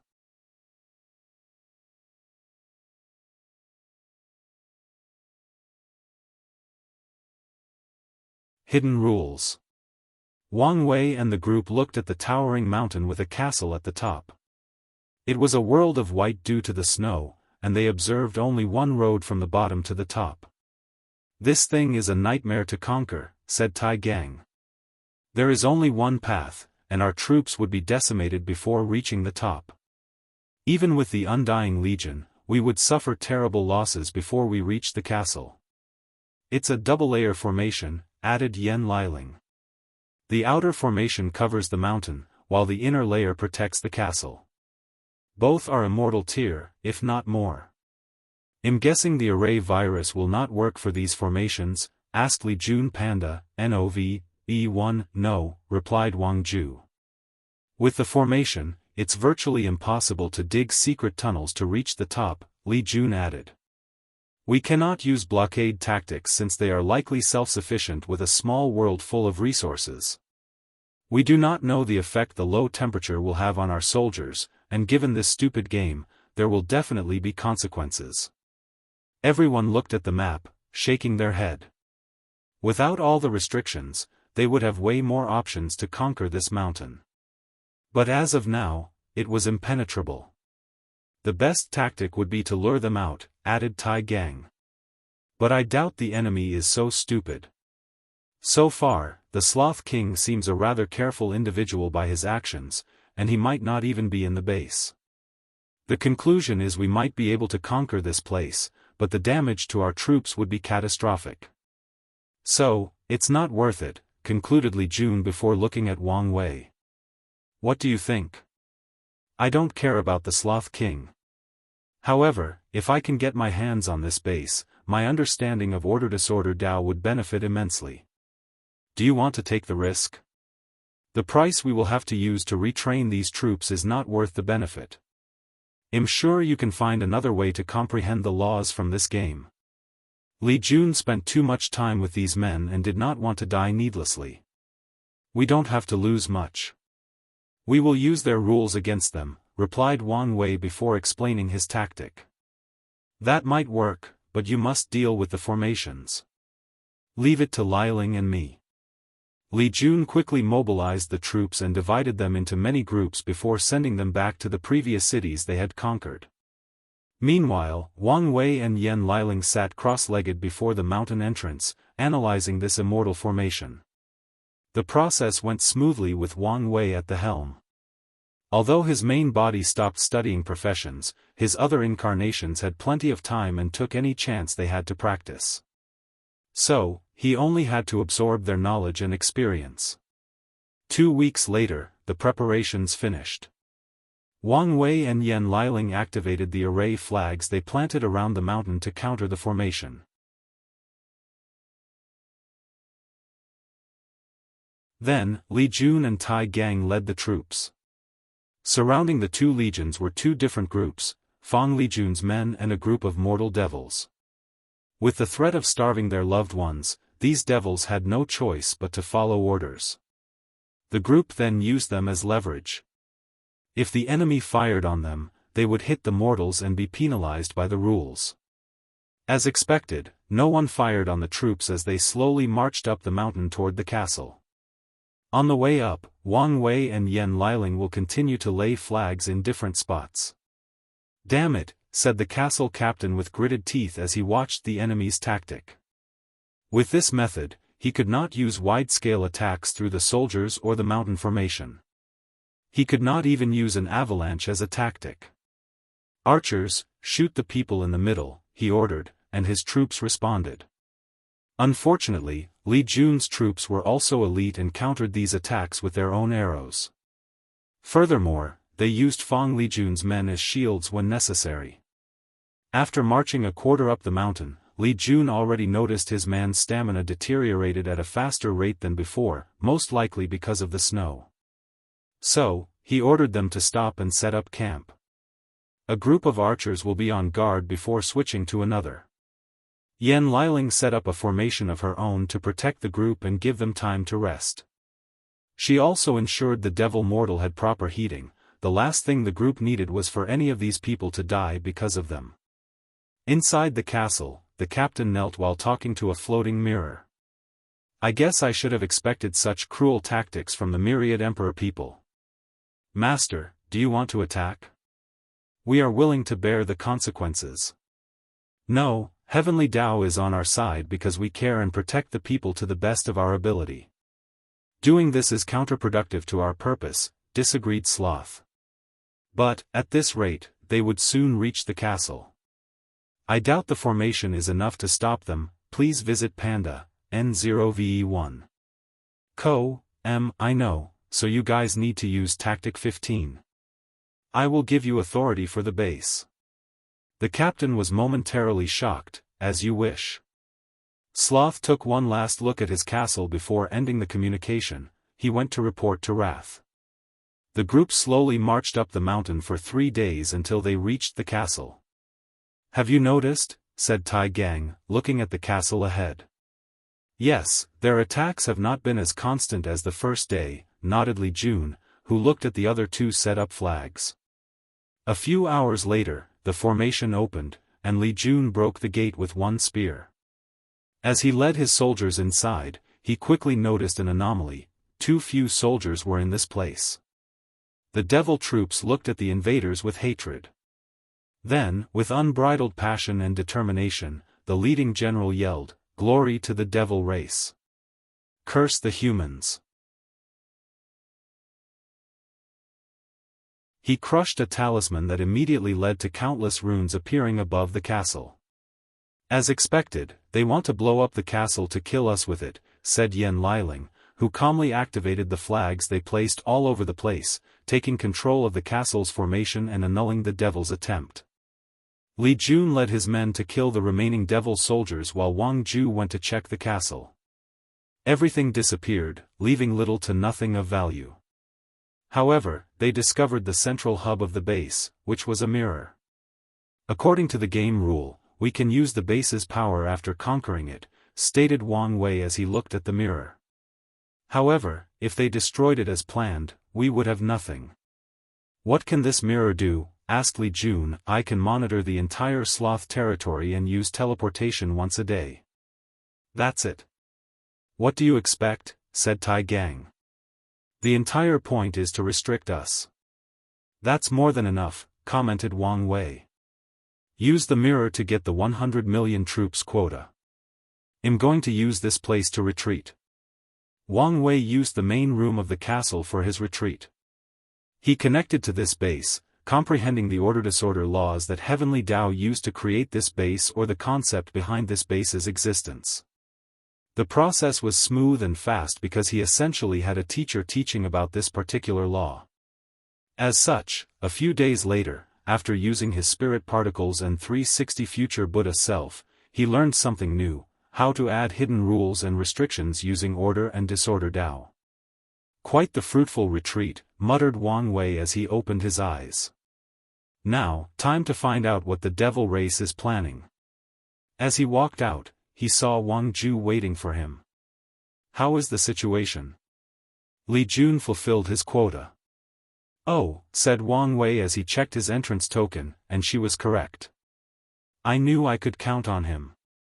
"Do you want us to exit the game and leave one soldier for you?" "No need for that," replied Wang Wei before mobilizing his order Tao. After using a technique, the title above his head suddenly changed to Neutral King. He could now travel anywhere in this territory, but the restriction is he could not attack anyone unless counterattacking. "As you expected of you, young master." "Oh my, since when were you so complimentary? Isn't it you who said it would help my career to sometimes slip some compliment to the boss? I remember your exact words were to be discreet and not make it look like you're a sycophant." "Ha ha ha, I did say that, didn't I?" "Well, who would reject compliments?" replied Wang Wei as he looked into the sky. "Tell Li Jun he can send the troops home, but don't leave it. I feel something big is going to happen." "Something big?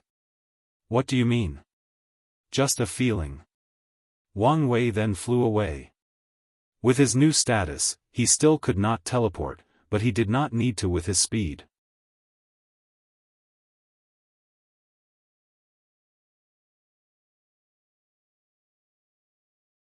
Devil's Purpose. Wang Wei flew to the Greed territory before landing. He did not have a map, but he could calculate the places he had to go with limited results. He flew to the nearby mountains, forests, and even some cities. After finishing, he flew to the Envy territory and repeated the process. After doing this for all 7 territories, Wang Wei had a pondering look. "Let's make a final check." He flew to a nearby mountain and set up a formation. Subsequently, he sent a projection to leave this subcontinent and headed to the 9 Devil God world to look at the situation. 7 Deadly Sins Conference. "He stopped in my territory," said Pride. "Don't be as stupid as Lust and attack him," commanded Wrath. "I know. The question is, how does he have such mobility?" asked Greed. "Did he use the same method as Yi Lianchang?" "No, he used his disorder Tao to give a special title," analyzed Wrath. "A title that granted him mobility by sacrificing something. Can he do that?" With a high enough understanding of order disorder Tao, PA, NDNOV1, luckily, he is the only one that cultivates this Tao to this level, added Sloth. None of that matters, said Gluttony. With his intelligence, it's only a matter of time before he discovers our plan. We need to prepare what to do after this. Everyone agreed with him, so they looked at Wrath, who sighed, we may not have many options. Can't you stop him? Asked Envy. Of course not, replied Wrath. Even with Devil Retribution Sword? The sword is not readied yet. And even if it was, I won't know the final result until I subdue it, replied Wrath, stressed as she caressed her temple. Dismiss, and we will intervene at a later date. Stay away from Wang Wei if he ever comes to your base. Wrath opened her eyes from the main room of her castle. She stood up and fixed her clothes before heading to a special room with a formation. After activating it, she waited a few seconds before a shadowy figure appeared. She bowed with the utmost politeness, Master. What has happened? Here is the current situation. I see, said the figure before sighing deeply. Maybe, this is fate. Master, you don't need to say anything. The figure looked at his favorite disciple. Wrath was the first of the other 7. He met her long before the others and personally trained her. The shadowy figure allowed her to inherit his most powerful Tao, heaven-eradicating Tao. He told her about the 9-extremity Tao Foundation and watched over her during her reincarnation. He ensured the reincarnation was not random and she could establish her foundation in the shortest time possible. Unfortunately, Empress Wuxia was difficult for him to completely nullify in his current state, so it affected Wrath during her reincarnation, making her fail the process. Luckily, Wrath was not discouraged and thought of creating the Devil Retribution Sword to make up for her strength. Then, the figure met the other 6 and had her participate in a trial to show her dominance. Once he gathered the 7, they began the plan. I don't have much time left, said the figure. Master, said Wrath, with tears falling from her eyes. She remembered when she was nothing but a young devil, starving in the 9-devil god world. Her master gave her food, shelter, and strength to protect herself and the people she cared for. During her long life, her master has always been with her. You have the bad habit of relying on me when things get too difficult. I will no longer be here, so you have to deal with this situation yourself. Please visit Panda, N0VE1. Co, I will. Disciple, sorry. You don't have to be. But I am. I should never have forced my dreams, hopes, and regrets on you. I am willing. The figure shook his head. What choice did that starving little girl have? You need to take care of yourself from now. Remember, your safety is more important than the plan. The shadowy figure looked in the Pride Territory direction before disappearing. Wrath breathed deeply before wiping the tears from her eyes. She knew this moment would arrive one day, she did not expect it to come when things were so close to success. After calming her emotions, a look of determination appeared before leaving the room. Wang Wei opened his eyes, as predicted. One of his working theories was correct. The devil race in this continent wanted to sacrifice the 9-devil god world to the myriad emperor world in exchange for accepting their status as a subspecies of humans with devil bloodlines. This plan is why most devils in this continent have a human bloodline, some can even be considered pure humans with devil bloodlines. If this plan succeeded, not only would the crime of the devil's race be pardoned, the 7 sins kings will be allowed to participate in the heaven will battle and prove the Tao. Wang Wei frowned as the situation became complex. He divined something and sighed with disappointment. Only 2? Not enough. After absorbing the 9-devil god world, the myriad emperor world will only give birth to 2 heaven will. This should be good news for Wang Wei since he could split the final battle with Di Tian without competing.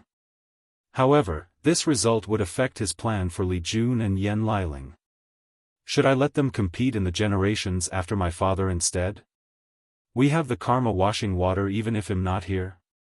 Thought Wang Wei. After all, he was not entirely sure he could defeat Di Tian since the latter had a higher chance of reaching 10 extremity than him. If there was no need to fight and he could prove the Tao, why not take this opportunity? After all, who wants to work hard for something they could easily acquire?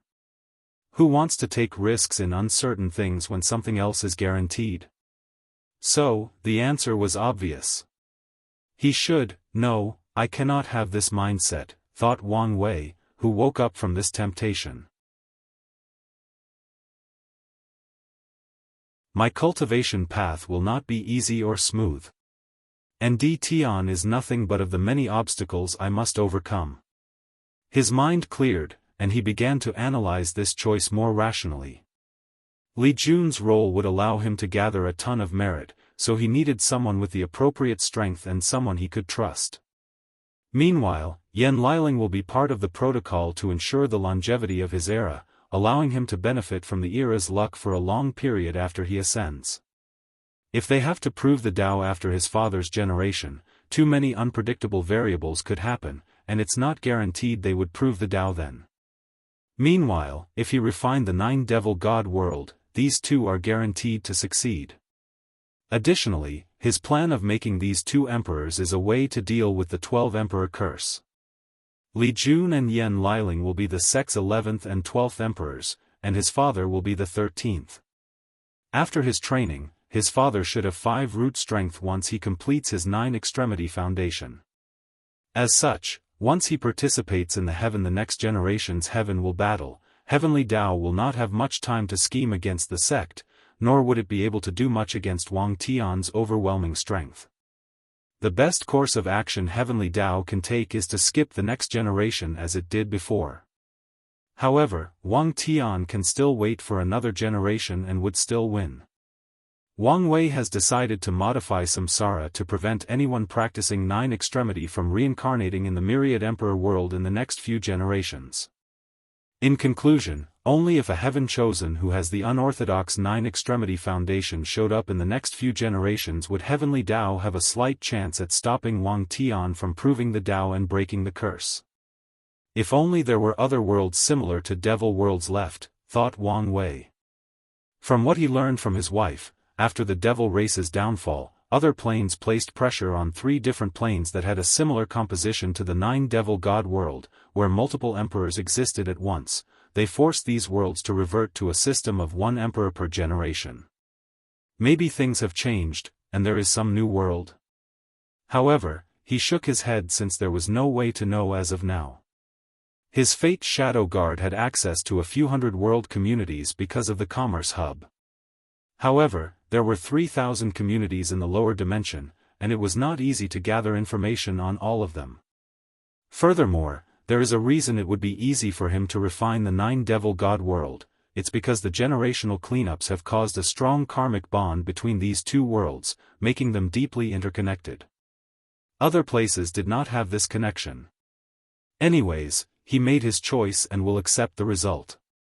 He had the utmost confidence in himself that he would be the final winner.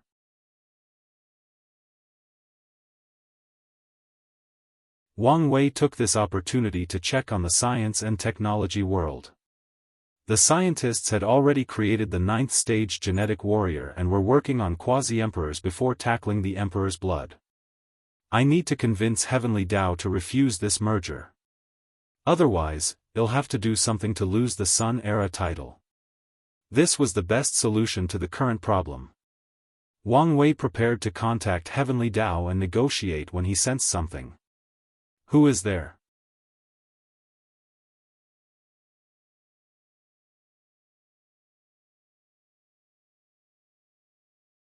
Primogenitor. Wang Wei saw a young man floating before him. The young man was handsome, with piercing red eyes that seemed to penetrate the soul. The person wore a black robe, but they were not actual clothes, it was more akin to a robe made entirely out of shadows. Despite his young visage, he had an air of vicissitude around him, indicating he might be considered ancient compared to even his sect's ancestors he interacted it. Who are you? Wang Wei asked again, already on guard and prepared to activate the talisman origin one gave him. People used to call me the Devil Primogenitor, but my name is Mo Yuan. Devil primogenitor? You're the true devil responsible for the devil race's invasion of the lower dimension? You even know of this? I guess I should not be surprised. But yes, you are correct. Shouldn't you be dead? I should, but things like resentment, regret, willpower, and obsessions are powerful forces that can create miracles. I guess they are, muttered Wang Wei as he suddenly understood many things. He now knew who created the heavenly Tao of this continent, who gave it its power and modified it to protect the devils in this place. What can I do for you, Lord Mo Yuan? I did not expect to see another true devil before I disappeared. I was curious, so I came to see you. I don't think true devils are such a rarity. They are. There are many seedlings in the chaos universe. People born resenting rules and restrictions, pursuing absolute freedom. However, few can walk the path of cultivation, and fewer can become enlightened on a true devil's identity and accept it. If you put things that way, we might indeed be rare. You don't seem to care too much about being a true devil? Well, it's not like there is any benefit in being one, said Wang Wei while shrugging. Plus, why would I let a title dictate how I feel, believe, or behave? Am I a true devil? Okay, it won't change much in my life. Mo Yuan paused after hearing this before a burst of boisterous laughter emanated from him. Maybe if I had a similar mindset, things would have been different. So, what exactly happened to you? Why should I tell you? Replied Mo Yuan with a relaxed smile. Common, help a fellow true devil out. Ha ha ha, what an interesting kid. Instead of answering your question, tell me what you think happened to me? Isn't it obvious? Based on the devil race's fate in the lower dimension, your actions created too many enemies and not enough friends or allies. And the result was you dying through the besiegement of countless powerhouses. Mo Yuan's joyous mood suddenly changed, replaced by anger, hatred, sadness, and unwillingness. Then he sighed, you're right. I was so obsessed with becoming free that I became a fool. My actions endangered my race, condemning them to years of pain and suffering. Mo Yuan looked in the distance, his eyes scanning this subcontinent before gazing at the sealed nine-devil god world. Do you know the saddening thing? My actions were meaningless in the grand scheme of things. I projected all my hatred into true heavenly Tao, believing once I eradicated it, I would be free. Ha ha ha, how stupid I was. It is nothing but a small part of a much larger cog. My vision should have been grander. I should have considered things more thoroughly, using heavenly Tao as nothing more than one of my stepping stones to true freedom. Better yet, I could have allied with it if it could help me achieve my goal. Mo Yuan shook his head as he realized he was rambling. He then looked back at Wang Wei. Excuse me. I have a lot on my mind, and I got carried away. I understand. After all, there is no cure for regrets. Is that what drives you to pursue freedom? One of the reasons, replied Wang Wei. I have family and loved ones. I do not want any regrets because I could not prevent or fix if something happened to them. I see, uttered Mo Yuan softly as the image of wrath flashed in his mind. You wanted to ask me some questions? Go ahead. How did your conquest of the Eternal Ascension world last for so long? I know countless powerful factions like the Tao Opening Sect, the Buddhist Sect, the Qin Saint Court, and numerous others attacked you together. How did you block the power of so many paragons? Wang Wei could not understand this aspect of history, especially after confirming the devil race made too many enemies and not enough allies. You do know a lot, replied Mo Yuan. I guess there is no point in hiding it now. I possessed a broken half-step detachment treasure. Although I could not utilize all its power, it was enough to fight all these unparalleled genius and remain victorious. Half-step detachment? Is that the name of the realm after paragons? Fitting, I guess, thought Wang Wei. Please visit Panda, N0VE1. I understand now. After your defeat, the Eternal Ascension world underwent a golden age. However, it was most likely not a coincidence. My ancestor, Qiuan, learned of the cultivation path after Paragon from your broken treasure. Then, he planned the second origin battle and maybe even the golden age to find the way forward. Correct, said Mo Yuan as the hatred and unwillingness flashed in his eyes again. And the treasure is probably a chess move from Grand Dao to accelerate the growth of the Chaos Universe. Wang Wei's eyes lit up as he understood the latter's meaning. After the ultimate taboo, although many paragons died, half-step detachment appeared in the universe. No, they became more common, essentially elevating the power ceiling of the universe. Mo Yun gave him an approved look before saying, let's stop talking about these things since you're too weak. Wang Wei nodded and no longer pressed on the issue. Are you now going to tell me the real reason you came to see me? Yes. I want to make a deal with you. I'm listening. I want you to give my disciple, Wrath, an opportunity to rise. In exchange, I will tell you where I kept that treasure. Didn't someone take it after your defeat? That I don't know. It might have fallen in someone's paw, or it might have been lost during the chaos. However, the secret realm I received the treasure contained 2 pieces. I only passed the trial for one, and you can try for the second. Is it in the Eternal Ascension world, Panda, NOV-E1? No, it's somewhere in primordial chaos. Why are you asking me to help one person instead of your race? Continued Wang Wei. Mo Yuan did not immediately answer. Instead, he looked at the 9-devil god world, focusing on the seal around the plane. I'm actually thankful to Empress Wu. In the upper dimension, they wiped out every single devil race member. To this day, anyone with a thread of our bloodline will suffer discrimination and have a hard life.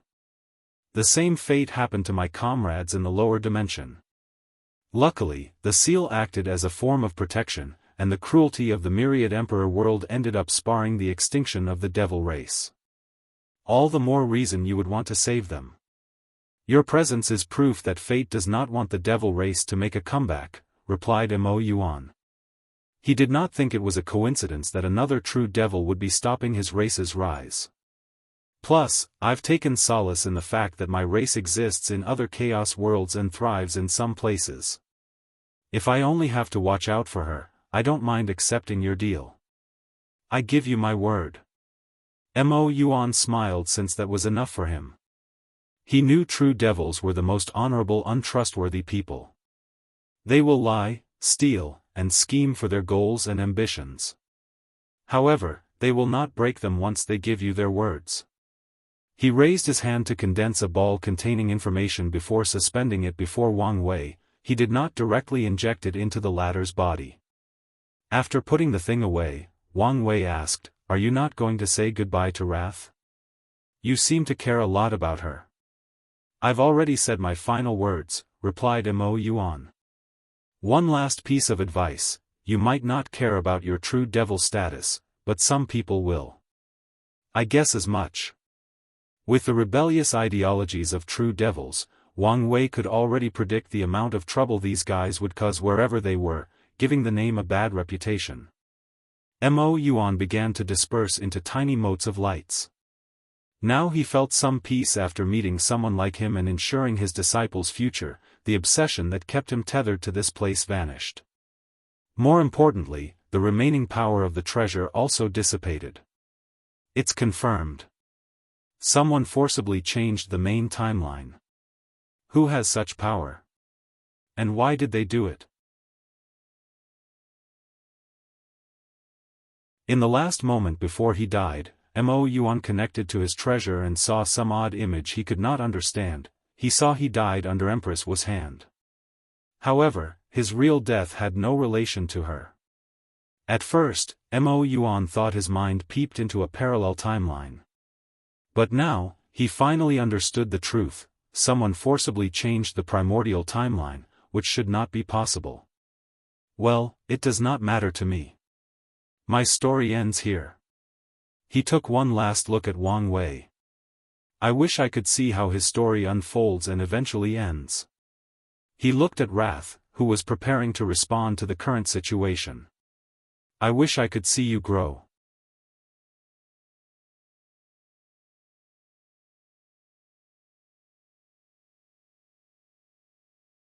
Heavenly Dao's chat.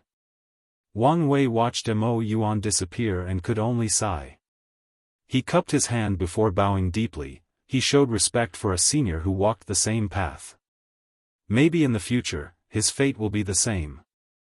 No, the only difference is he won't be alone if it ever ends for him. At least, he hoped it would be so. He looked in the direction of the Wrath territory before continuing his original objective: contact Heavenly Dao and have a conversation. Soon, Wang Wei found himself standing in an all-white space with an enormous eye above him. My son, what can I do for you? Son? Well, technically, all creatures of the myriad emperor world are Heavenly Daoist children. Thought Wang Wei. Of course, he would not call her mother or father. Their relationship only recently became decent, and depending on how today goes, it might sour again. I came to convince you to refuse the merger with the Nine Devil God world, said Wang Wei. Why would I do that? The merger will drastically increase my world source and benefit the world. But what about the downside? Countered Wang Wei. The devil race is hated by every plane in the lower dimension. Once they know we accept them as one of our own, many will react negatively. I know the danger, and they are worth it. Wang Wei squinted his eyes as many things flashed in his mind. He knew Heavenly Dao was not stupid, nor did it rely on emotion to make decisions. Everything it did was based on pure logic and with an objective in mind. You want to use the pressure of the other planes to forcibly accelerate the rate of the myriad emperor plane's recovery? Yes. The new era will need some time before it can revitalize the world. However, foreign pressure is a great way to accelerate the process. Wang Wei controlled every fiber in his body to not call this thing stupid. He never thought that his willpower would work so hard for self-control one day. There is a time for everything. The myriad emperor world needs a period of peace to lay the foundation. Then it can interact with other planes. It does not require to be constantly overcoming enemies. And this is exactly what will happen if we accept the devil race. Other factions will use this excuse to justify war against us. Under the banner of avenging the atrocities of the devil race, any faction with some influence can rally hundreds of planes, if not more, against us. I have faith in you. You shouldn't, replied Wang Wei. As the ruler responsible for the development of the myriad emperor world, you should never place all your eggs in one basket. What if Di Tian is the one who is the final winner? Do you think he would care if a bunch of planes invaded? As long as he revives his wife, he will sell the world if necessary. What about the others? On the likely chance they are the last man standing, would they have the strength to stop an invasion on such a large scale? The answer is obvious. Finally, there is me. Do you think I would just accept becoming the enemy of the entire endless void? I am a person who learns from his history. The devil race suffered a catastrophe of annihilation because they were enemies with the whole world. Why would I repeat their mistake? Furthermore, you overestimate how much I care for the myriad emperor world. I want it to prosper beyond any era that ever existed because it will bring me merit, luck, destiny, and protection. If I had to face an invasion from so many planes, would just ensure the survival of my sect. That is the ugly truth. Heavenly Dao did not immediately answer as it calculated the effect of its decision, taking every word of Wang Wei into account. It calculated Wang Wei would set up the foundation of a brilliant era. Unfortunately, it did not know the exact plan. However, no matter the era, it will take a couple of generations to show any real effect.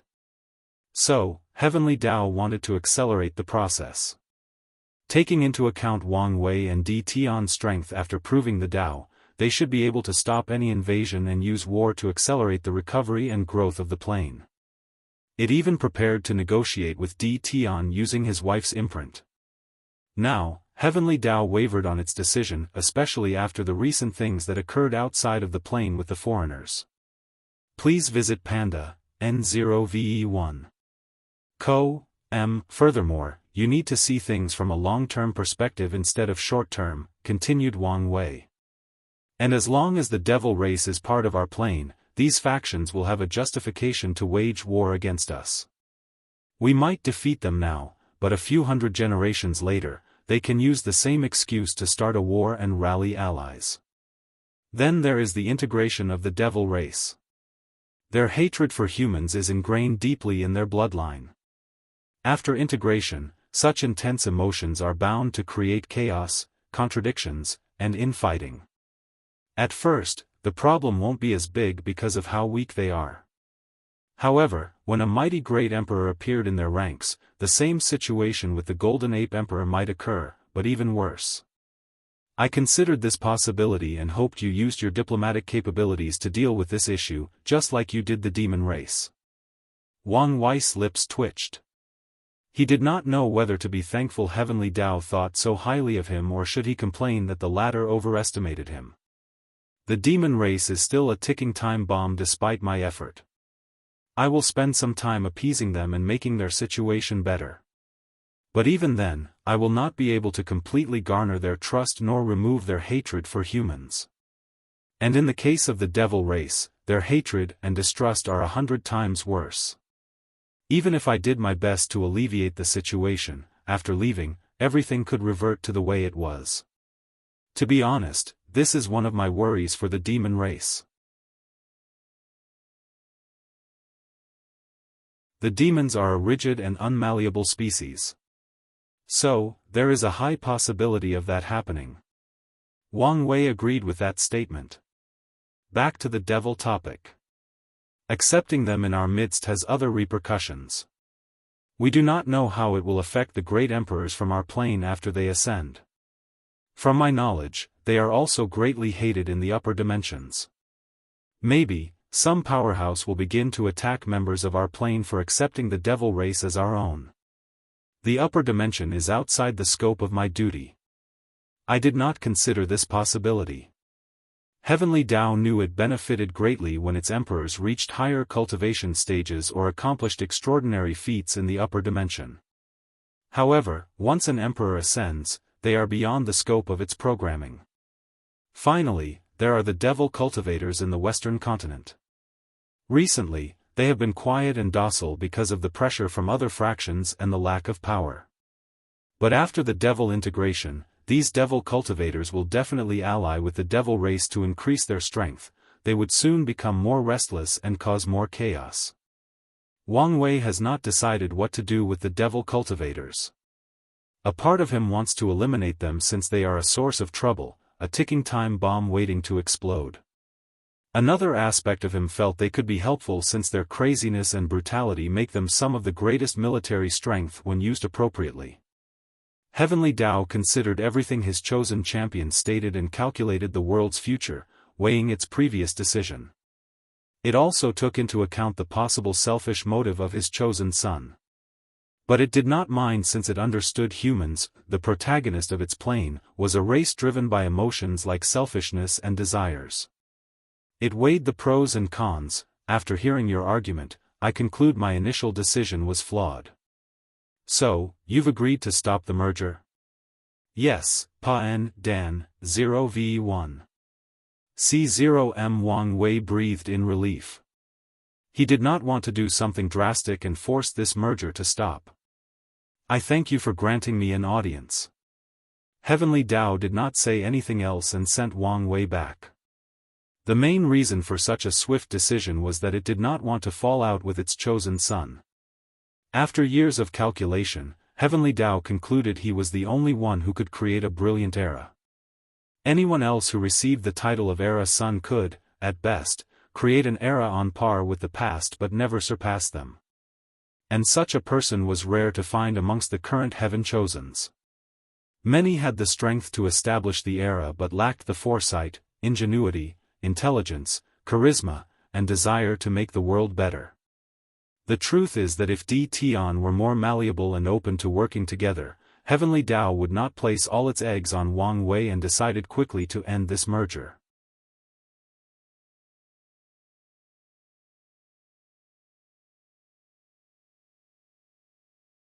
Changes. Wrath's face became ugly as she received the news. The moment she heard Wang Wei was investigating all 7 territories, she had a hunch this would be the result.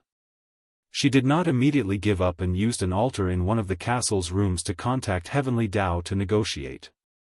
After a while, Wrath opened her eyes, trying extremely hard to control herself and not go on a rampage. She tried arguing with Heavenly Dao and convinced it to reconsider. She argued she would handle her race and have them stay low-key and not be detected. She argued she would manage their hatred and swore not to ally with the devil cultivator in the West.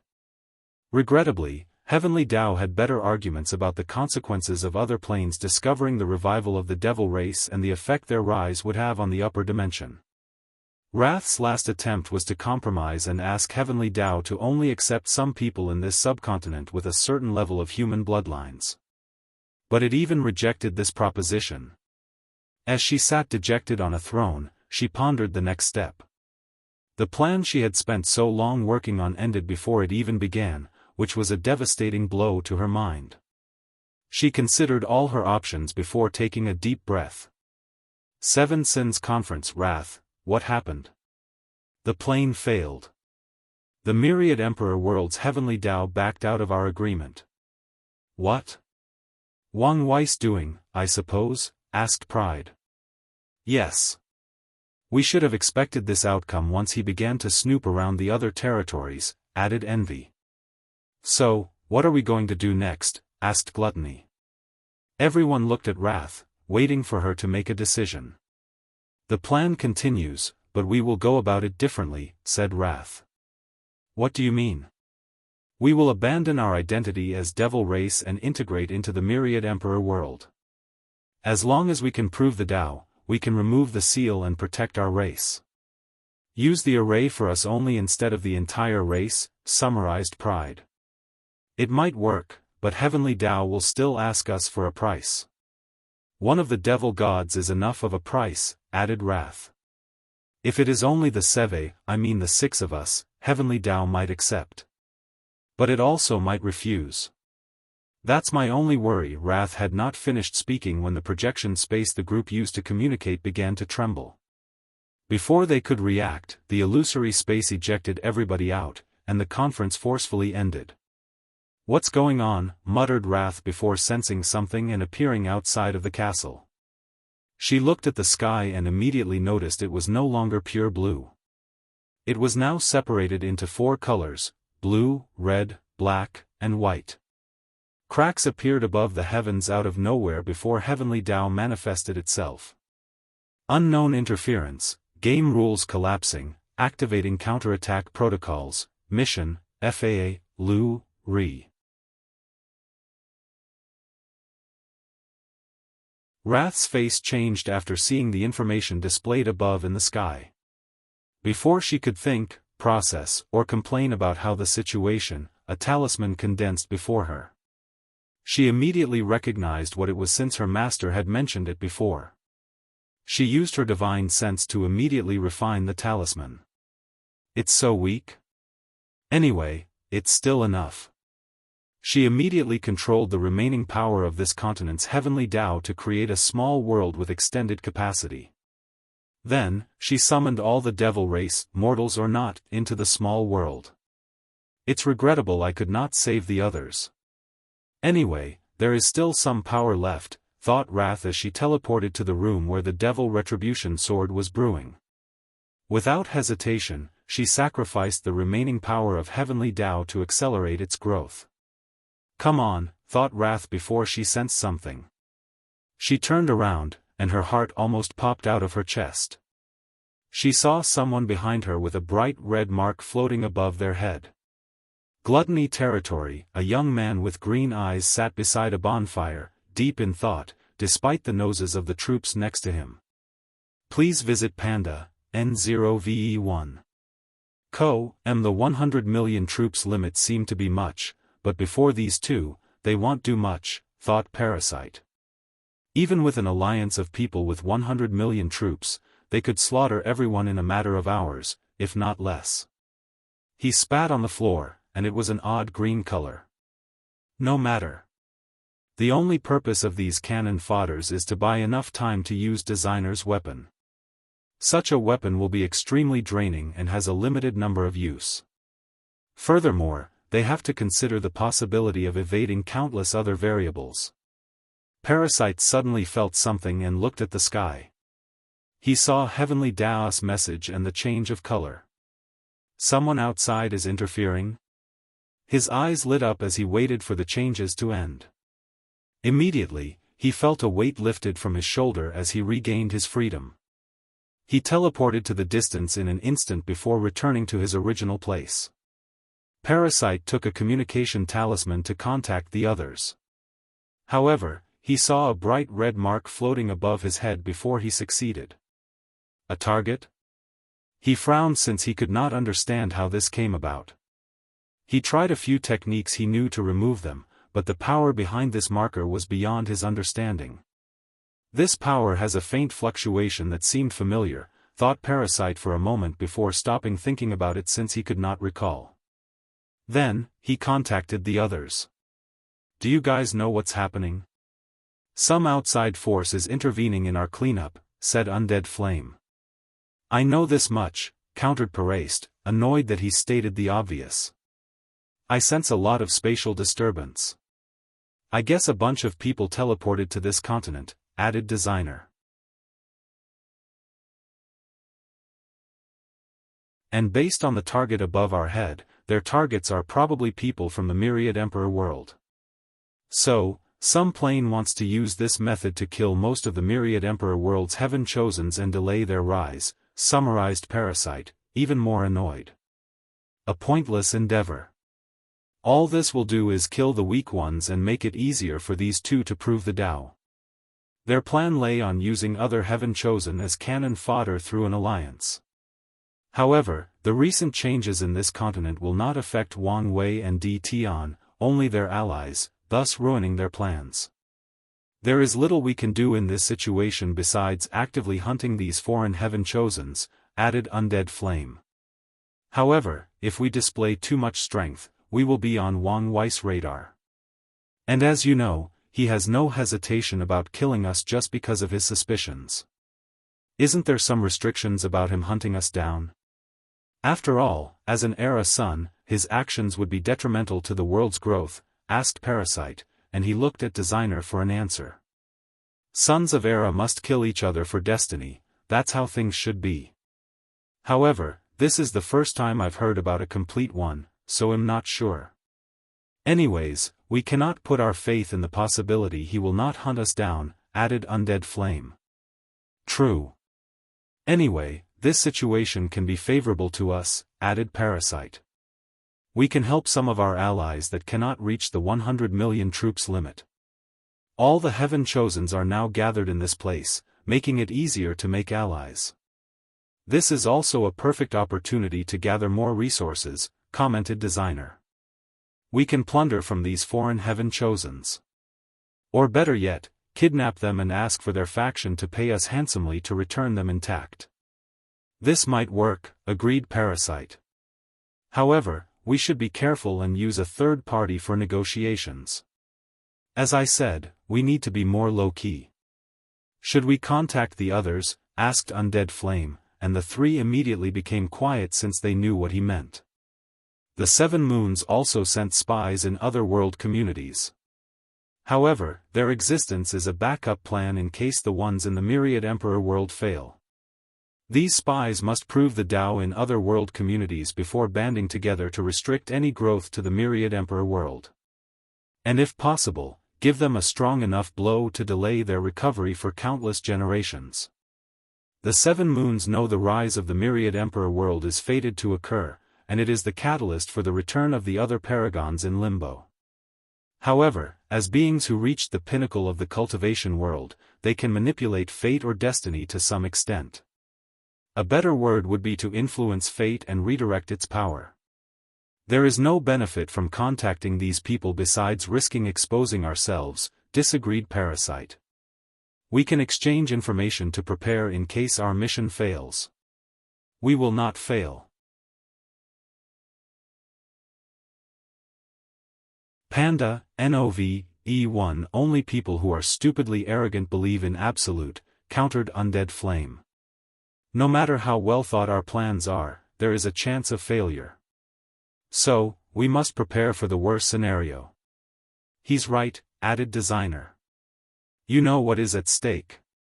They are from the upper dimension, and their factions are directly or indirectly related to the Seven Moons. They are loyal and deeply rooted with these rulers, meaning their fate is connected. If the Seven Moons fall, their fate won't be any better. Alright, let's contact them.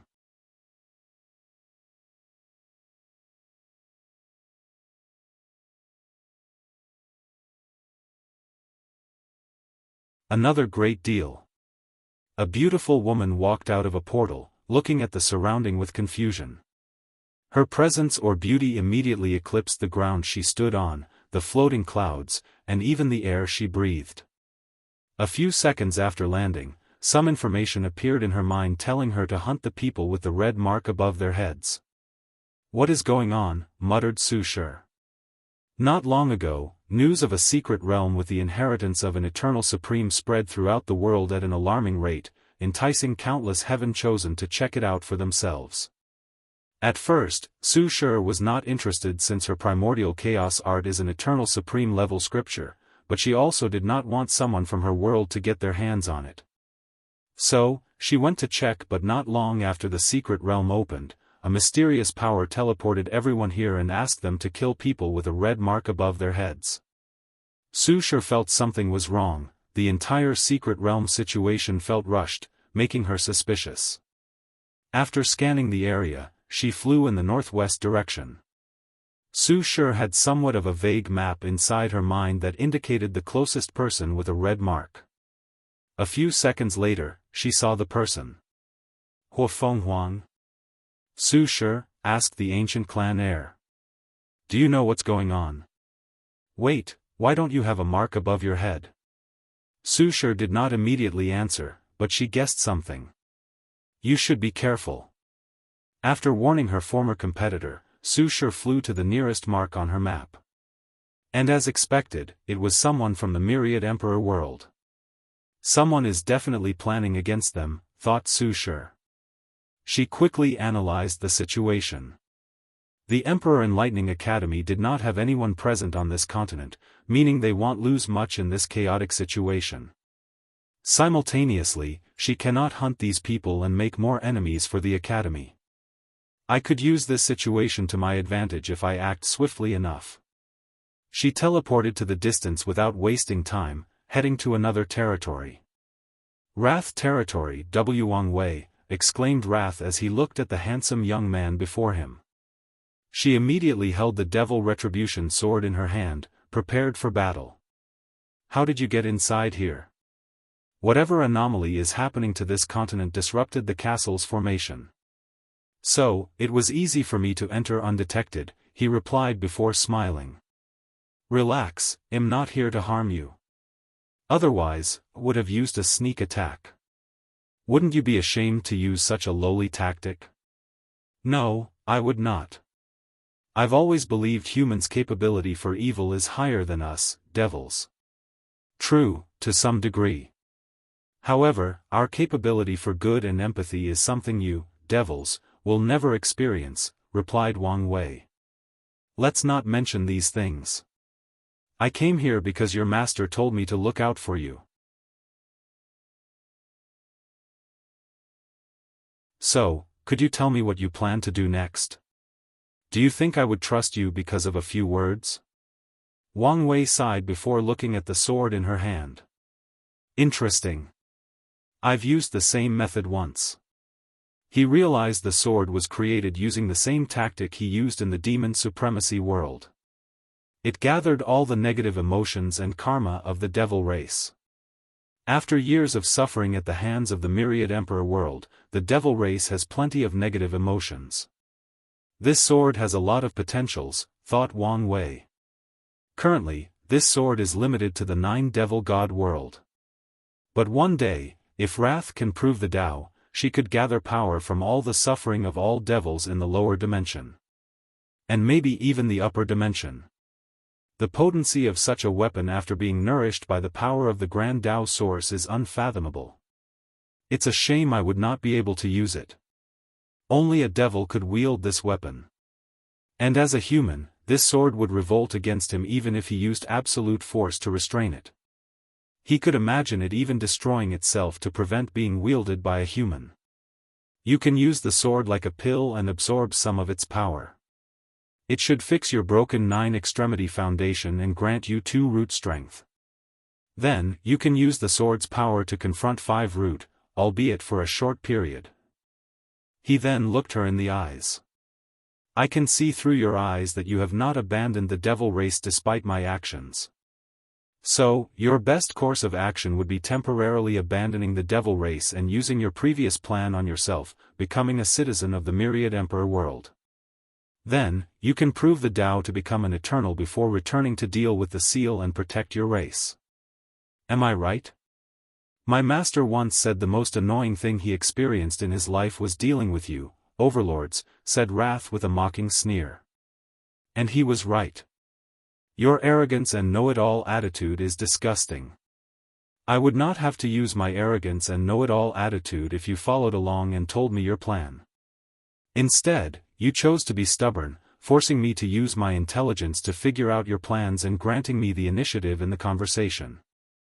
If you had properly assessed the situation and followed along, you would not have to suffer the unpleasantry of my arrogance and know-it-all attitude. After this short conversation, Wang Wei could analyze what kind of person Wrath was. Intelligent, talented, loyal, but very inexperienced or sheltered. He could calculate that her master pampered her too much, rendering her incapable of hiding her emotions and partaking in political or emotional manipulation. When facing people weaker than hers, she will be fine. But she will crumble under pressure when facing someone on par or even more powerful than her. Wrath took a deep breath to calm down. Now that you know, what are you going to do? First of all, you cannot become a citizen of the myriad emperor world, commented Wang Wei. I don't want our world to have any connection to the devil race, even if you will be considered human. Impossible. The myriad emperor world is the one who defeated us and has a strong karmic connection to our devil race. So, they are the only plane where this plan has a remote chance of succeeding. Wrath discussed this situation with her master, and they derived the same conclusion. This is why the formation of this continent will secretly swallow the blood of the fallen soldiers from the myriad emperor world, to help acquire their citizen status and human race status. There is another way to get your status, true heavenly Tao. And it is a more legit status than any plane's heavenly Tao, countered Wang Wei.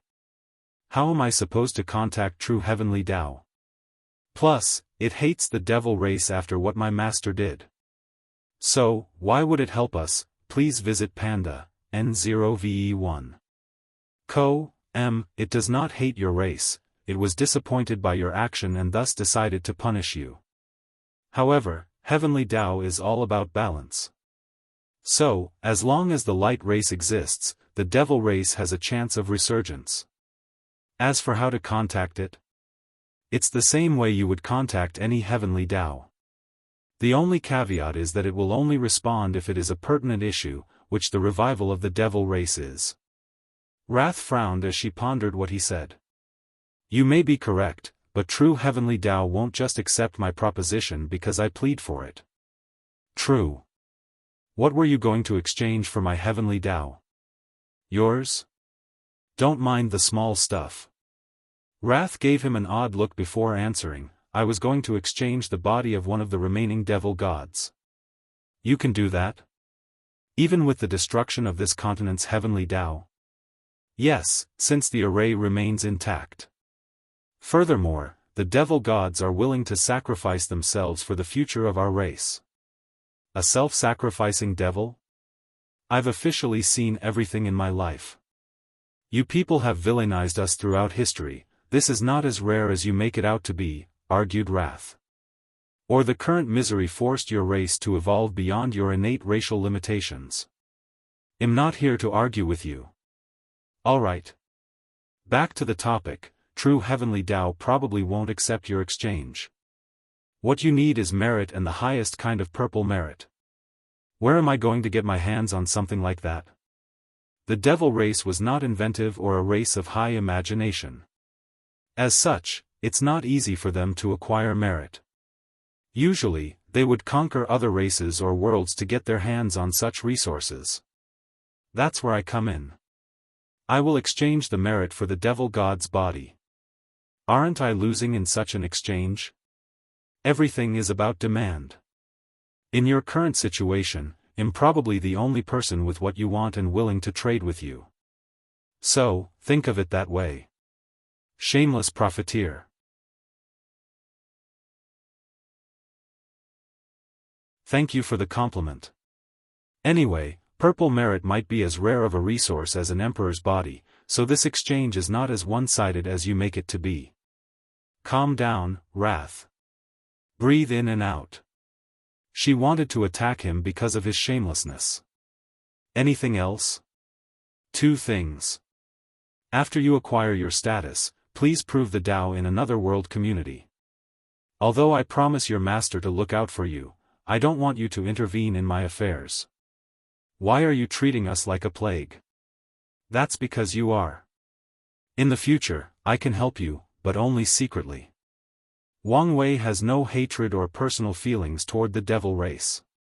However, if he wants his era to have longevity, the myriad emperor world cannot be directly connected to the devil race. Otherwise, people will use them to attack his new era after he leaves. What is the second thing? Wrath calmed down as she realized the importance of anyone willing to aid her, even if it was in the shadow. I just need some aura of the destroy heavenly Tao from you. Wrath frowned but did not ask why he wanted it. She directly took a good portion from the talisman and gave it to him. It seems we have established some level of trust, he replied before taking out a purple orb and handing it to her. This is a small portion of our deal. Once you hand the body, I'll give you the rest. Wrath took the purple merit and said, give me a while, and I'll fulfill my hands of the deal. I look forward to it. Wang Wei was delighted with this deal. With an alive and drastically weakened Great Emperor, the scientists will have a much higher chance of success in helping him reach 10 extremity. Pan DN0VE1 CM. As the final battle rapidly approaches, he feels even more pressure, which increases his desire for this project to succeed. It was nice working with you, he declared before walking out of the castle. He was about to figure out the changes to this continent when he suddenly sensed something. Someone is calling me? He disappeared in the distance. You're tuning into the Unparalleled SwordWill YouTube channel. Don't forget to subscribe and join us on this journey to catch the most captivating stories.